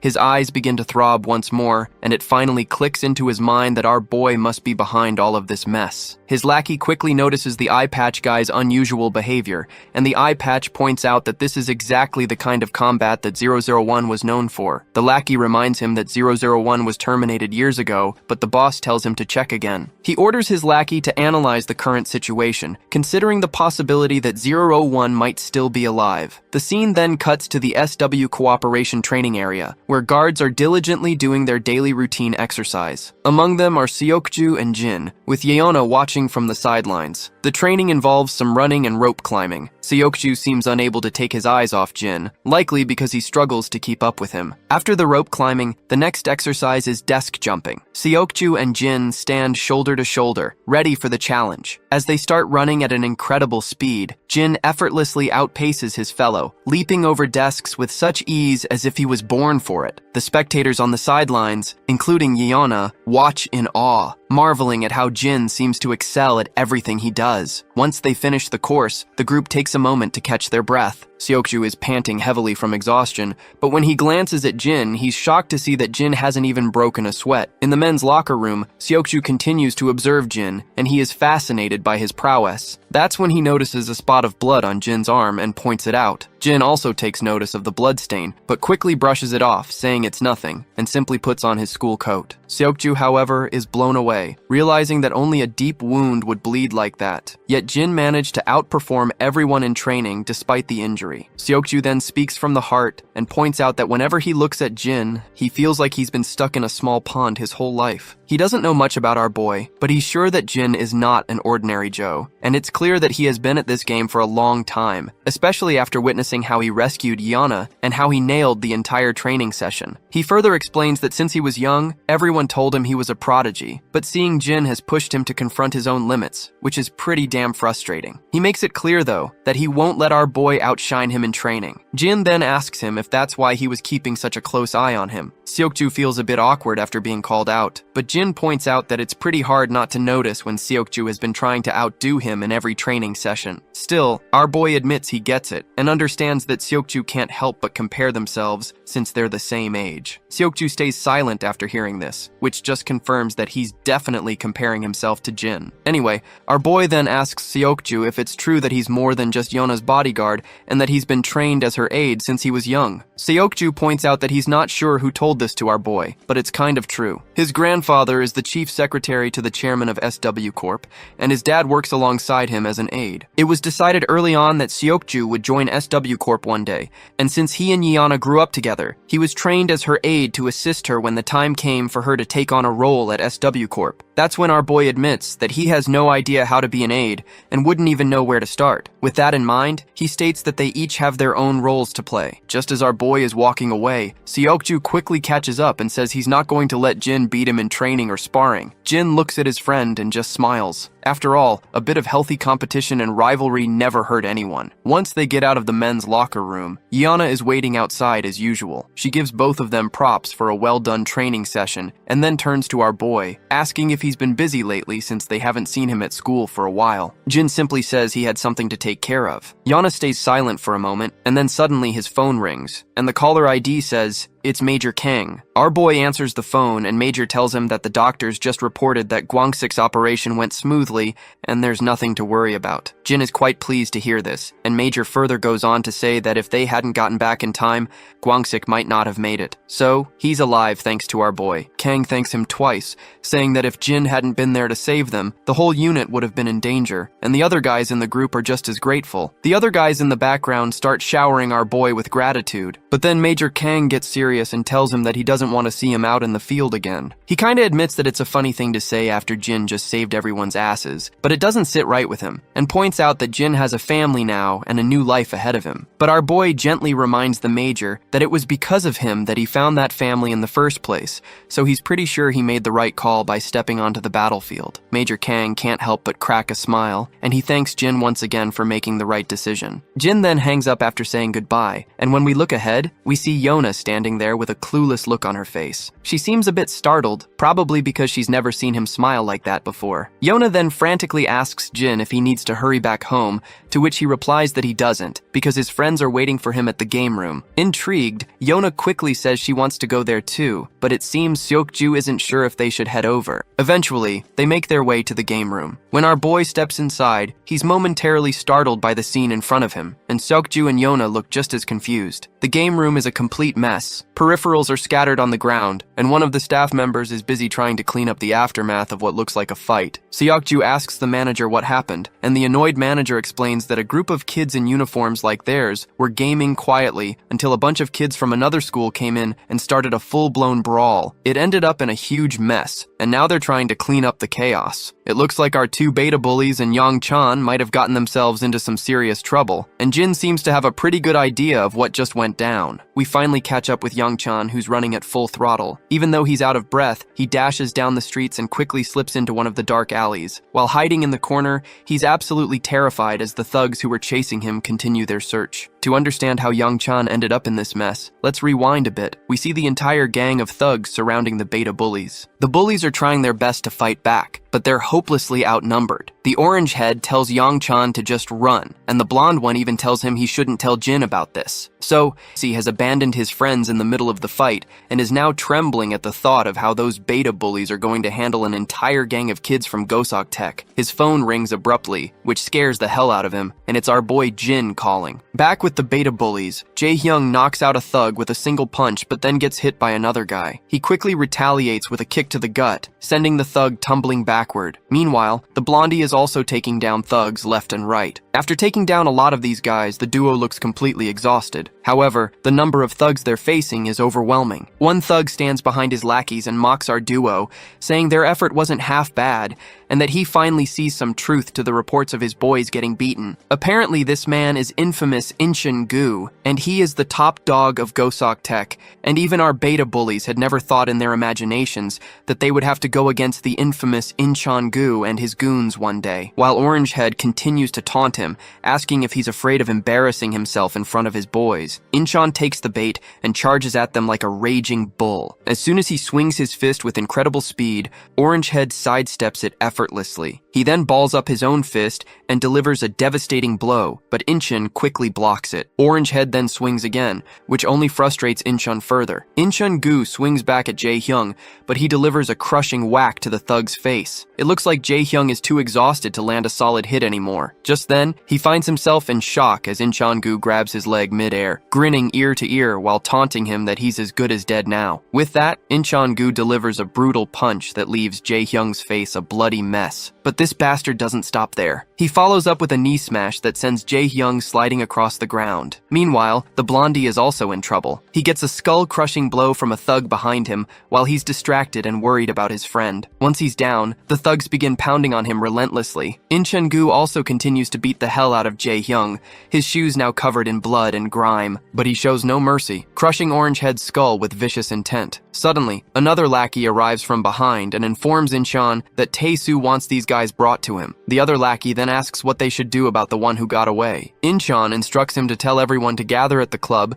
and start chasing that third guy. It seems like they're talking about Young-chan, and it looks like this scaredy cat has finally run into our boy. He fills everyone in on what happened, how the Gosok Tech guys came in and jumped them, and how they seemed pretty pissed off about what went down a few days ago. He further explains that they were caught off guard, but Jae-hyung and Hyuk-jin quickly managed to fight back until Incheon-gu showed up. Jin has no clue who Incheon-gu is, so the scaredy cat explains that Tae-soo Ki rules Gosok Tech, and Incheon-gu is his right-hand man. They're notorious enough to have been recruited by the gangsters even before they graduated. He explains that there were 20 of them waiting to ambush them, and Jae-hyung and Hyuk-jin told him to run away. 2 of them faced off against all 20 and made him promise not to tell anyone. The scaredy cat admits it's all his fault because Jae-hyung helped him when the Gosok guys tried to mess with him. Jin finally asks where he last saw Jae-hyung and Hyuk-jin. The scaredy cat quickly explains that he left them in an alley by the subway station, which is also the usual route to the game room. Jin begins to walk forward quietly without saying a word. Young-chan tries to ask where he's going to look for them, and this scaredy cat still looks afraid, convinced that even Jin couldn't handle 20 guys on his own. The Gosok guys are known for being tough, as most of them go straight into gangs. But then the scaredy cat's mind flashes back to all the pleasant times he spent with his friends. With those happy moments in mind, he steels his resolve, shakes off his worries, and confidently joins Jin in the cause. They both begin to walk away, while Yeona is left unsure of what to do. Seokju, on the other hand, stands quietly, but then the bodyguard asks him if he's not joining his friends. Seokju is startled to hear this, and the bodyguard repeats his question once more,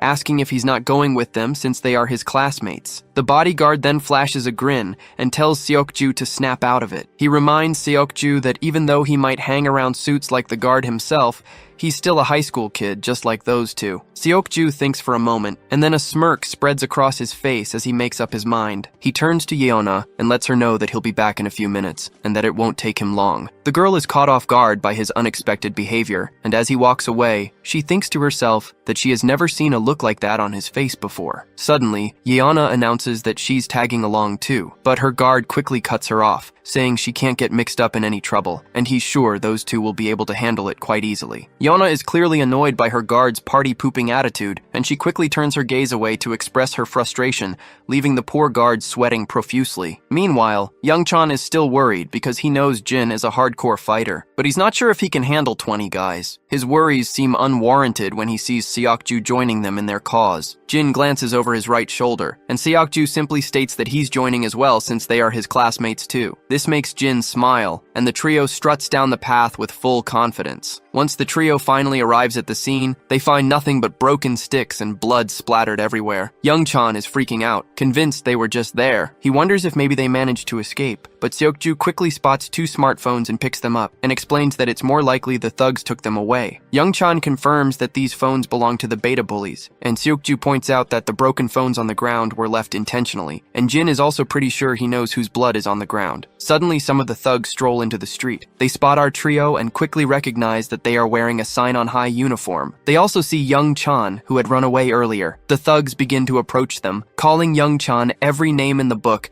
and saying they've been chasing him everywhere just to find this little bastard. While Young-chan is completely rattled, Seokju feels relieved that they don't have to chase around for answers, since they can just ask these thugs where their friends were taken. Jin strides confidently toward one of the thugs, but that doesn't like our boy's attitude and tries to punch him, but Jin quickly deflects the punch and lands a solid hit to the thug's face. Another thug swings his fist, but Jin delivers a brutal whack to that one as well. He then grabs the thug by the head and smacks him with a knee to the face. Meanwhile, Seokju is not holding back either, and he is also taking down thugs with precision and skill. Before long, all the goons are down for the count, smeared in their own blood. Youngchan's face has now moved from scared to shocked as he watches Jin and Seokju take down the thugs in no time. One of the goons groans in pain, and Jin quickly approaches him, demanding to know where their friends were taken. The thug remains silent, looking both pissed and cocky even after his face is smashed up. He flashes Jin the middle finger, telling him to scram. To return the gesture, my guy slams the thug down to the ground with incredible speed, leaving him unconscious with his eyes rolled back. Youngchan looks absolutely anxious, unable to believe how Jin just bashed the thug's face into the concrete. Blackhead decides it's time for him to handle the questioning, figuring Jin is not the best person for interrogation. We finally arrive at the club where all the goons have been gathered, and it's packed with these guys. In the center of the chaos, we see the beta bullies being tossed around like trash. Youngchan tries to look up once he hears smashing sounds, and he is absolutely blown out of his mind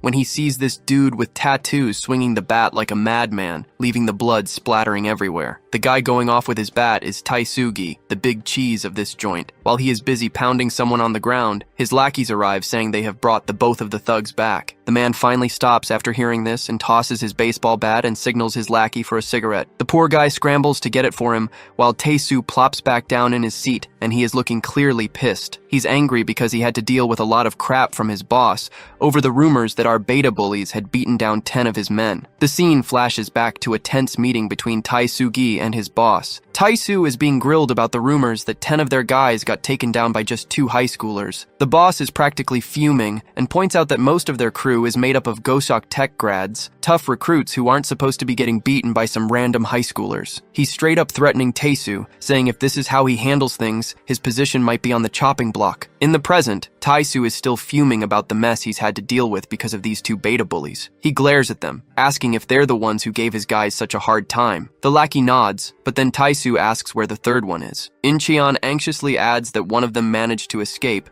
but he's sure they'll catch him soon enough. The boss is floored by this, clearly not expecting to hear that they haven't got all their targets yet. His reaction shows just how out of sync this situation is with what he had in mind. Incheon and his lackeys feel anxious, realizing that Taisu is in an unusually bad mood, likely because of what his boss said yesterday. So he decides to keep things smooth and just offers a hasty apology, hoping to defuse the situation. Taisu finally calms down and asks incredulously how he's supposed to believe that these flimsy little guys managed to take down 10 men. He demands to know where their other partners are. Jae-hong just tells him to screw off and gets a solid kick in the face for using foul language. Meanwhile, Taisu is blowing off steam by puffing out smoke, and his lackey keeps beating both of our guys. Taisu then puts out his cigarette and makes an arrangement, stating that the first one to spill all the information gets to walk free, but the other will have to stick around as their pawn for a while. He also gives them a chance to run, but makes it clear that his men will drag them out of their school, and he's willing to make their lives miserable. That is when our blonde bully snickers, and both of the beta bullies can't help but laugh so hard that it looks like they are about to lose their lungs. While that does it, Taisu is about to blow his lid, and his lackeys know things are about to get real. As expected, the cocky leader quickly starts charging at our boys with a bat and swinging it down so hard that blood splatters everywhere on impact. Even the lackeys are getting concerned to see things spiral out of control. On the other hand, the bastard keeps beating the hell out of our beta bullies until he suddenly stops after sensing commotion nearby. When we look outside, the thugs who were loitering around the club are now sprawled on the ground. Inside, everyone falls silent as they hear the door creak open. All eyes turn toward the entrance, and in strolls our trio, confidently, without a care in the world. The boss is fuming at the high schoolers barging in and demands to know how these morons managed to take down the fools guarding the place outside. On the other hand, Youngchan is absolutely scared out of his mind when he sees both of his friends lying on the ground, covered in their own blood. Incheon quickly points out that this is the same guy who got away earlier. The other lackeys in the club start snickering, mocking Seokju and Jin, saying they're really scared if these two are supposed to be the backup Youngchan ran to get. Meanwhile, Youngchan is about to crap his pants, second-guessing whether infiltrating this place was a good idea after all. The boss drops his bat with a thud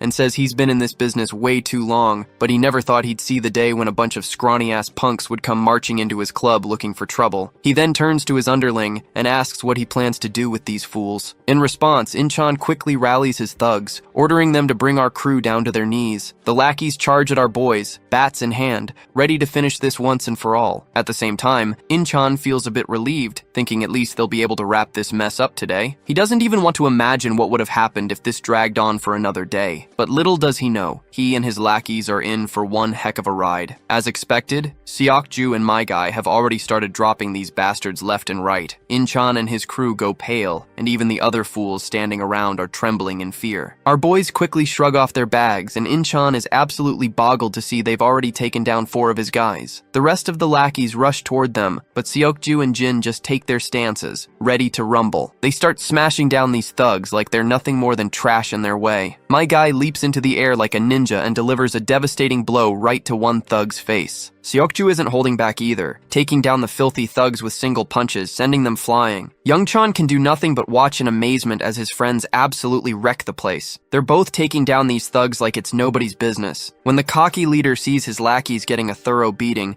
his cigarette drops from his wide-open mouth in shock. The beatdown continues, and eventually all the thugs are down for the count. The big boss is in complete disbelief, wondering if this is even possible. He looks at our guys, and it's clear they've barely broken a sweat. Yet they've just taken down 30 of his goons single-handedly. Our boy then starts to walk, and Inchan, standing besides, begins trembling. As Jin quietly walks past him, it seems like he's going to let this one dude slide, or at least that's what I thought, until Seokju steps in and delivers a brutal punch, knocking Inchan down for good. The boss, now in a panic, grabs his bat and takes a firm stance, but Jin just keeps walking toward him. Once they're finally face to face, the boss quickly swings his bat, but Jin responds with a smack of his own. Jin then slaps the boss across the throat, grabs his head, and in his usual style, smashes the bastard's face into his knee, causing blood to gush from his nose. But this cocky guy isn't ready to go down just yet. He knows if his boss finds out about this, he's getting kicked out of the clan for good. So, he decides to play dirty and pulls out a dagger, swinging it at Jin. But Jin just grabs his hand and snaps it, leaving the guy whimpering in pain. To seal the deal, Jin slams the guy into the ground, finally putting the cocky boss down for the count, this time for good. Suddenly, the beta bullies start to wake up. Youngchan quickly runs over, asking his friends if they are okay, but Blondie just points if they actually look good, given how their faces were smashed with that baseball bat. Orangehead looks up and notices our boy. Once he catches Jin's attention, Jaehong flashes a thumbs up and says that in the game of life, he's truly at the challenger rank, even though he's still just a bronze rank in the game. It's a good jab, though Seokju has no clue what the heck he's talking about in this situation. In the next scene, we see both Taesu and his underling Incheon getting pummeled by the assistant of their boss, who's absolutely fuming. He reminds them that he told them to clean up their mess, but instead, they just made things worse. The 2 poor guys keep their heads down, and Taesu tries to slide out of it with a simple apology. Taesu takes a brutal smack to the face from the assistant, who continues to pummel him like a crazy bastard. He then reminds Taesu that there's no room for apologies, because they're supposed to be expanding the business while the Goshong and Seongsu boys are out of action, but instead they're dealing with this mess Taesu dragged into their family. By the way, Goshong and Seongsu are the same guys whom our boy had defeated when they had attacked Mr. Cha's turf. The lackey watches in horror as his boss gets pummeled like a sack of potatoes. Just then, the big cheese arrives and tells his assistant to stop. Standing before Taesu, he reminds him that he made the mistake of thinking he actually had potential. Taesu clenches his teeth while lying on the ground. Meanwhile, the boss pulls out a cigarette while asking his assistant if he sent some men over. The assistant confirms that he has, and they've just set out, so it won't be long before they're back with those suckers who plummeted their men. The man makes it clear that they can't just sit around, especially not when these fools are already part of the family, and he can't stand someone messing with his family. So he tells his lackey to ensure that none of those bastards leave here in one piece. The assistant quickly assures his boss that he'll take care of it. Back on Cha's turf, we see Muscleman bursting into the club. He reports to Cha that he's figured out why the Hakwon Kim boys have been stirring up trouble. Cha asks for more details, and Muscleman anxiously reveals that it seems one of their new members got into some trouble with that kid. Looks like Cha already knows who that kid is, and wonders to himself why they had to pick on that guy. By the way, I just figured out that this Muscleman's name is Yong-Soo, so we will be calling him that. Yong-Soo then reveals that the kid decimated them, and now the rest of the family is out for blood. They don't want word getting out that their men got beat by some high school kid. Cha lets out a puff of smoke and tells Young-soo to round up some men because things are about to get real. It wouldn't be surprising if he wants to step in and aid our boy. Young-soo quickly states that he's already on it, and with a big smile adds that some of the boys have dropped by to say hello. He mentions that since Cha has already dealt with the Kim family in Goshong, all the former lackeys are back in the game. Cha starts to stand up, chuckling to himself. He points out that these damn fools are back and just looking for an excuse to have fun and get drunk. He opens the door to find all the lackeys lined up, all glad to have their boss back. Cha stands tall, appreciating the crew, and saying he's also glad to see everyone back. He acknowledges it's been a while since they had a blast together, but he suggests they tackle one quick job before catching up over some drinks. Later on the streets, Yona and Seokju find themselves suddenly surrounded by a group of thugs. The leader of the thugs smirks, clearly pleased that they didn't have to search far to find them. He mockingly apologizes for crashing their date, but warns that he's taking both of them with him. But before the thugs can make their move, a fleet of cars screeches to a halt around them. Out step a group of guards clad in sharp suits, quickly surrounding each and every thug. It's clear SW Corp has sent in reinforcements, and Yona's personal bodyguard looks absolutely furious at the sight of these lowlifes, and without a second thought, he grabs one of the thugs by the head. We all know that these thugs are as good as dead. Even Yona can't help but feel a bit sorry for these fools, and they have no idea what they've just walked into. Later, we see a bunch of Cha's lackeys with bats, demolishing everyone around in the area. We also see Cha strolling into the familiar club, the same place where our boy and Shioku had taken down those 30 men. The leader of this gang is clearly in shock to see Dushik Cha there. Even the two lackeys standing behind him are absolutely blown away and terrified, realizing they're facing the boss of the Dushik gang, who is the toughest gangster in this part of town. The boss struggles to believe it and asks Cha why he's here, reminding him that they never touched any of Cha's men, so there must be some kind of misunderstanding. Cha calmly reminds him that he should have just let the kids sort it out among themselves, because he finds it a bit childish for an adult to get involved in such matters. Of course, the boss of this area is shocked to hear this and asks what the hell that even means. But then, it quickly clicks in this mind, and he asks if Cha is here because of our boy. Cha smirks and replies that since the boss of this turf has gotten involved with that kid, it makes sense for him to step in as well. Later, we find Dayan enjoying some delicious noodles and drinking down all the savory soup. She feels really refreshed and happy. Jin watches her with a big smile, glad to see his sister so happy. Dayan feels a bit awkward after showing too much excitement, and quickly responds that she hadn't had cup noodles in ages, so she was just a bit excited. But Jin reminds her that he hadn't said anything about it. Just then his phone rings, and it's Mr. Cha calling. Jin picks up and Cha immediately asks what he's up to. Jin explains that he's having some ramen outside a convenience store. Cha then highlights that ramen isn't exactly a grown-up meal and offers to treat him to dinner sometime, suggesting they go for some real nice barbecue. Jin replies that he doesn't think that's necessary. Cha teases him, asking if he's hesitant to have dinner with a gangster like him. Jin responds that he prefers ramen at a convenience store, especially since he doesn't like being treated to anything too expensive. I guess Cha has no room for any argument anymore, so he gives up and decides it's ramen then. Once he ends the call, we see that all of the Gosiok tech has been dominated by Cha alone. The next day, as the school bell rings, the beta bullies quickly stand up from their seats and turn to Young-chan, eager to play some games. By the way, did you notice how the beta bullies always wear casual clothes while the rest of the kids in the class follow a specific dress code? Is this a Korean thing, or did the writer just want them to stand out? Anyway, Young-chan glances at Jae-hyung's fractured hand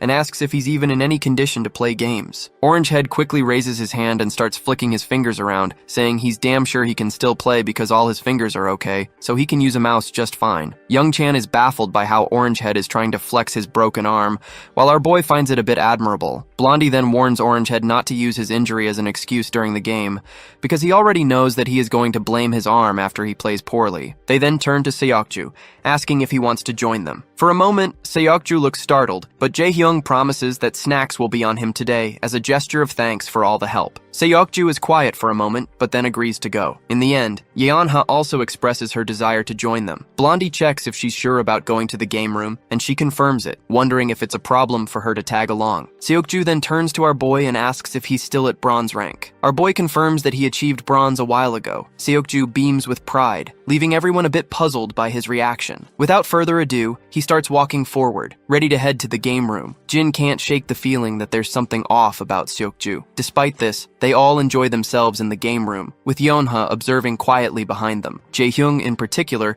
is getting a lot of flack from his friends for being terrible at the game, and he is almost worse than Jin himself. After some intense gaming, they grab snacks from the game room's canteen, continuing their fun while munching on chips and other goodies. Yona keeps glancing at Jin, her attention clearly focused on him. It's evident that something about him is capturing her interest. Eventually, they decide to head out. As Jin walks down the path, his phone rings. It's Daehyun calling, and once he picks up the call, the girl quickly asks him if he is going to have dinner outside. Jin tells her he's almost home, and just as he says this, he spots Grandpa and Daehyun standing there in the distance. Jin asks where they're headed, and Daehyun and the old man reveal they're off to pick up some groceries for dinner. Jin decides to join them, but the old man is concerned that he might be tired. Jin responds that he's fine, since he was just hanging out with friends. At the grocery store, they diligently pick out everything they need. Once they're done shopping, Jin volunteers to carry all the bags. As they walk out, Jin's attention is caught by a shady figure standing nearby. The person is wearing a hoodie and exudes a serious, intimidating aura. Jin quickly realizes who this man is, and the figure greets Jin and calls him 001, making Jin's heart skip a beat. The scene flashes back to the past, showing a younger Jin and the same man with long hair, who appears to be a fellow mercenary. In the present, Jin's reaction to seeing this man is immediate, and he starts walking toward him, leaving Grandpa and Daehyun puzzled by his behavior. Grandpa then curiously asks if this man is someone Jin knows. In response, Jin explains that they were teammates from back when he used to live elsewhere. The old man then tries to make a good impression by introducing himself as Jin's grandpa. The man responds with a pleasant smile, though Daehyun looks a bit startled and begins to step back. While the two exchange deadly glares to each other, Grandpa points out that the newcomer must be tired from traveling, so he invites him to join them for dinner. However, the man politely declines, saying he was just in the neighborhood and thought he'd drop by to see Jin. Grandpa then decides to give Jin and his friend some space, so they begin walking off to let them catch up. Once they are left alone, the man smirks and points out that Jin seems to be doing well for someone who was supposed to be dead. Jin then finally speaks up and addresses this man as 06, asking how he managed to track him down. That is when the long hair reveals that their camp has found out that Jin is still alive, and they are now searching for him. He reassures Jin that there's no immediate danger since they haven't discovered where he lives. He further explains that he was in the area on a mission and decided to drop by when he heard about how camp was already looking for him. However, he warns Jin that it won't be long before they catch up. It seems like the camp is preparing to send someone to deal with our boy once they have found out his location, and it's only a matter of time before they put 006 on the job. Jin gets alert to hear the threat, but 006 just smirks and brushes off the tension, telling Jin there's no need to get defensive since he's only here to catch up with an old friend. Jin stays quiet, with a mix of wariness and curiosity flickering across his face. 06, meanwhile, suggests taking a bite to eat, because he was so caught up in tracking Jin down that he nearly forgot to eat. After a while, we see the long-haired dude chowing down that bowl of ramen like it's no big deal, which even leaves our boy Jin a bit uncomfortable watching this guy eat like he hasn't seen food in days. After that hearty meal, the long hair lets out a satisfying burp and can't help but comment on how good it was. Jin agrees, saying not only is it delicious, but it's also convenient and high in calories. The long hair then points out how Jin still seems to pay so much attention to efficiency,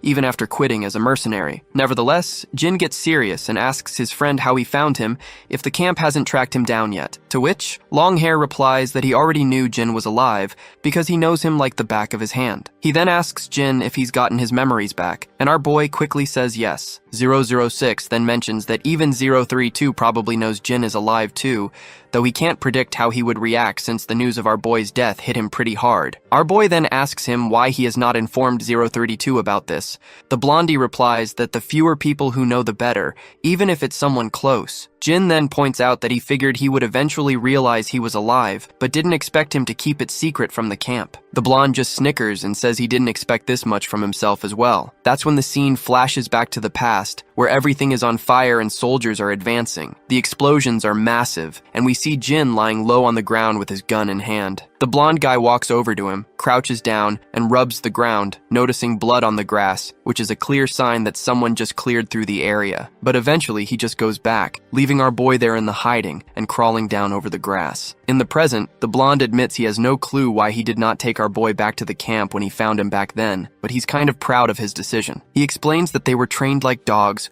forced to obey the camp's commands, but he felt a strong camaraderie with Jin. But then the blonde gets pretty annoyed, crushing the can he's holding, and demands to know why Jin didn't stay hidden for good. Jin responds that he had no choice. The blonde then wonders if getting his memory back has changed him, or maybe living in a place like this did. He just can't quite decide if it's for better or worse. Suddenly, Blondie's phone rings, and he promptly pulls his phone out of his pocket. After picking up the call, he doesn't say a word, and after listening to the caller, he simply puts the phone back. The smile on his face makes it seem like the camp might have already tipped him off to take Jin out. As expected, he grabs that chopstick from that empty bowl, and after snapping one and sharpening it, he swings it down at Jin. But Jin quickly grabs his hand, stopping the sharp piece of wood just an inch away from his eye. The bastard then tries to swing his other hand, but my guy quickly stops that too. And the second piece of wood halts right before it hits his neck. While they're locked in this deadlock, the blonde apologizes, saying he had only come to say hello today, but the camp found out sooner than expected and just gave him orders to wipe him out. Jin kind of agrees, saying it can't be helped since orders are orders. Suddenly, a girl walks out of the grocery store, and when she looks over, she spots these two guys who are, surprisingly, tidying up the place. She can't help but blush, noticing how handsome they both look. After they put the trash into the baskets, the blonde comments that this is probably not the best place to carry out the task on such short notice. The blonde then starts walking away, and before leaving he points out that he likes this version of Jin better, saying he's sure it's an improvement. He quietly walks off, and the scene cuts to the SW Corporation. Inside the training hall, we see Seok-ju engaged in some hardcore exercise. Suddenly his phone rings, and when he checks, he sees it's Jin calling. Seok-ju quickly picks up and asks what's going on since it's rare for Jin to call him. That's when Jin says he needs a favor, and states that he needs access to some surveillance footage in the area because there's someone he wants to track in real time. Seok-ju is startled by this unexpected request, and explains that he'll need clearance from his superiors, which will take some time and tracking someone's location is difficult. Seok-ju then asks when he needs this, and Jin replies that he needs it right now. The reason behind this urgency is that if 006 is in charge of this mission, he might go after Grandpa and Daeyeon first, but he does not say this to Seok-ju. Seok-ju is utterly bewildered because he has no clue how he's supposed to pull this off. The scene then transitions back to Cha's club, where the first thing we see is Cha's face. His lackey Young-soo reveals that Jin came by asking to borrow the motorcycle, so he let him take it. Cha's face turns to annoyance when he realizes his only bike had been taken by our boy. His lackey then asks if he shouldn't have let Jin borrow it, to which Cha replies that it's absolutely fine. Besides, he never even rides it anyway. Young-soo then anxiously admits that he was scared shitless when Jin showed up so late at night. And after encountering Jin so many times, all the kids in school uniforms make him jittery these days. We then see Jin zooming down the road on the heavy bike. That is when Seok-ju reports back, saying he's just sent the location to Jin and that the target hasn't moved for a while, so it should be accurate. Seok-ju looks absolutely exhausted after scrambling to prepare all the info on such short notice, and he could not help but point out that he is noticing something sketchy about the guy Jin mentioned. He seemed too aware of the surveillance cameras and kept changing directions, which can only mean one thing: he's trying to cover his tracks. He then further asks Jin who this man is and why they're tracking him down. Jin replies that it's something personal. Seok-ju isn't surprised by this response, because he had already figured as much. Once he hangs up, he thinks to himself that Jin is definitely up to something, and needs to be on the move quickly to save time, as Jin asked for the halfway point of the man's route. Seok-ju also reveals that he tried to gather more info on this newcomer, but couldn't find anything more about the foreigner on his own. Once Jin reaches the location, he stops and looks around, thinking that 06 must have arrived just recently, because if he had more time, he would have already attacked his family. And just as he thinks about this, the images of Dae-hyun and his grandfather flash through his mind, and he's determined not to drag this out since he has people he needs to protect. Meanwhile, we finally see 006 preparing his guns and loading his magazine. Suddenly, his phone rings with an unknown caller. He picks up, and the caller reveals that they've just found out 001 is alive and in Korea. Before the caller can say more, 006 quickly cuts him off, saying he has been with Jin since their early training years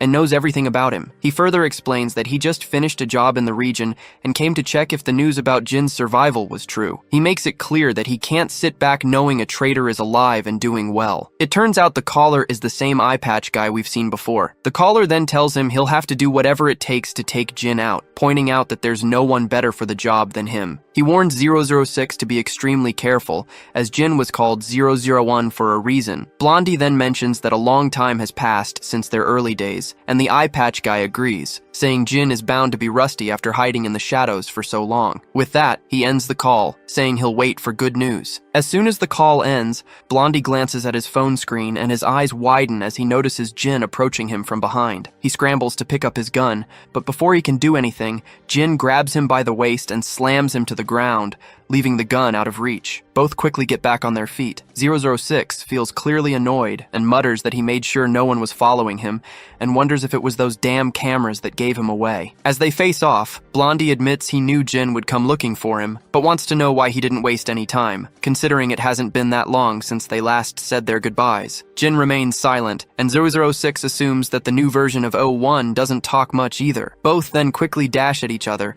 exchanging blows with such speed that it's barely possible to see them landing. Jin finally deflects an incoming punch and throws one of his own, but Blondie sidesteps it effortlessly. However, Jin follows up with a powerful shoulder smash that sends Blondie staggering backward. Just as Jin attempts to kick him, Blondie grabs Jin's leg and slashes it down with a dagger, which is a pretty scummy move, not gonna lie. Blondie grins ear to ear, commenting that Jin's skills have actually improved even more since their last training. As Jin tends to his injured leg, Blondie lunges at him again. Jin quickly steps back, narrowly avoiding the dagger as it zooms past his throat. They engage in an intense dance of hack and slash, with Blondie doing his best to tag Jin with the blade. Eventually, Jin manages to take the dagger right into his shoulder, but before Blondie can attack again, Jin ducks down, grabs Blondie's hand, and gives it a satisfying twist, sending the dagger flying into the air. Blondie then kicks Jin in the chest, causing him to stumble. He then quickly reaches for the gun, and once he has it in hand, he tries to take aim. However, he soon gets stabbed by his own blade, which jabs into his shoulder. Blondie continues to fire a barrage of bullets even as Jin dodges and runs around. The pistol eventually runs dry, and Blondie grits his teeth in frustration. He quickly throws the empty gun away, grabs his suitcase, and starts running. Jin is wide-eyed to see this bastard running, because if this man escapes, his family will be in danger. So he pushes through despite his injured leg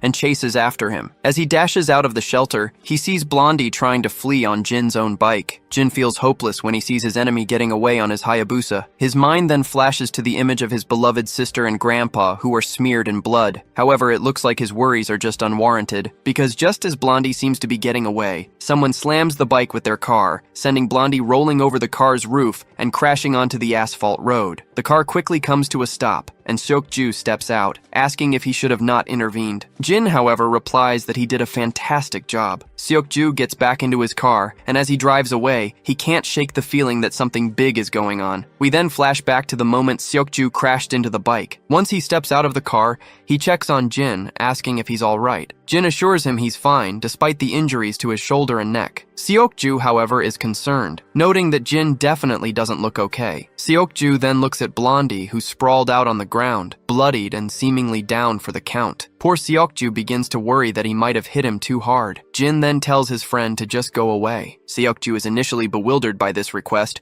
but the serious look in Jin's eyes convinces him to comply. As he drives away, he can't shake the feeling that the man Jin is chasing seems like a typical tourist in SW Corp's database, but he doubts that's the whole story. He then suddenly remembers the wrecked car and starts to worry about how he's going to explain the damage. We return to the shelter, where 006 is tied to a chair, bloodied and looking disheveled. Jin stands over him, calm and collected, and tells him that he can look up now because he knows he is awake. 006 starts to laugh, saying he never expected our boy to be working with a partner and should have known when he tracked him down so quickly. He admits he made a mistake in assuming he would never work with someone else. Our boy stays silent, and 006 then asks what he wants to know. Jin responds by asking who else received the order to execute him. In response, 06 says he can't be sure, but he probably is the only one because he was the closest to the region, and the timing was right. 06 further explains that the camp can't accept the reality of Jin being alive. They don't want anyone to know his death was faked,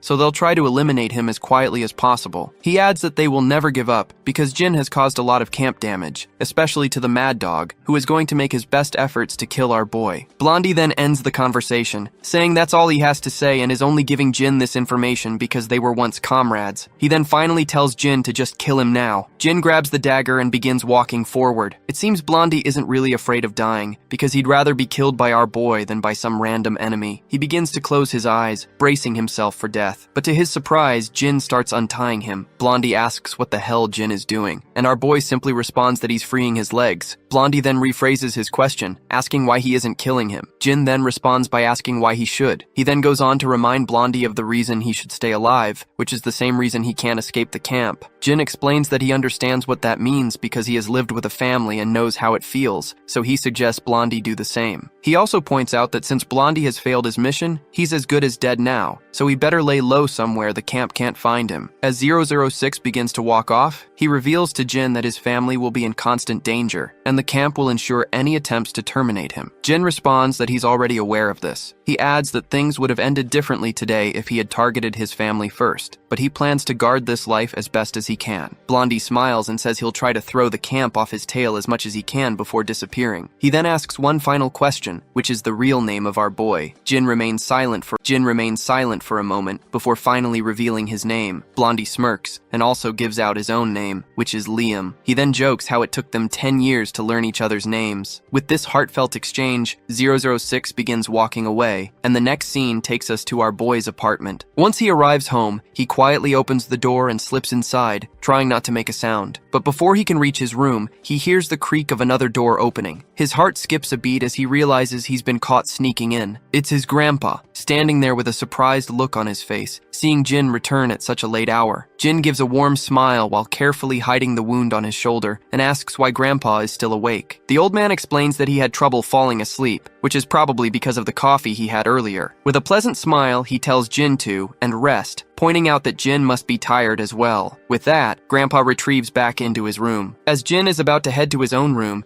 he hears his sister calling him. Once he looks at her, she quietly reassures him, saying not to worry too much about Grandpa.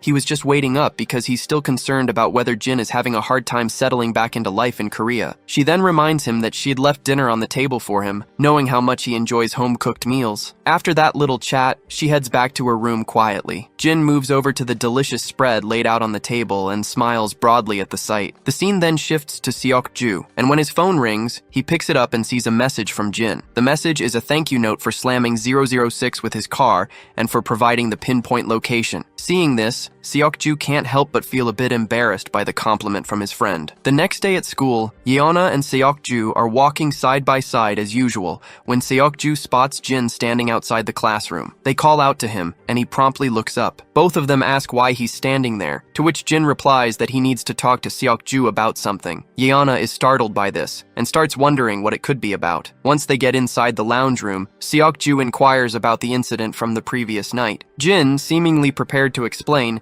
states that he thought it was time to tell what happened. Seok-ju braces himself, and Jin finally reveals that the man he hit with the car last night was someone he used to work with and who had come to see him. A silence follows, with Seok-ju expecting more details. When he asks if that's all, Jin simply says, that's pretty much it because it's better if he doesn't know anymore. Seok-ju feels a bit bummed out, not expecting Jin to keep things so low-key. Jin, however, is convinced Seok-ju must have looked into the guy he tracked down last night. He tells his friend that it's best not to dig any deeper into the man's past, and that he's sharing this because of his help. Seok-ju feels proud after being acknowledged by our boy, and tells him that he doesn't want to dig any further either, especially since this guy is tied to Jin's past. After their little chat, the both boys head back to class. Yeon-ah then curiously asks Seok-ju what they talked about. When Seok-ju doesn't answer right away, she tries to guilt trip him, asking if he can't even share that much. Seok-ju caught off guard and quickly improvises and says he was just asking Jin how to level up in a game. Yeon-ah lights up, thinking this means Jin is really into video games. But then she remembers Young-chan is way more into gaming, and Hyuk-jin and Jae-hyung are also much better players. She wonders why Jin would ask Seok-ju for advice when those guys are pros, or maybe Jin just wanted to chat with someone on his own level. Well, this little banter really hits the poor guy right in the gut, while our boy seems to be busy minding his own business. Once school ends, we see Yeona outside. She's making notes about their groceries, and wondering if she should buy some fruit since it's been a while since Grandpa had any. Suddenly, someone calls her name. When she looks up, she notices a boy standing in front of her who doesn't look like anyone from their school. Once he has her attention, he asks if she goes to Seinan High School. Yeona quickly confirms that she does, and the boy then says he was kind of wondering if he could get her number. Not surprisingly, this startles Yeona, who has no clue how to react. She starts to panic, while the boy reassures her not to be scared or feel pressured, saying he just wanted to get to know her. Eventually, Yeona turns him down as politely as she can, and it seems like the boy takes it in stride, though he does look a bit disappointed. A big guy from behind comes up and mocks the boy for getting rejected so quickly. That's when the boy shows his true colors, getting all cocky and sternly reminding her that all he asked for was her phone number. Before he can harass Yeon-ah any further, he gets a brutal slap across the face. The one who delivered that stinging slap is none other than Jae-hyung, who is accompanied by 2 other friends. The boy turns around, demanding to know who slapped him, but he just gets another slap from Jae-hyung for acting so tough. After feeling the sting of the slaps,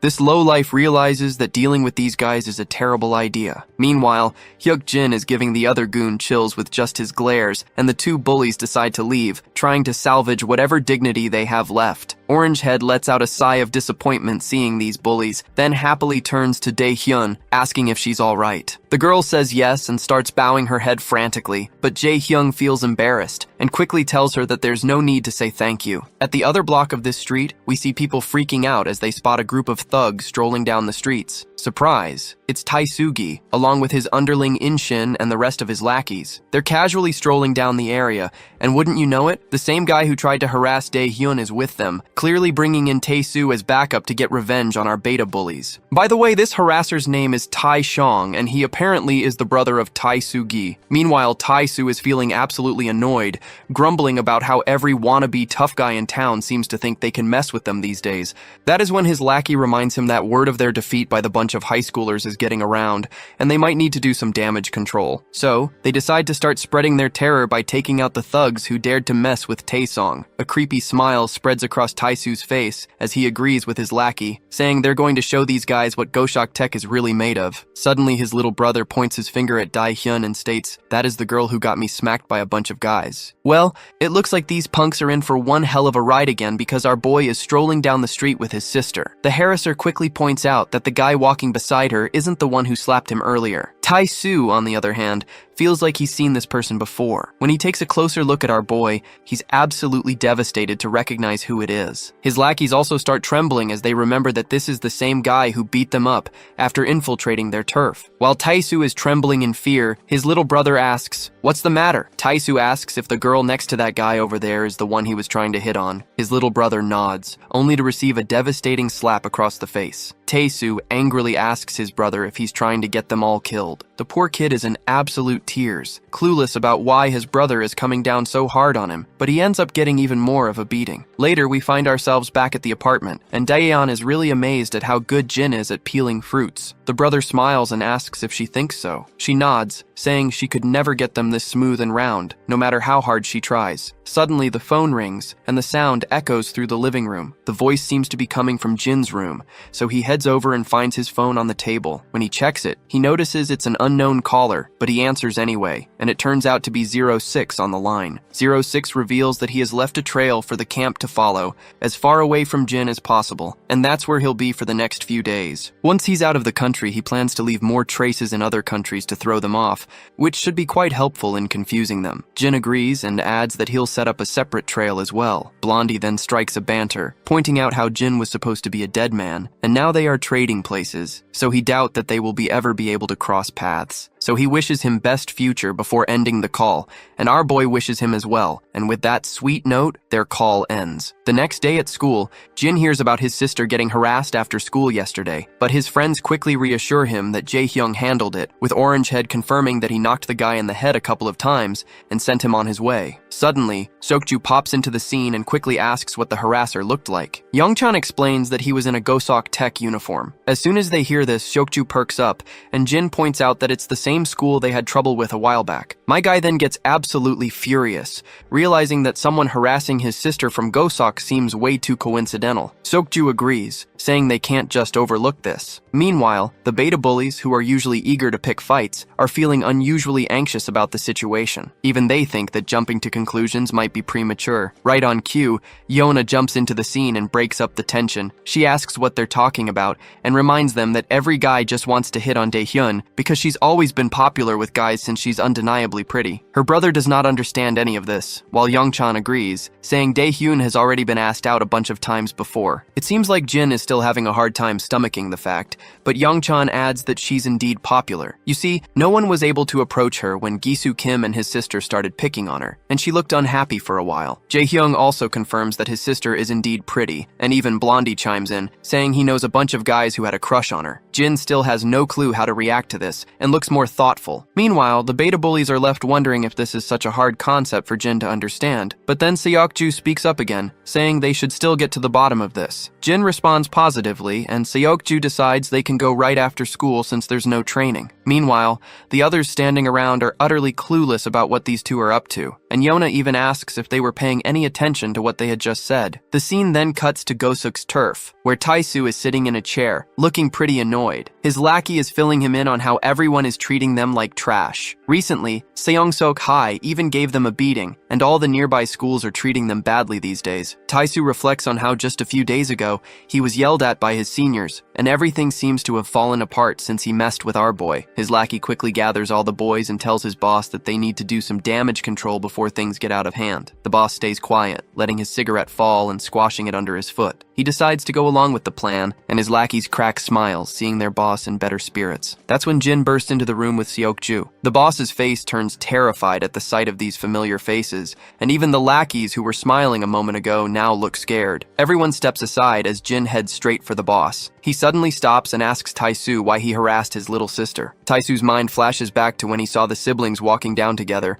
and quickly explains that he had no clue she was Jin's sister. Of course, Taisu's response only boils Jin's blood, and even Seokju starts exuding a deadly aura. The boss quickly begins to scream, saying that the encounter with his sister was purely coincidental. He further explains that his little brother just tried to talk to her because he saw her on the street and didn't know she was Jin's sister until now. Our boy is intrigued to hear this, and the man further explains that his brother didn't mean anything by it. Now that they know who she is, he'll make sure his brother doesn't go near her again. Jin remains quiet, while the gangster still looks terrified. After exchanging final glances, Jin and Seokju begin to walk away. Once they're outside, they slam the door behind them, and the boss quickly tells his lackeys that they'll think about damage control another day, and he is confident his lackeys will understand. Once outside, Jin meets up with his friends. They ask what was said, and he reveals that it was indeed a coincidence, and that the guy who talked to Daehyun is Taisu's younger brother. Jaehyun is rattled out of his mind to hear this, and his soul nearly leaves his body when he hears this. Meanwhile,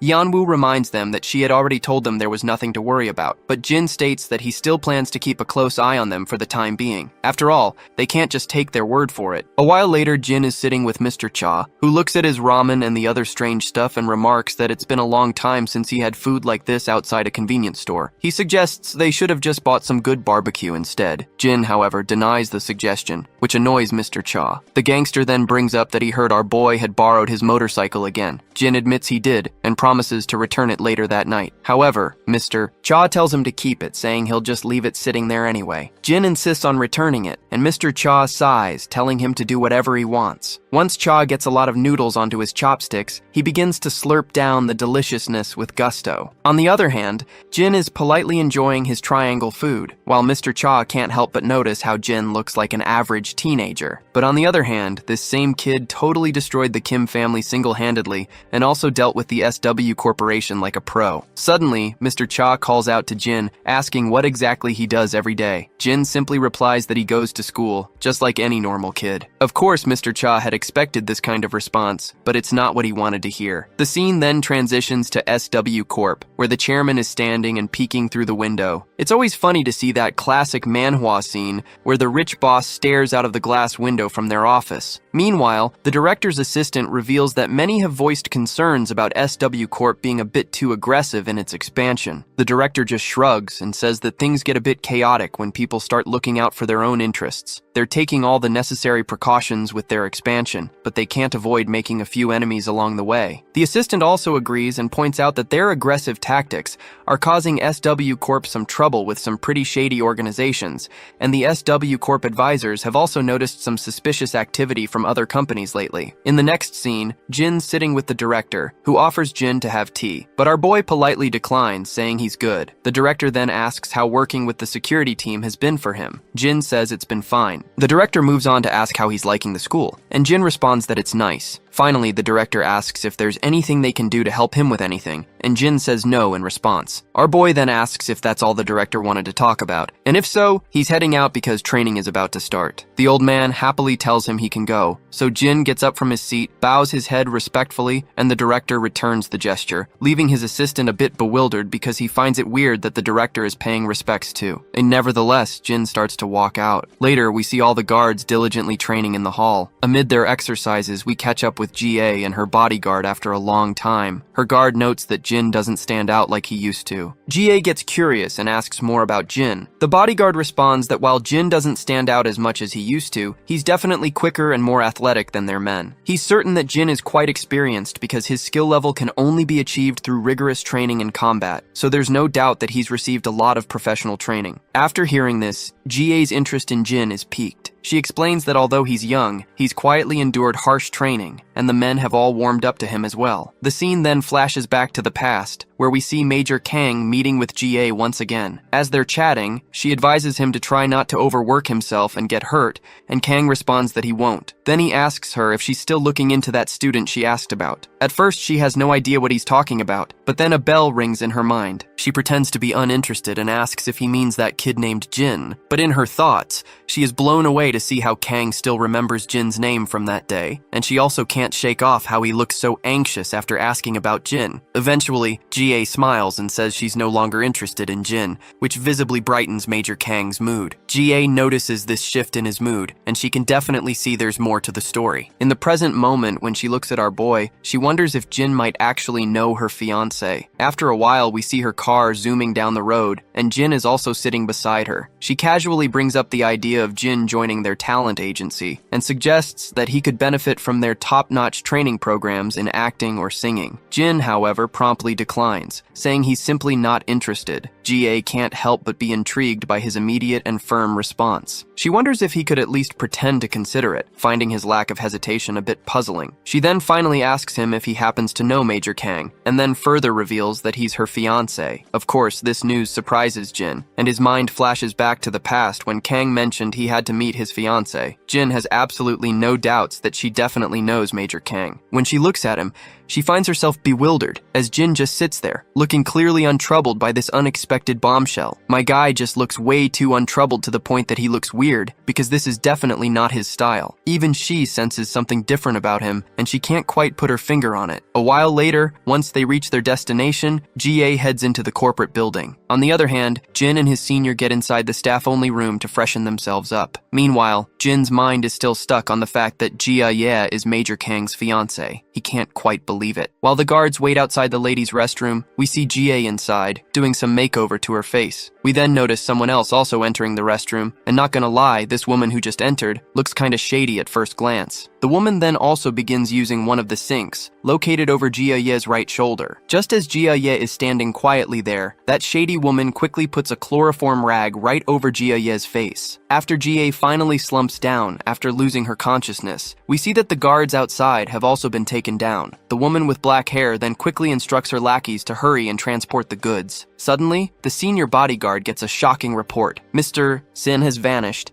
and Jin-Soo and K. Yong-Woo, who were supposed to be escorting him, have been found unconscious on the ground. Wasting no time, the senior orders his soldiers to seal all exits and secure the surveillance footage immediately. Our guy bursts out of the restroom the moment he hears the news and races through the corridor, thinking that the intruders have disarmed security and secured their target, so it's only a matter of time before they make their getaway via car. After rushing down the stairs, he finally reaches the parking lot. He spots a man getting into a car and quickly moves to block its path, only to realize it's just some clueless guy inside. Meanwhile, the real criminals are speeding off in their getaway car from the other side. Jin takes off after them, sprinting at full speed. Without hesitation, he jumps in front of their car, but those bastards don't even slow down, and they try to run him over instead. As those bastards make their getaway, our boy quickly radios in that he's spotted the suspect's vehicle, which is a black minivan. Jin does not waste any time and leaps over those parked cars and tries to grab the minivan. Meanwhile, the other guards swarm the exit, and they're ready with puncturing tools to stop the van. But it's too late, because the driver floors the gas pedal, running over the guards and everything in front of the car, and they zoom out without a hitch while our boy is still hanging onto that van. The minivan swerves wildly, and Jin is struggling to hold hold on as the vehicle juggles around. Just as he's fighting to keep his grip, his mind flashes back to a conversation with Major Kang. In the memory, Jin is sitting with Kang, who's explaining what family means. Kang says that while family is different for everyone, it's something truly precious. Jin's still not quite getting it, so Kang gives him an example. His dedication to serving his country might be so strong because it's also where his family lives. Innocently, Jin asks if someone would give their lives for their family as well. Kang is caught off guard and doesn't know how to respond at first. Then he smiles and says that if it came to that, he'd gladly do it. Back in the present,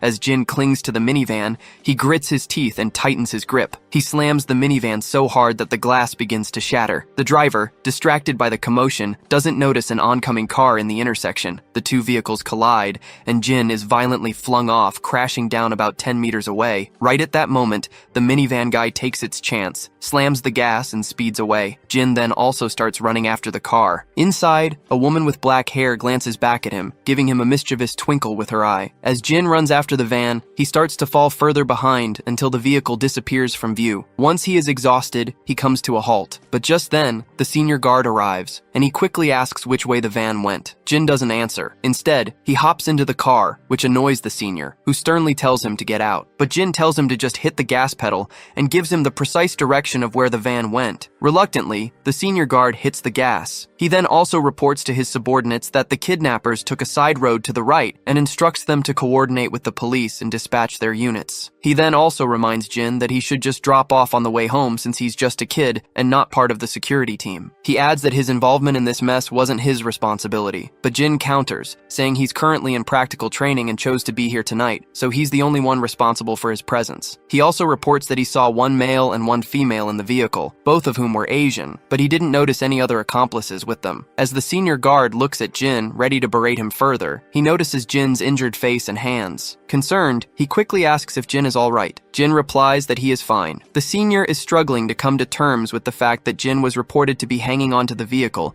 and was the first to track down the kidnappers. He also managed to hang on as long as he could, identified their route, and even saved Miss Yona once. The senior realizes that Jin has proven himself in this situation, and he can't think of anyone more reliable right now. Meanwhile, Yona receives news that Madame G.A. has been kidnapped. Her guard explains that they've left the security to a minimum and sent out all units to find her. Team 2 and NGU are currently in pursuit of the kidnappers. Yona perks up at the mention of Jin, and the bodyguard further explains that Jin had been on duty with them when the incident happened. A while later, Jin and his senior guard make their way to a rundown factory, because this is the last place kidnappers have been spotted. Right on cue, they also spot the same minivan, and the kidnappers are carrying Miss Jai in the wheelchair with them. Senior knows that they don't have time to wait for reinforcements, so he tells Jin to stay put. As he steps out of the car, he's shocked to see a group of scruffy individuals emerging from the minivan, each armed with a sharp knife. Jin also gets out of the car and insists that they can't wait for others to arrive. The senior then reminds him that this isn't like training since it's real combat. Jin responds quickly, saying he doesn't mind. This response triggers a flashback for the senior,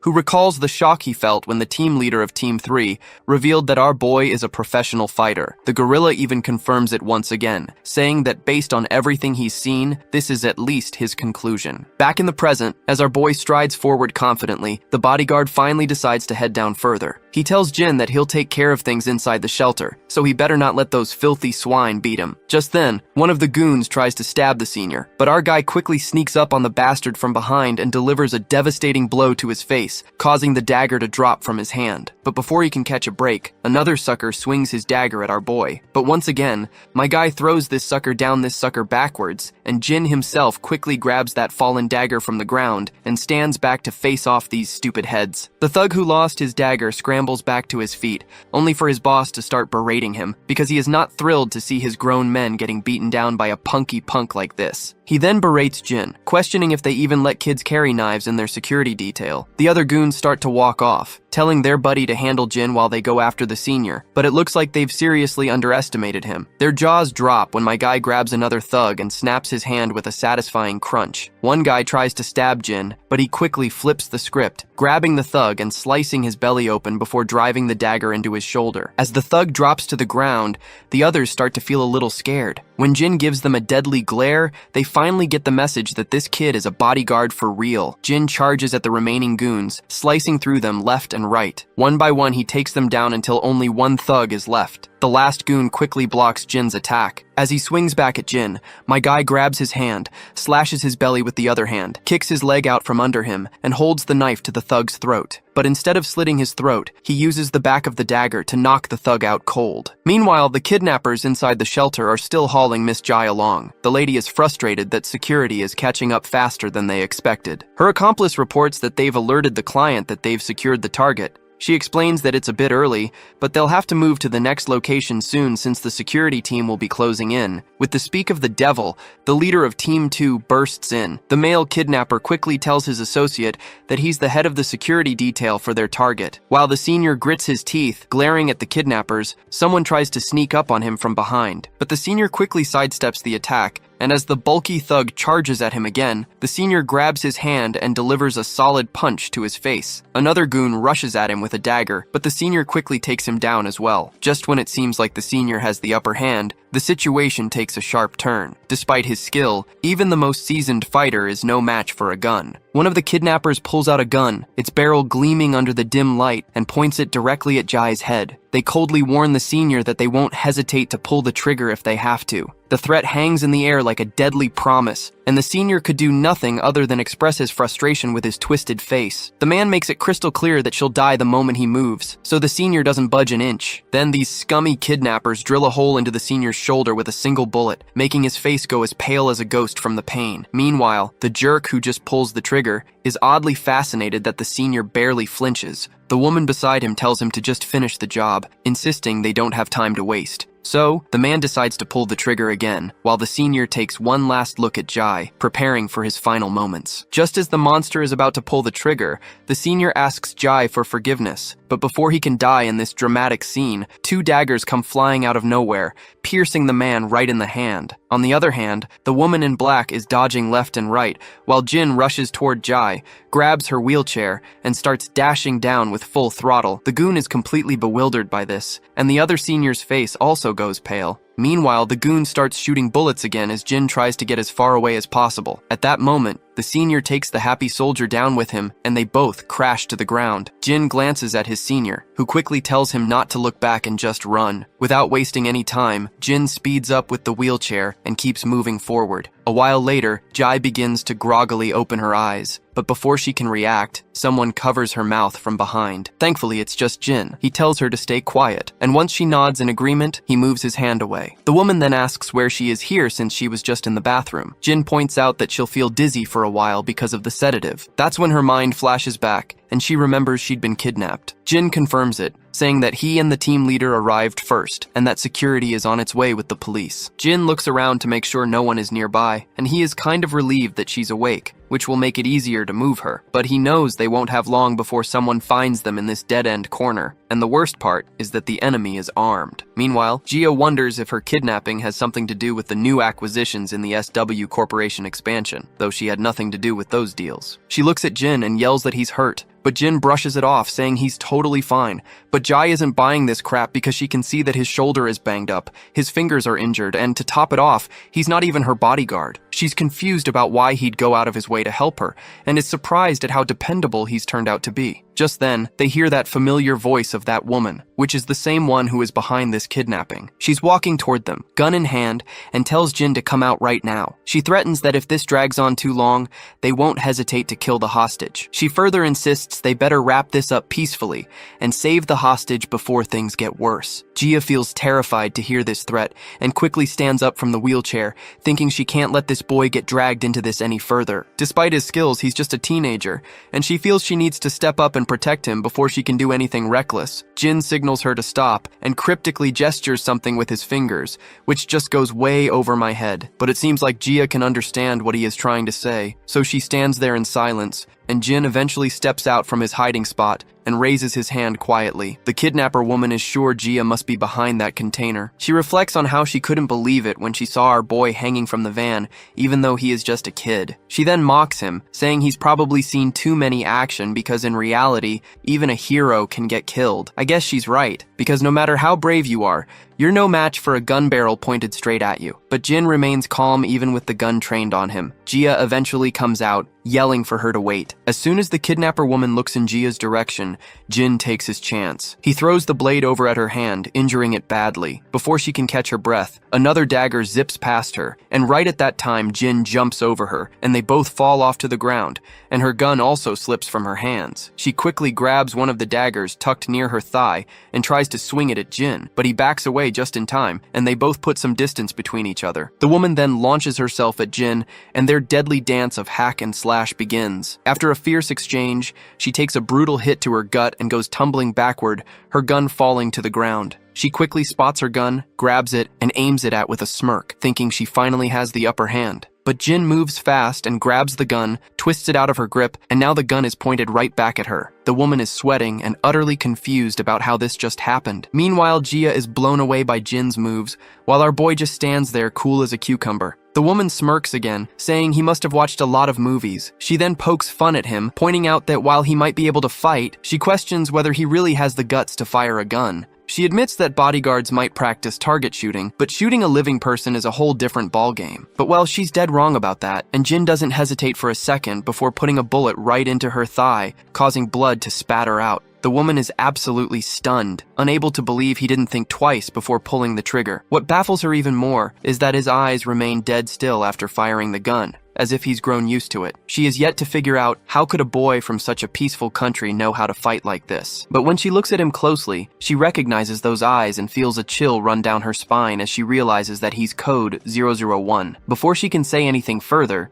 Jin slaps her across the face with the gun, knocking her out cold and letting her fall to the ground. Jia is completely blown away by how effortlessly Jin takes her down, as if it's no big deal. Meanwhile, back with the senior, he seems to have finished dealing with his adversary as well, though he looks severely injured, with blood dripping from his shoulder. Sadly, the senior finds himself surrounded by a bunch of goons. The bastard from before gets back on his feet, puts his hat back on, and retrieves his gun from the ground. A bulky guy swings a punch at the senior, but the senior quickly deflects it and lands a punch of his own. Suddenly, the bastard aims his gun at the senior and admits that he underestimated the head of security for the SW Association. He acknowledges that they wouldn't have been able to kidnap her if they hadn't waited until the end of his shift. On the other hand, it looks like the senior is on the brink of giving up. He fought here solely to buy Jia and Jin time to escape, but he can't be sure if they got away since that woman went after Jin. For some reason though, the senior has a gut feeling that Jin will handle it, and he feels surprisingly confident about that. He's so confident that even the dude standing over there can't help but notice the smile spreading across the senior's face. He finally asks the reason behind the senior's smile, but the bodyguard doesn't say a word, just keeps that smile on his face. The cap guy warns that if the senior thinks Jin is safe just because a woman went after him, then he is underestimating that woman gravely. He claims that no man here can defeat that woman, and now that she's angry, Jin will soon be begging for her to put him out of his misery. The senior's smile finally fades, and he grits his teeth out of frustration. The kidnappers also states that he did not send any men after Jin because she'll be done with him before they even get there. The cap guy then starts to squeeze the trigger of his gun, telling the senior to focus on saving himself because he's about to die. Suddenly, a bullet drills a hole into the cap guy's hand, and blood splatters everywhere. He staggers backward and his gun falls to the ground. The senior quickly turns into the direction to see where the shot came from, and is shocked to find Jin standing there, gun in hand. The cap guy is sweating profusely, his blood pouring out, and he's furious, trying to figure out what the hell Jin is doing here. He's also panicked, wondering what might have happened to his friend Priscilla, who went after Jin earlier. I guess he was just way too confident about her. On the other hand, Jin shoots another bullet and puts it into the cap guy's thigh, then turns and aims the gun at the senior. For a moment, the senior's heart skips a beat, but before he can react, Jin starts firing. But to the senior's surprise, the bullets whiz past him, taking out the lackey surrounding him from all directions. Once Jin's gun runs dry, the senior looks around, only to find every man down on the ground, groaning in pain. What fascinates the senior the most is that Jin didn't even hesitate while drilling holes into those bastards, and he disarmed them with just a bullet for each man. In the background, GA stands with her ears covered, and once the shooting stops, she looks up. Meanwhile, the senior bodyguard's mind flashes back to what the leader of Team 3 said, which is Jin is definitely a professional. Right on cue, reinforcements arrive and cover the entire area. The police quickly start their work, handcuffing all the goons. Meanwhile, a few soldiers walk over to GA, asking if she is all right. In response, the lady quickly assures them that she's absolutely fine. She then notes notices our boy talking to the officers. Once Jin confirms he's with the security team leader, the soldiers quickly start tending to his injuries. GA walks over to him, asking if he's alright. He replies that he is fine, but GA questions how he can call himself fine in his condition. Our boy simply says that he has no problem with mobility so far, so he's mostly okay. He further adds that a few bruises for saving a VIP from kidnapping is a favorable outcome. Then Jin says he has a favor to ask. GA looks startled and quickly asks what it is. Jin reveals that he doesn't want to worry his family until his injuries are treated, so he needs to tell them that he'll be attending a security team workshop. GA is a bit confused, wondering if this is all he wanted to talk about. She then simply walks away, telling him to go get those wounds treated. But before leaving, she doesn't forget to thank Jin for his help. Shortly after, the senior also arrives and places a hand on Jin's shoulder. He flashes a warm smile and tells Jin that they'll see each other next time. With that, GA and her bodyguard walk off. The scene then cuts to an unknown location, where a mysterious man sits behind a desk in a dimly lit office. An unknown lackey stands behind him, delivering the sad news that their attempt to kidnap GA has failed. The boss smiles to hear this, and explains that success in kidnapping her was never the real objective, because it was merely a way to deliver a message to SW Corporation. He elaborates that they will start to watch their steps more carefully once they realize the trouble their expansion can cause, and that's all he's after. The scene then cuts to a chamber where that same woman from the kidnapping is sitting. She appears annoyed while saying she never expected a beast like Jin to be on their payroll, and she's talking about the mercenary who's really a force to be reckoned with. The man just stays quiet, so the woman goes on, saying if she'd known he was working with SW Corporation, she would have handled things a lot differently. In fact, she probably wouldn't have taken the gig at all. The man acts all clueless, but the woman tells him not to play dumb. She points out that Jin, the mercenary, always keeps his face covered, but she recognized his eyes because she'd crossed paths with him before. She mentions that about 6 months ago, Jin vanished off the radar, and there were all sorts of rumors about him retiring or even being dead. She never thought he'd end up working for SW Corp. The man's response remains the same, and he further states that he can't make sense of any of it. You see, he's heard a thing or two about that mercenary, and thinks it's pretty hilarious to imagine one of their guards being a top-notch mercenary. The woman eventually just stops arguing because, let's be real, talking to this guy is like trying to reason with a brick wall. A bit later, we're at the SW Corporation's medical center, and the first person we see is Lady G chilling in one of the wards. I used to think she was a total villain, but it turns out she's not that bad, but just super curious about our guy. We also spot her guard hanging around. When G asks what he's doing here since he took a bullet, he casually says he can handle simple stuff just fine. G is not having any of that and tells him to head home and rest up, because one less guy on duty isn't going to make a huge difference anyway. The guard states that he just can't rest, feeling responsible since the whole mess happened while he was off shift. He further explains that the mercenaries were working from abroad, and they still haven't figured out who they were working for. Even the mercenaries themselves don't know their client, since multiple middlemen were involved. G's mode turns sad as she reflects on how first Yana was targeted, and now she's been kidnapped as well. She asks him if it's all just a coincidence. The guard shakes his head, saying it's definitely not a coincidence. Well, this just makes G even more down. G then thinks about how our guy handled the whole situation like a total badass, and he was looking even more impressive than during training. She reminds her guard that he's really not just an average teenager after all. The man agrees, acknowledging that he's definitely not an average guy. In her mind, she thinks to herself that Grandpa must know Jin's real identity since he put the kid on their security team. She then recalls that Jin had multiple fractured ribs and detached fingernails from fighting off the kidnappers, not to mention a deep cut on his shoulder from a missed bullet. The guard then points out that Jin had been clinging to their vehicle during the attack and must have gotten those injuries when he fell off. G's face goes pale as she realizes that Jin managed to fight off all those thugs, even with all those injuries, and even took on 5 men with knives while she was unconscious. Well, that just adds another layer to the situation, and her face looks even more shocked than before. The guard agrees that it doesn't make much sense, but it's surprisingly true that Jin was able to pull all that off. G quickly stands up from her bed, rushing toward the door and heading straight to the ward where Jin is admitted. As soon as she bursts into the room, she finds him getting suited up again in SW uniform. When Jin looks around, he spots G and her guard. The lady doesn't waste any time and immediately asks him what the heck he's doing getting dressed. Jin explains that he's going home since he hasn't been there for 2 days. Jai reminds him that he has serious injuries and can't leave until they're done treating him. Jin explains that he'd rather rest and heal at home.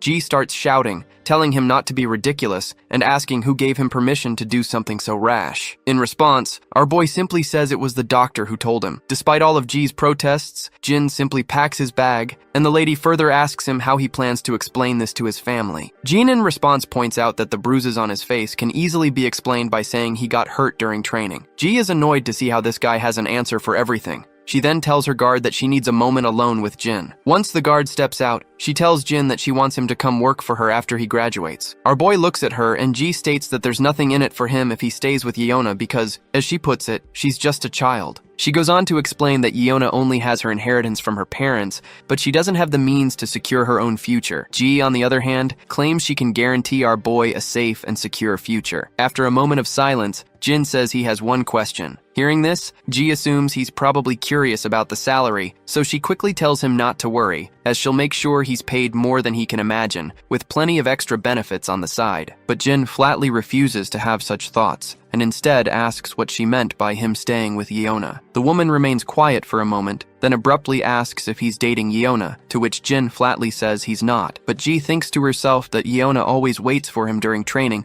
which probably means she has a serious crush on him. Anyway, she tells him to come and work for her when he graduates, promising to make his family happy and get him a good job right away. Jin seems to find the offer tempting, but he doesn't say much in response and just tells her that he'll think about it. Later, back at the apartment, we see Yeona and Grandpa, and they both get utterly shocked when Jin explains that he got hurt during training. Grandpa asks if it's something serious, to which Jin reassures him that it's not, stating that it's just blisters on his fingers, and the doctor said it wasn't anything to worry about. The old man then asks his grandson if the security team he's working with is really what he wants to pursue in the future. Jin doesn't give a definitive answer, only saying that it's what he's interested in for now. Grandpa reminds him that even if it's what he feels like doing right now, he can always change his course if he finds something else he's passionate about down the line. Since Jin is still young, Grandpa adds that he'll support him no matter what he chooses to do. Jin smiles in response and agrees with his grandpa. Grandpa then feels a bit awkward and asks if he suddenly jumped into a heavy topic. He mentions that high school seniors are often worried about their future careers and wonders if he might have busted his chops. Yeona snickers at this and reassures Grandpa that he didn't say anything wrong. Jin, meanwhile, has no idea what busting chops even means. The scene then transitions to a familiar camp where we see that same eye patch guy. His lackey reports that 032 went off course without notifying anyone and suspects it might be because he heard the news about 001 being targeted for elimination. The eye patch guy just scoffs, calling 032 a fool. He says that no one should let their emotions dictate their actions when one of their brothers gets killed, which is precisely why he believes that having a family is absolutely useless. Meanwhile, we catch a glimpse of a mysterious man who might very well be 032. It wouldn't be surprising if he came to Korea to meet our boy. The scene then cuts back to Jin, who is stretching his fingers to make sure they're working properly. His mind flashes back to a memory of the kidnapper woman, who seemed to recognize him as someone familiar. He has no clue who she was, but if she knows him by his mercenary name, maybe she isn't related to the camp. Suddenly, his phone rings, and when he looks at the screen, he sees that it's Yeona calling. A while later, Jin finds himself outside a convenience store. Not surprisingly, Yeona is there too, and they have heaps of triangle kimbap spread out on their table. The girl then quickly points out that she didn't have dinner and was craving triangle kimbap, but 032 still thinks to himself that this much food seems like a lot. Nonetheless, she also invites him to dig into the meal, since she is sure that he also did not have dinner either. She quickly opens one of the kimbaps, while mentioning that she heard he got hurt pretty badly, and asks if he's okay now. He replies that he is. She then explains that she went to see him at the hospital, but they said he couldn't have visitors and wouldn't let her in, and GA also told her not to visit him right now. She admits she was really worried since he was absent from school yesterday. Jin explains that Grandpa told him to take the day off. Yeona finds it touching how he really listens to his grandpa, but then she gets a bit dejected while mentioning how he had to rescue GA single-handedly from the life-threatening danger. In response, Jin says that's not entirely true, and clarifies that the leader of Security Team 2 was the one who did everything. Team 2's leader tracked them down, acted as a liaison with the police and SW security team, and even created a diversion when he was shot so that Jin could escape. The leader stayed behind until the very end to ensure Jin could get to safety. Without his support, our boy admits he wouldn't have been able to do anything for GA. Yeona looks a bit awkward hearing the truth, probably because she wasn't expecting our boy to explain everything thoroughly. Seokju agrees that if what Jin says is true, then the team leader was indeed the one who carried out the rescue. Jin quickly agrees with his friend friend, but Seokju points out that the team leader wouldn't have been able to pull this rescue mission alone as well, and the report clearly shows how much Jin contributed to rescuing GA. Our boy then highlights that they're essentially a team, and the goal is to ensure the VIP's safety, not to figure out who made the greatest contribution. Seokju nods, saying that's absolutely right. Yona feels a bit out of place, probably because this isn't the kind of talk she's used to. Just then, Jin's phone rings, and when he checks it, Yona asks what's up, and if something's wrong. Jin sheepishly admits that they need him at the game room, because Jaehyun just texted him that they need an extra person and that he should hurry over. But Yona reminds him that he's still injured and questions how he's gonna play with his hand like that. Jin clarifies that it doesn't really matter because he's pretty awful anyway. Yona is once again a bit unsettled by his bluntness. The scene then transitions to Daehyun walking down the footpath, thinking about getting something to eat for Jin. Her thoughts drift back to a past memory where a bunch of girls surrounded Yona, asking why Jin hadn't been in school for the past few days. Yona explained that he was away on a trip and had injured his hands a bit. The girls were startled and asked if it was anything serious. Yona reassured them that it wasn't. The girls quickly become cheerful, saying they're glad it's nothing serious,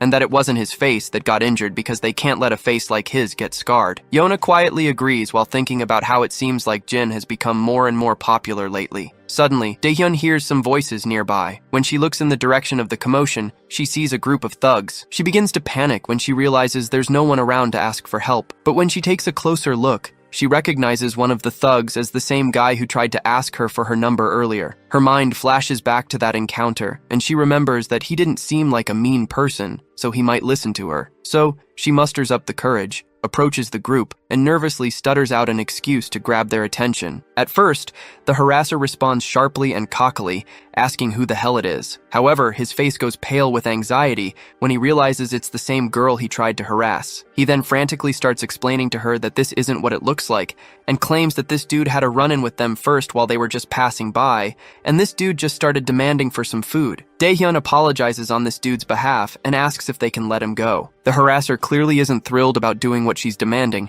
but eventually, they start to walk away. She then turns to the hoodie guy, asking if he's alright. The hoodie guy is startled at first, but then quickly asks if she could buy. Shortly after, they're sitting outside, and it's clear the man has devoured a lot of triangle kimbap like a hungry hound, and he still can be seen chomping down over the last remaining he has left. After that, he gulps down a bottle of water, and once his belly is full, he feels as if he is swimming over the clouds. Daehyun watches him with curiosity, while the guy quickly apologizes, explaining that he didn't mean to bother her, but he was just so hungry that he couldn't resist asking for some food. Daehyun reassures him it's no big deal, and the guy explains that he lost his wallet as soon as he got into the country, so he hasn't eaten for a few days. She then reminds him that he should have asked the embassy for help, and the boy feels kind of an idiot for simply not doing that. The girl then checks her phone and realizes it's gotten late, and Jin must be waiting for her to get home. So she quickly offers this boy some money, saying it's just a little something in case he gets hungry again. With that, she starts running off in a hurry, leaving the guy curious about her. We can clearly see this dude is 032 we've been hearing about, and by the way, he looks quite feminine, so don't be surprised if he turns out to be a girl later in the story. The scene then shifts back to the past, where we see Jin bursting into one of the rooms with his gun in hand. Inside, he finds this lady protecting a girl. Jin doesn't open fire immediately, but his transmission tells him to eliminate the target and return to base immediately. The girl in the ponytail's arms trembles in fear, and that is when Jin hears someone calling, and he finds himself jolting awake from this unpleasant dream. He quickly sits down over his bed, and he can literally feel his pulse pound. He then starts hearing the clattering of dishes from the living room. He heads outside and finds Yona and Grandpa there. The old man looks at him and asks why he's up when he should still be resting. Jin replies that it's time for him to get back to school. Grandpa insists that resting and getting better is more important right now than worrying about his studies. Yona then also gestures to him quietly from behind to just do as the grandpa is saying, and without a doubt, Jin agrees with his old man with a pleasant smile. Before heading out, the old man mentions that he'll be home late tonight because his colleague Mr. Lee isn't feeling well, so he's covering his shift. Jin then asks Stan why she's leaving so early. She replies that she got up early and plans to study a bit before school starts. As usual, she reminds him that breakfast is on the table, so he better eat up. Jin gives her a quick smile, and she quietly heads out, leaving behind a delicious spread of food for him. Later, we find ourselves outside, and as Jin strolls down the street, his phone rings with a notification. and it's Jae-hyung texting, urging him to make his comeback to the team as soon as possible. Just then,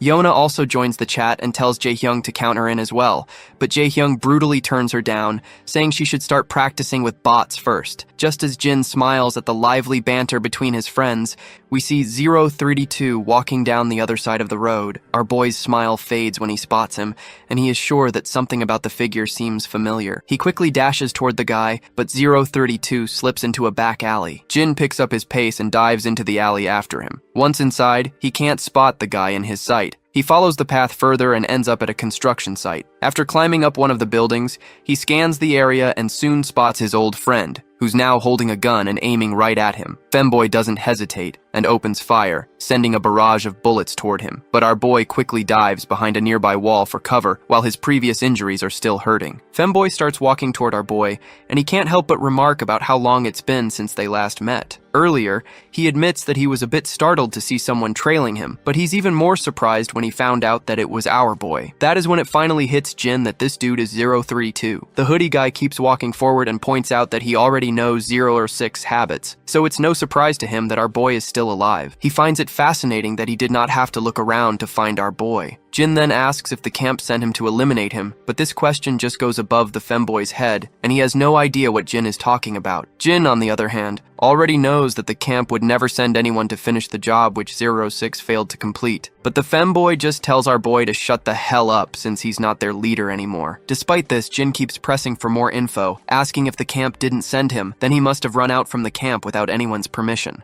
Femboy simply responds that none of this should matter to a traitor like him. He claims that he doesn't want to hold any resentment towards our boy, but his circumstances are forcing him to do so. But he does mention that 006 was his only family, the only person who looked out for him in that hellish camp. While 032 is rambling on with his sentimental talk, Jin quickly throws a metal projectile at him, hitting the gun in 032's hands. Distracted, 032 loses focus, allowing Jin to jump over him, and they both crash to the ground. 032 quickly tries to break free and aims the gun right at Jin's face, but Jin reacts fast, kicking 032's hand and sending the gun flying. Not missing a beat, 032 pulls a dagger out and tries to slash Jin with it. Their back and forth is so quick that it's hard to follow, but eventually Jin grabs 032's hand, balls up his fist, and lands a punch on his face. But 032 blocks the punch with hands and retaliates with a kick, hitting Jin right where he's already injured. Our boy asks if 032 has reported everything to the camp, but 032 dodges the question, asking since when Jin became so talkative. He reminds Jin that he's no longer their leader, so he doesn't have to answer him. Right now, Jin is just a target. After those words,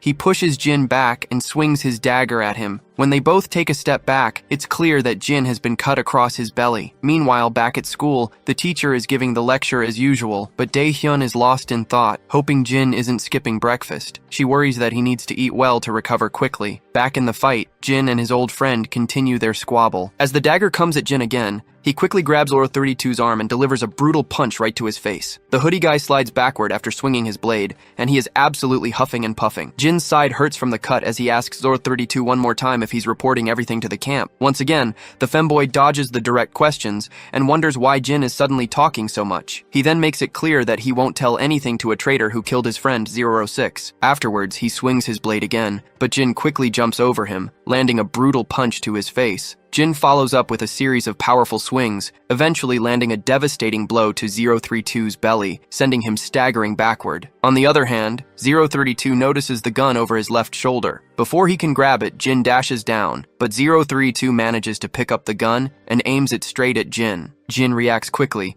grabbing the gun by the barrel and redirecting the bullets to ricochet harmlessly into the ceiling. Once the firing stops, Jin pins the femboy to a pillar, and the guy starts groaning in pain. Jin then asks him if he's here out of loyalty to the camp or to avenge 006. The femboy doesn't respond, and instead slams his knee into Jin's belly, then points his gun at him again. He begins firing another barrage of bullets, but Jin quickly ducks behind the pillar, trying to shield himself from the onslaught. The femboy grits his teeth and keeps shooting, determined to take our boy down. Jin looks back and sees 032 moving away. As soon as he tries to follow this bastard, he is left struggling behind due to his wounds, with one last cut bleeding intensely. In desperation, he calls his friend Seokju, and when the blackhead answers, his face goes pale upon hearing Jin's request for surveillance data of the area. Seokju quickly starts moving, and Yona notices him heading out of the classroom. Once outside, he asks Jin why he's getting involved in something so messy again. Nevertheless, he tells Jin he'll call him back in a few minutes, and advises him to just send him the physical description and location he wants to track. Once the call ends, we find ourselves outside, where the femboy is strolling down his path, and he's absolutely annoyed, thinking that if our boy hadn't been busy asking all those questions, he could have killed him multiple times. He also notices that Jin has gotten way stronger ever since the camp days. He then recalls how our boy was asking him if he is here to take revenge for 006's death, or if he has been sent by the camp. He has no clue why he was asking him those questions, or why Jin just did not kill him right away. While 032 is walking, the same harasser and his goons spot him again. A creepy smile spreads across the harasser's face as he decides to pick on him once more. 032 spots the goons too, and he's definitely not thrilled to waste time with these idiots, and he simply ignores them and keeps walking forward. Suddenly, a few more thugs block 032's path,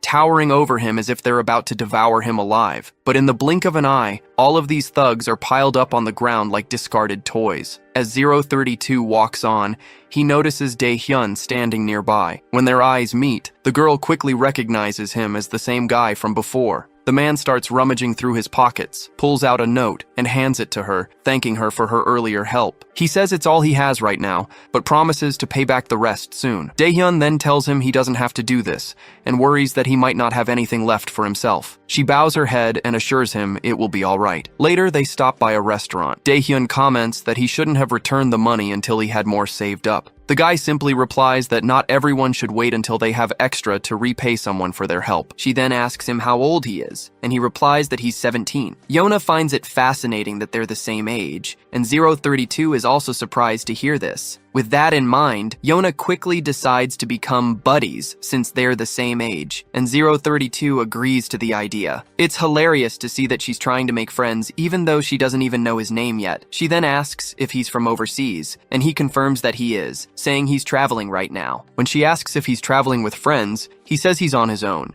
Yona is intrigued by this, finding it fascinating that he's traveling alone. She asks how many countries he's been to, and he admits he's not exactly sure, but probably he's been to almost 20 countries. As they're chatting it out, Jin finally arrives as well, but slows down when he sees 032 sitting there, and his eyes nearly pop out of his sockets when he realizes that he is sitting with Dae-hyun. But Jin doesn't rush in immediately. Instead, he stands silently behind the wall while his sister and the guy continue their chat. Dae-hyun asks how long he's been in Korea. The guy is initially silent, but eventually says he'll stay until he's finished with what he's doing here. She smiles and remarks that he must be staying nearby since she ran into him again. The guy confirms it and states that he had some business in this area, but he also guesses that she must live around here as well. He then feels a bit awkward about asking such an obvious question, but Dae-hyun reassures him that she doesn't actually live there. It's just her school is just around the corner. Suddenly, Jin dashes in, and before 032 can react, our boy grabs him and throws him down onto the ground, leaving him in pain. Jin then picks up a chopstick from the bin and tries to jab it into 032's face. However, 032 quickly grabs Jin's hand, but Jin responds by swinging a punch instead. After their brief exchange of blows, both of them finally take a step back for a moment of respite. Jin feels guilty for dragging his sister into this mess and stands there, frustrated with himself. Dae-hyun, on the other hand, is bewildered by what's happening. 032, clenching his jaw, tells Jin they should take this somewhere else because Dae-hyun has nothing to do with this. Jin is surprised that 032 wasn't targeting his sister. When Dae-hyun calls out Jin's name, 032 is also shocked to see that she knows him. She yells at her brother and demands to know what's going on and why he's here. But instead of responding to her, Jin tells her to get out of there immediately. The girl then asks him once again what he is doing here, but she suddenly feels a chill running down her spine by the serious look in his eyes, which is the same look she's seen before. She then points out that he's severely hurt. On the other hand, Femboy finally asks her if she knows Jin, and she responds that he's her brother, her older brother in fact. She also apologizes for Jin's behavior, explaining that he's not usually like this. The guy is initially shocked, but then smiles, seeing how big of a coincidence this is. Jin tells his sister to give them a moment, and Dae-hyun quickly agrees. As 032 and Jin face each other, 032 comments on how he didn't think Jin was actually her brother and questions why he's suddenly using this disguise. Jin makes it clear that he'll only answer if 032 answers him first. With that said, our boy asks him if the camp sent him here, or he just wants to take revenge out of loyalty just because our boy betrayed the camp. 32 is clearly frustrated by Jin's relentless questioning and eventually snaps at him, asking why he keeps asking the same useless questions and what good it does now. But when he looks into our boy's eyes, he eventually reveals that he left the camp as soon as he heard Jin had killed his friend, 006. He further admits that he's not here because of the camp, but he's here because he wanted to avenge 006's death, because he was the only family he had. Jin reminds him that he and 006 weren't even close, so why is he actually feeling a great urge to avenge? The femboy kinda agrees, and points out that they never spent time together outside of training or missions, and he's not even sure if revenge is what he is really after. He is now not even sure why he just ran away from the camp. After a moment of silence, Jin reveals that his friend 06 is actually not dead. Not surprisingly, this revelation nearly makes the femboy's eyes pop out of his sockets. Jin further drops truth bombs that 006 faked his death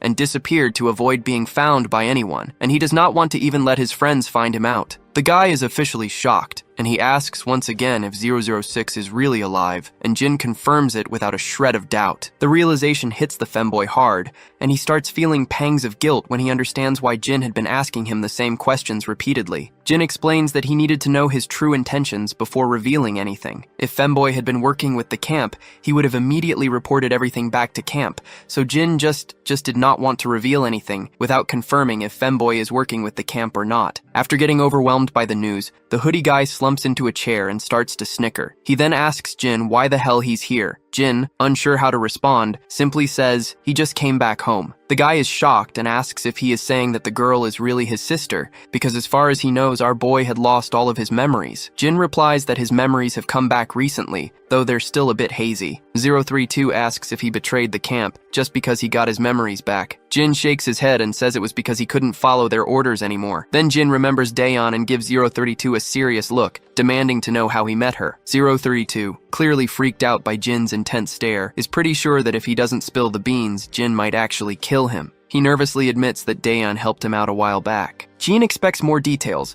but 032 just turns away and says that's all there is to it. Jin finally chills out, and 032 is relieved to see him calm down, though he's still a bit rattled by how Jin looks even way more deadlier than he looked while fighting. Despite everything, Jin starts cleaning up the mess, and his friend also lends his hand in cleaning the area. While they're cleaning up the mess, femboy asks if 006 is okay. This question triggers a flashback for Jin, and he remembers the brutal hit 06 took from the car and how he was tossed around afterward. Keeping that in mind, he doesn't go into details and just says his friend is kinda okay.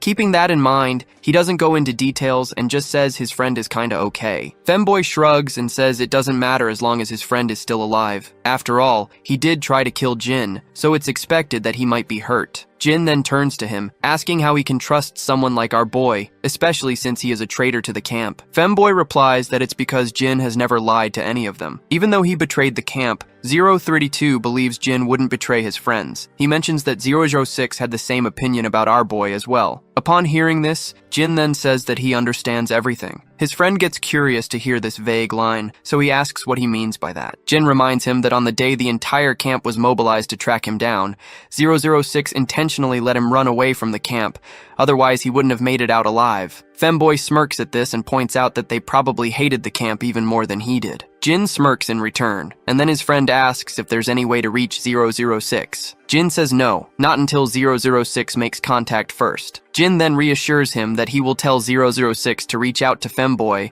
when he does get in touch. He then starts berating himself up for lashing out at Jin for no reason, and almost getting himself killed in the process. He then also highlights how 006 had gone into hiding just to protect his friend. Jin then also reveals an interesting tidbit, and explains that if the camp had known that 006 has a close relationship with the 032, then they would have used this to their advantage, so 006 did not tell anyone before vanishing. Femboy gets sad to think about how his friend is sacrificing himself to keep his friends safe. That is when the hoodie guy also reveals some interesting news, which is that the camp is making sure that no one finds out that our boy is still alive. Jin asks if they are actually covering this up, and his friend confirms it, saying it's true. He adds that only a few high-ranking officials know that Jin is still alive, which is why the camp can't conduct a full-scale search for him. Hoodie Guy notes how strange it is that Jin, being the top soldier, is being kept hidden like this. Jin then asks him how he found out that 006 had been supposedly killed by Jin's hands if this information was kept secret. His friend in response explains it's because of Dog, the guy with the eye patch. After that, 032 decides to head out, saying he needs to make a few stops on his way back to the camp to scatter some trails and make sure they don't track Jin. But as he's about to leave, he notices Daehyun peeking out from behind a pillar. Jin smiles when he sees his sister, which leaves the femboy completely stunned, because this is the first time he has ever seen Jin smile like that before. His friend then asks if Daehyun is actually his sister, and Jin nods with confidence. But his pleasant expression fades as he gets angry when 032 asks if he can say a final goodbye to her. 032 starts to tremble under Jin's intense gaze. Eventually, the poor guy just waves his goodbye from a distance, and the girl reciprocates with the gesture. She then quickly turns to Jin, asking if he knew 032, and Jin responds with a simple yes. She then questions why he was so harsh if he knew him. Well, Jin has no clue how to counter this question, but then he remembers Yona mentioning that Daehyun has always been popular with guys and is pretty. Keeping this in mind, Jin makes an excuse, saying he thought some weirdo was trying to hit on her because she's pretty. Daehyun is startled to hear his explanation, and a cold silence settles between them after Jin's awkward comment. Later that night, Jin is back at the apartment, secretly tending to the wounds he got from the fight. Once he's patched up, he sits quietly, reflecting on how the camp is covering up the fact that he's still alive and wondering what their next move might be. We are back with our femboy once again, and he is still preoccupied with thoughts of Daehyun, trying to figure out if she really is Jin's sister. Suddenly, he notices something in his apartment and quickly pulls out his gun, aiming at the front. A voice calls out, telling him to take it easy. Once this mysterious man appears from the shadows, femboy sees a bald guy standing there, which leaves him momentarily stunned. The bald guy tells him to put the gun down before they talk. Femboy finally relaxes his muscles while the bald man looks around and asks if this is where he is living right now. He then questions if he has managed to kill our boy. Femboy counters it, asking this stupid head if taking down Jin looks like a walk in the park for him. The hoodie guy then inquires what he is doing here. The shady figure replies that he's just handling some business. But before the femboy can react, the bald man slips a dagger out from his sleeve and quickly plunges it into the femboy's belly. As he drives the blade deeper, he says he's here to teach him a lesson, and to take this bastard out for disobeying the camp. The poor guy trembles as he asks if the camp really ordered his elimination. The big guy confirms, but only if he refuses to go back to the camp. He then yanks the dagger out from the chest and swings it again at the hoodie guy, giving a nasty cut across his thigh. The poor guy groans in pain, and he is further thrown away backwards, landing on the floor. The bulky bastard hovers over him while complimenting him for his great agility. The poor hoodie guy is losing blood fast from his belly wound, and he demands to know what the hell this sucker is trying to achieve by doing all this. The baldy coolly replies that he's taking care of things while he has the chance, because he always waited for this moment to kill him. Now that 006 is out of the picture, he is sure that no one can save this femboy from getting killed by his hands. Hoodie guy then throws a jab at this bastard, stating that he did not know he was too scared of 006, and he finds it hilarious that this baldy had to ambush him like a coward. Of course, this little jab really ticks off the gorilla, and his anger takes over. He quickly swings his dagger at the boy, but then femboy pulls out his own dagger and lands a nasty cut on the gorilla. Now the gorilla is even more enraged, and swings back at the femboy, and while the poor guy is doing his best to keep up, his wound starts to throb. The gorilla then lands a punch to his face, sending him crashing to the ground. As the femboy quakes in pain, the gorilla strides over to grab the gun from the ground. He aims it at the boy and reminds him how much effort the camp put into training him, and how it's all about to go to waste as soon as he pulls the trigger. But the boy just mocks him, telling him to stop being jealous and get better instead. With that, the gorilla pulls the trigger, and the gun drills a hole into the boy's thigh, leaving him collapsing to the ground like a rag doll. Seeing him in shambles, a creepy smile spreads across the gorilla's face. It's clear he thinks no matter how many jabs are thrown, he's the one who's going to come out on top tonight. But surprisingly, despite all the cuts and bruises, the femboy retaliates. He's back in action and throws his dagger at the gorilla's face. While the gorilla is momentarily distracted, the boy makes a run for it, and he quickly dashes out of the room. The gorilla starts shooting a barrage of bullets, but the boy finally makes it outside. His legs are trembling as the bullets make his wounds bleed even more. The gorilla chases after him, but all he finds is a trail of blood, because our femboy has long disappeared into the shadows. He continues to follow the blood trail, and as he's about to turn right in the corridor,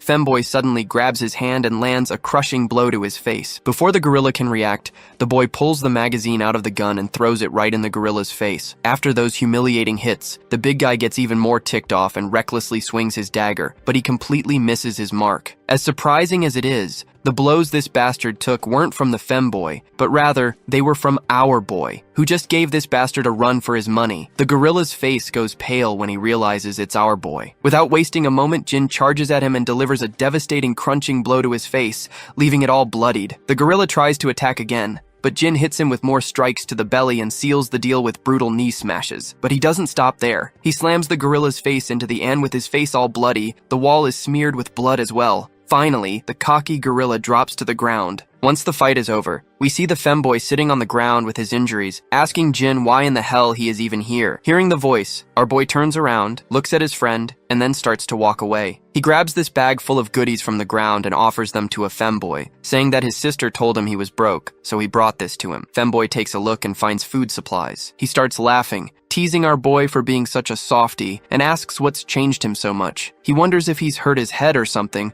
but then realizes that our boy has been like this all along. The scene shifts to the SW Corporation. We see our boy sitting before the director. The old man points out that the man he brought in turned out to be an international fugitive. He mentions that arranging what was requested will be straightforward since many countries want to claim him. He wraps it up by saying they'll make sure he spends his days imprisoned, isolated from society. It sounds like they're talking about the gorilla who attacked them, and I guess that bastard really deserves for all the mess he has caused. The old man mentions he presumes the gorilla is connected to our boy's past. For a moment, Jin stays silent and admits he wasn't directly involved, but yes, the connection is there. The old man says he won't dig any deeper, but assures Jin to come to him if he ever needs help. Jin simply nods, stands up, and leaves without saying much more. The assistant chimes in, saying he was startled when our boy called for help, especially when it involved such a serious criminal and gunshots on the scene. As Jin walks out of the corporation building, his mind drifts back to his injured friend, who is barely hanging on. Jin quickly pulls out his phone, saying he knows someone who can get the femboy treated somewhere safer. But the femboy insists he can handle it himself because he just needs to stop the bleeding and disinfect the wound. Jin, however, points out that he needs proper treatment. The femboy mentions it'll take too long and the camp might get suspicious. Jin is shocked to hear this and asks if his friend is returning to the camp. The femboy confirms he is, but Jin reminds him that the camp gave orders to eliminate him. In response, femboy explains that the gorilla did mention that he was tasked to bring femboy back. But since this gorilla doesn't like 006 or any of the numbered guys,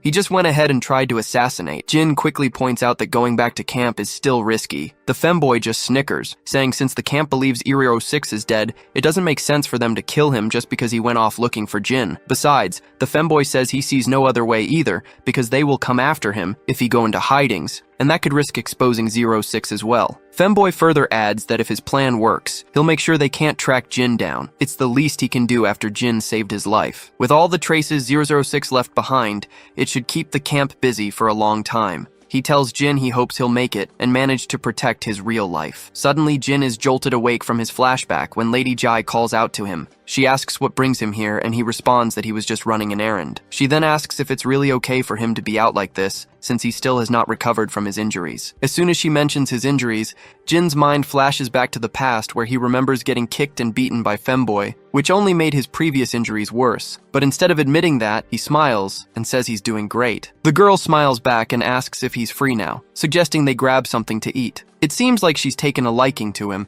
and even though she has a meeting to attend, she'd rather have dinner with Jin. But unfortunately for her, Jin turns her down, saying he has to head straight home since he already has dinner plans with his family. It seems like she wasn't ready to be turned down by a kid, and she's clearly feeling the heat of the situation. To save her face, she quickly comes up with an excuse, saying she remembers she has some work to do as well. Meanwhile, the guard behind her looks completely pale after hearing her blunt lies. After all, the meeting was the only reason they were here. Suddenly, the girl asks if he'd be interested in taking a part-time job, guaranteeing that the money will be worth it. Once again, Jin turns her down, saying he's not interested. She sighs and finally asks if he wants a ride home. Jin replies with a simple no. As Jin starts to head out, Lady Jai's guard tells him to get well soon so they can train together again, mentioning that the other boys have been asking about him. On the other hand, Lady Jai secretly smirks, thinking Jin is fitting in better with the guys than she expected, and even her picky bodyguard seems to like him. Once our boy is out of the picture, the guard asks if Lady Jai plans to put him in Seo Ha-cha's security detail. She says yes, pointing out the recent stalker incident happened with Seo Ha-cha,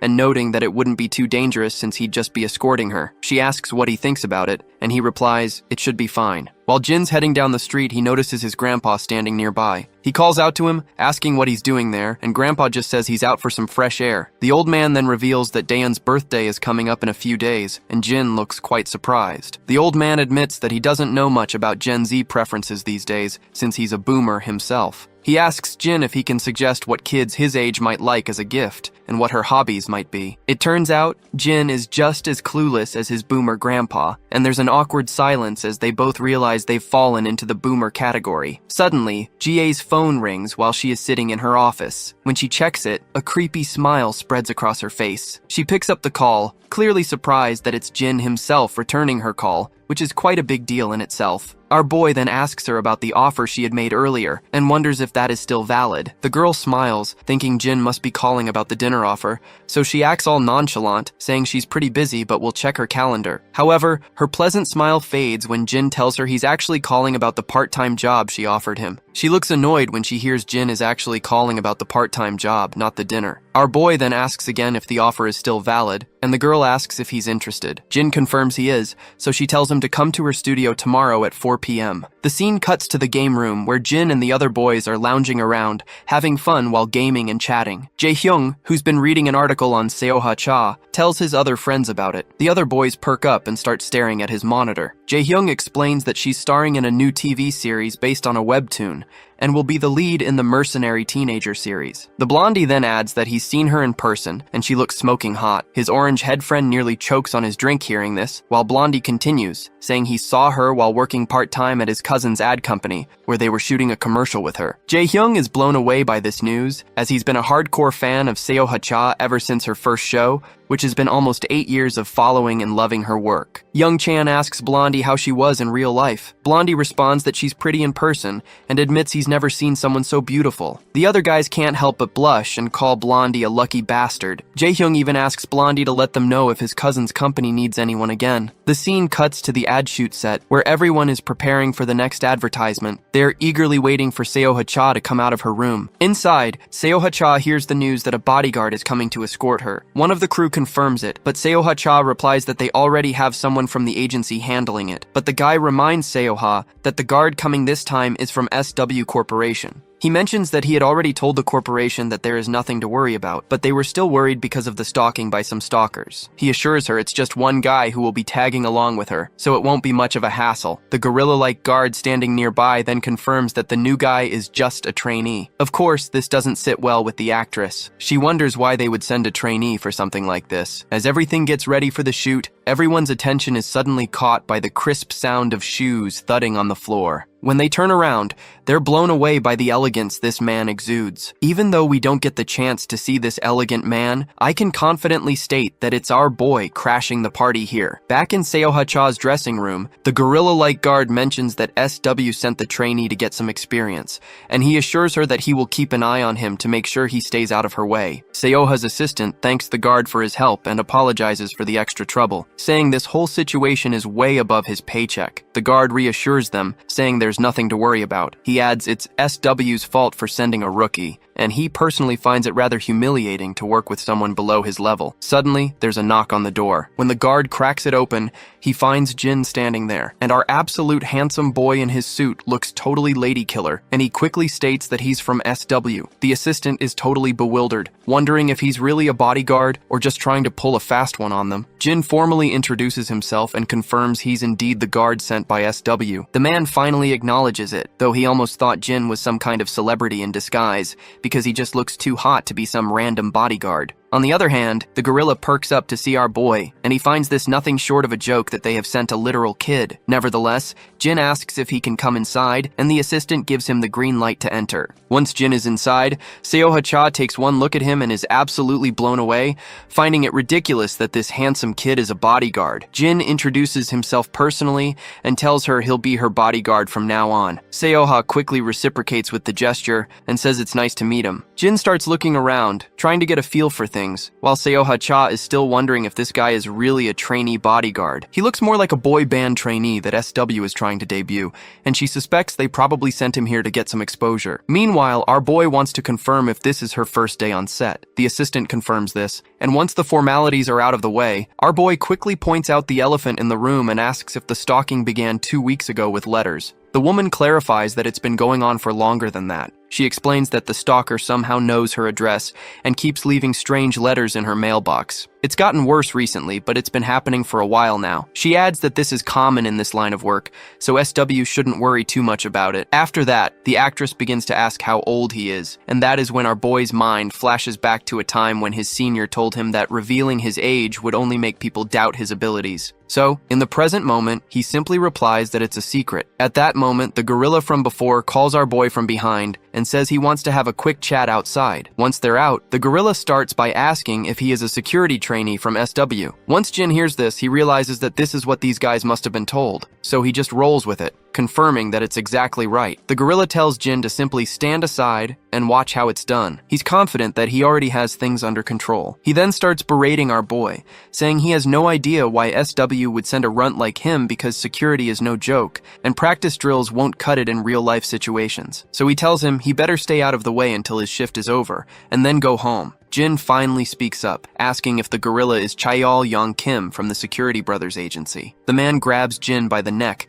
telling him not to dodge the question. He warns Jin that if he thinks they're messing around, he'd better listen up if he wants to get out of here in one piece. With that, he flings Jin against the wall and walks off, clearly annoyed. Just then, the actress steps out of the room, asking if Jin's okay. He says he's fine, and she apologizes for this goofball gorilla, saying he's from her agency and can be a bit rough around the edges. She even mentions that she told them she didn't need a bodyguard. Jin doesn't say anything, and the actress enthusiastically starts to ask if he's still in school. Jin responds that it's confidential. Suddenly, her assistant calls out, telling her it's time to head to the set. Before heading out, the lady reassures Jin to just take it easy, saying that nothing's going to happen. With that, she leaves him standing there as she walks out of the scene. The next scene cuts to G.A., who's wondering if he made it to the studio okay. The guard asks if she's talking about Jin, and she confirms. The guard then explains that he received word that Jin has actually made it into the studio without any hitch. G.A. then asks if sending him there was a good decision since he hasn't fully recovered. The guard says it's alright, pointing out that threats and stalkers are pretty common for celebrities. With Seo-ha-cha's level of fame, she's had her fair share of them. Her agency recently assigned a personal bodyguard for her so Jin won't be too busy. G.A. agrees, explaining that this is precisely why she sent him there, to let him take it easy while he recovers. And who knows, he might even complain about how boring it is. The guard then smiles at G.A. and says he doesn't think Jin is the type to let himself get bored. G.A. finds this good news and uses the term cakewalk to emphasize how easy this job is going to be for Jin. The guard reluctantly agrees, saying she's precisely right. G.A., on the other hand, feels proud of herself for using Gen Z slang, which makes the guard awkward as he watches her bask in her own sense of accomplishment. As people are gathering in for the shoot, we also see the gorilla making another appearance. Despite the hottest actress sitting right before them, everyone's attention seems to be fixed on Jin, as they can't take their eyes off him. The big man then asks Jin why he left his post for so long, saying they're not here on a field trip. Jin replies that he was scanning the perimeter. The cocky guy starts fuming, questioning what kind of perimeter Jin is talking about, and what a kid like him could possibly know about this stuff. Suddenly, the director wraps up the shooting. As everyone is taking a moment of respite, Seo-ha-cha's assistant offers her some water. Just as she's about to take a sip, her attention is grabbed by Jin, who announces loudly that he needs everyone to remain inside. The entire staff is all ears after hearing this request, and Jin continues, saying that the police will be arriving soon, and everyone in the studio must cooperate with the investigation. The actress is now thoroughly confused, and asks what's actually going on. Jin then shows her an envelope with a tiny camera inside. She asks Jin what this is, and he explains that it's a spy camera he found in the waiting room. The news hits like a thunderbolt out of the blue, shocking both the gorilla and the actress's assistant, as well as the actress herself. Even the people standing all around start murmuring, wondering how a spy camera ended up hidden in her waiting room. The actress begins to tremble, and Jin continues, saying he checked the surveillance footage, but didn't find any security cameras at the entrance of the waiting room. This makes it difficult to figure out who installed the spy camera. As usual, the gorilla is fuming, berating Jin for not revealing this sooner. But Jin doesn't give a damn about the gorilla's rage. He continues, saying that Ms. Cha didn't use the waiting room after he found the camera. He was just waiting so as not to disrupt the shoot, and no one has entered the room to retrieve the camera, nor has anyone left the studio. The gorilla's frustration reaches its peak. His nerves are practically popping out, and his mind is on the brink of exploding, and he's convinced Jin is trying to screw him over. He tries to snatch the camera from Jin's hand, demanding he hand it over, but Jin just steps back with such a nonchalant flair that it's almost unbelievable. The gorilla, clearly fed up, asks Jin what the hell he's trying to pull. Jin just says it'd be best if Ms. Cha's assistant took the camera. The gorilla turns to the assistant and demands he let him take the camera so he can have his team stage it with the police. The poor assistant, clearly flustered, hesitates but eventually agrees. The gorilla snatches the camera from Jin's hand without a second thought, and everyone around is pretty unsettled by how this giant guy is throwing his weight around. As they step outside, the gorilla starts laying into Jin, asking why he didn't come to him first with something like this. Jin shoots back, wondering why he should have, especially since the gorilla had already said he did a thorough investigation when Jin asked if he'd checked the waiting room. The gorilla's rage hits a new level as he demands to know if Jin was aware of the camera when they spoke earlier. Jin confirms he was. This sends the gorilla into overdrive, yelling at Jin for not immediately reporting to his superiors. Jin makes it crystal clear that the gorilla is not his superior, and that's the last straw. The gorilla tries to slap Jin around, but Jin's not the kind of kid to just take that. He quickly stops the gorilla in his tracks. Fuming, the gorilla finally backs off, muttering that Jin would have been dead if it weren't for SW Corporation. Later, we see the van speeding down the highway. Inside, the lady and her assistant are having a chat. She asks how long it's going to take to figure out who planted that camera. The assistant says the forensic team is on it and should have some answers soon, but the lady isn't so sure. She mentions that they seem to think she was overreacting about something as little as this camera. The big man, ever the reassuring presence, tells her not to worry. He insists he will run his own investigation into the matter. While the actress looks sad and all,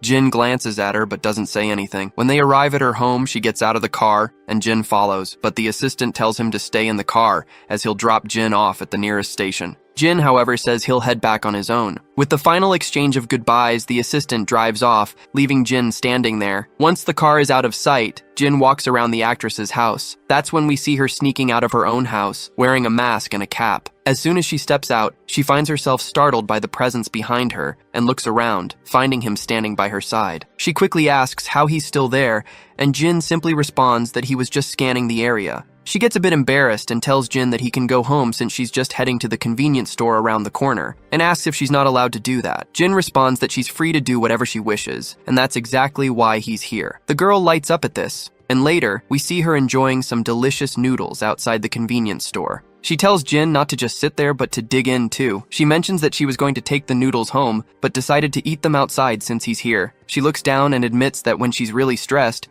she likes to unwind and stroll around the neighborhood. She's been in the business for so long that it's hard to walk around anywhere freely, and she hasn't had time for friends either. She then asks Jin what he does for fun with his friends. He replies that he sometimes goes to the game room after school. She then asks Jin again if he actually mentioned a game room. Jin confirms that he did, which leaves her shocked, because it suddenly feels like she's talking to a teenager again. While Jin is sitting there, he spots some familiar faces, and they are his friends, who are absolutely blown away to see him hanging out with the infamous actress. Jin stands quietly in the background, while the lady waves to them with a pleasant smile. After a while, all of Jin's friends join her at the table, and it turns out they all ended up at the game room together. Jae-hyung points out that he never imagined he'd be gaming with her today. The actress smiles and says she didn't think she'd end up at the game room either, as she usually just games at home. Jae-hyung gets a chill when the actress smiles and talks, because she looks even more attractive in person. She thanks him for the compliment, and also points out that she won't forget how they told her she sucked at games. Young-chan, with a deadpan expression, confirms this, saying there's no doubt she actually sucked. Surprisingly, as much as Jae-hyung likes her,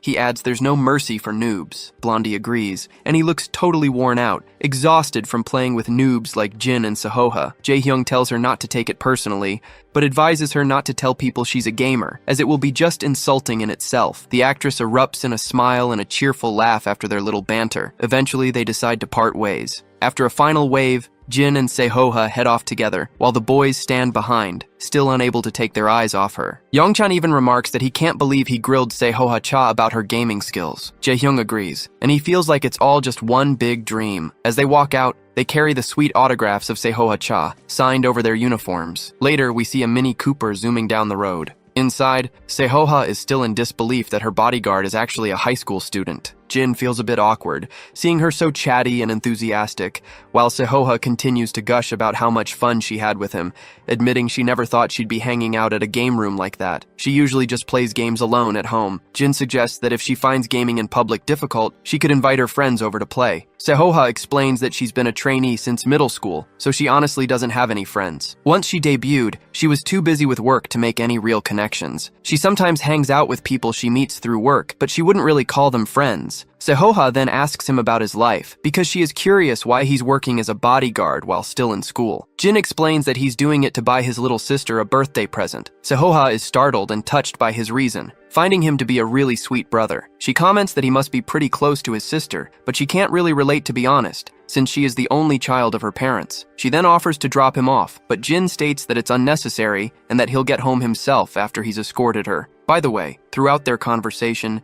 Jin has kept a formal tone, addressing her as Miss Cha, but she tells him to just call her Sehoha. When they finally reach their destination, Jin gets out of the car. As he turns around, he spots another figure approaching. This man looks furious, and Sehoha quickly reassures Jin that it's okay since she knows him. The man cryptically hints to her that the particular person she knows would like to see her, who is sitting in the car right now, but Sehoha stays silent. As the man moves toward them, Sehoha also walks forward as well, but Jin quickly steps in front of this new guy. The dude in glasses, however, immediately tells our boy to simply step aside. Sehoha then tells Jin he can go home, and that she'll be home after this, but Jin insists on waiting, and Sehoha is momentarily silent as she looks at his calm face. Eventually, she smiles and tells him to go home and get some rest. As she walks away, she looks a bit sad, thinking to herself that she can't drag him into this. Once Sehoha is inside the car, the man starts berating her, asking why she didn't pick up his calls. He scolds her for not calling back even if she was busy. Sehoha responds bluntly, questioning why she should even take his calls. The guy in the shadows seems baffled by her response and then smirks, warning her not to push him too far, or she might regret it. He reminds her that he has his limits as well, and tries to justify his behavior by saying that the dates he went with other girls were all for business and should not be held against him. Sehoha tells him she doesn't care about who he meets since they broke up a month ago, which means he needs to stop contacting her and showing up like this. She firmly says she would prefer if he didn't call or drop by anymore. She starts to open the car door, but this jerk lunges at her, grabbing her hand and saying he's going to teach her a lesson about her place. He makes it clear that just because she's got a little fame doesn't mean she's some hotshot starlet now. Then he goes on about ruining a little actress like her and threatens to expose who her parents are. He then questions if she's really getting a reality check in the state she's in, but before he can say any more crap, my guy smashes his luxury car window. Glass shatters everywhere as our boy grabs the rich dude by the collar, yanks him out of his comfy seat, and throws him onto the asphalt, leaving him getting scraped up pretty badly. The girl is completely stunned by the scene, and our guy quickly tells her she can get out now. Once she's out of the car, he checks if she's okay. She says she's fine, but she seems more worried about the rich guy he just threw out. So, you're a fan of this manhwa and can't wait for the anime, right? Let me know what you'd rate this story in the comments. I really enjoyed the cold main character starting to explore other emotions. Give me your rating from 1 to 10. Honestly, I'm still trying to figure out my own score.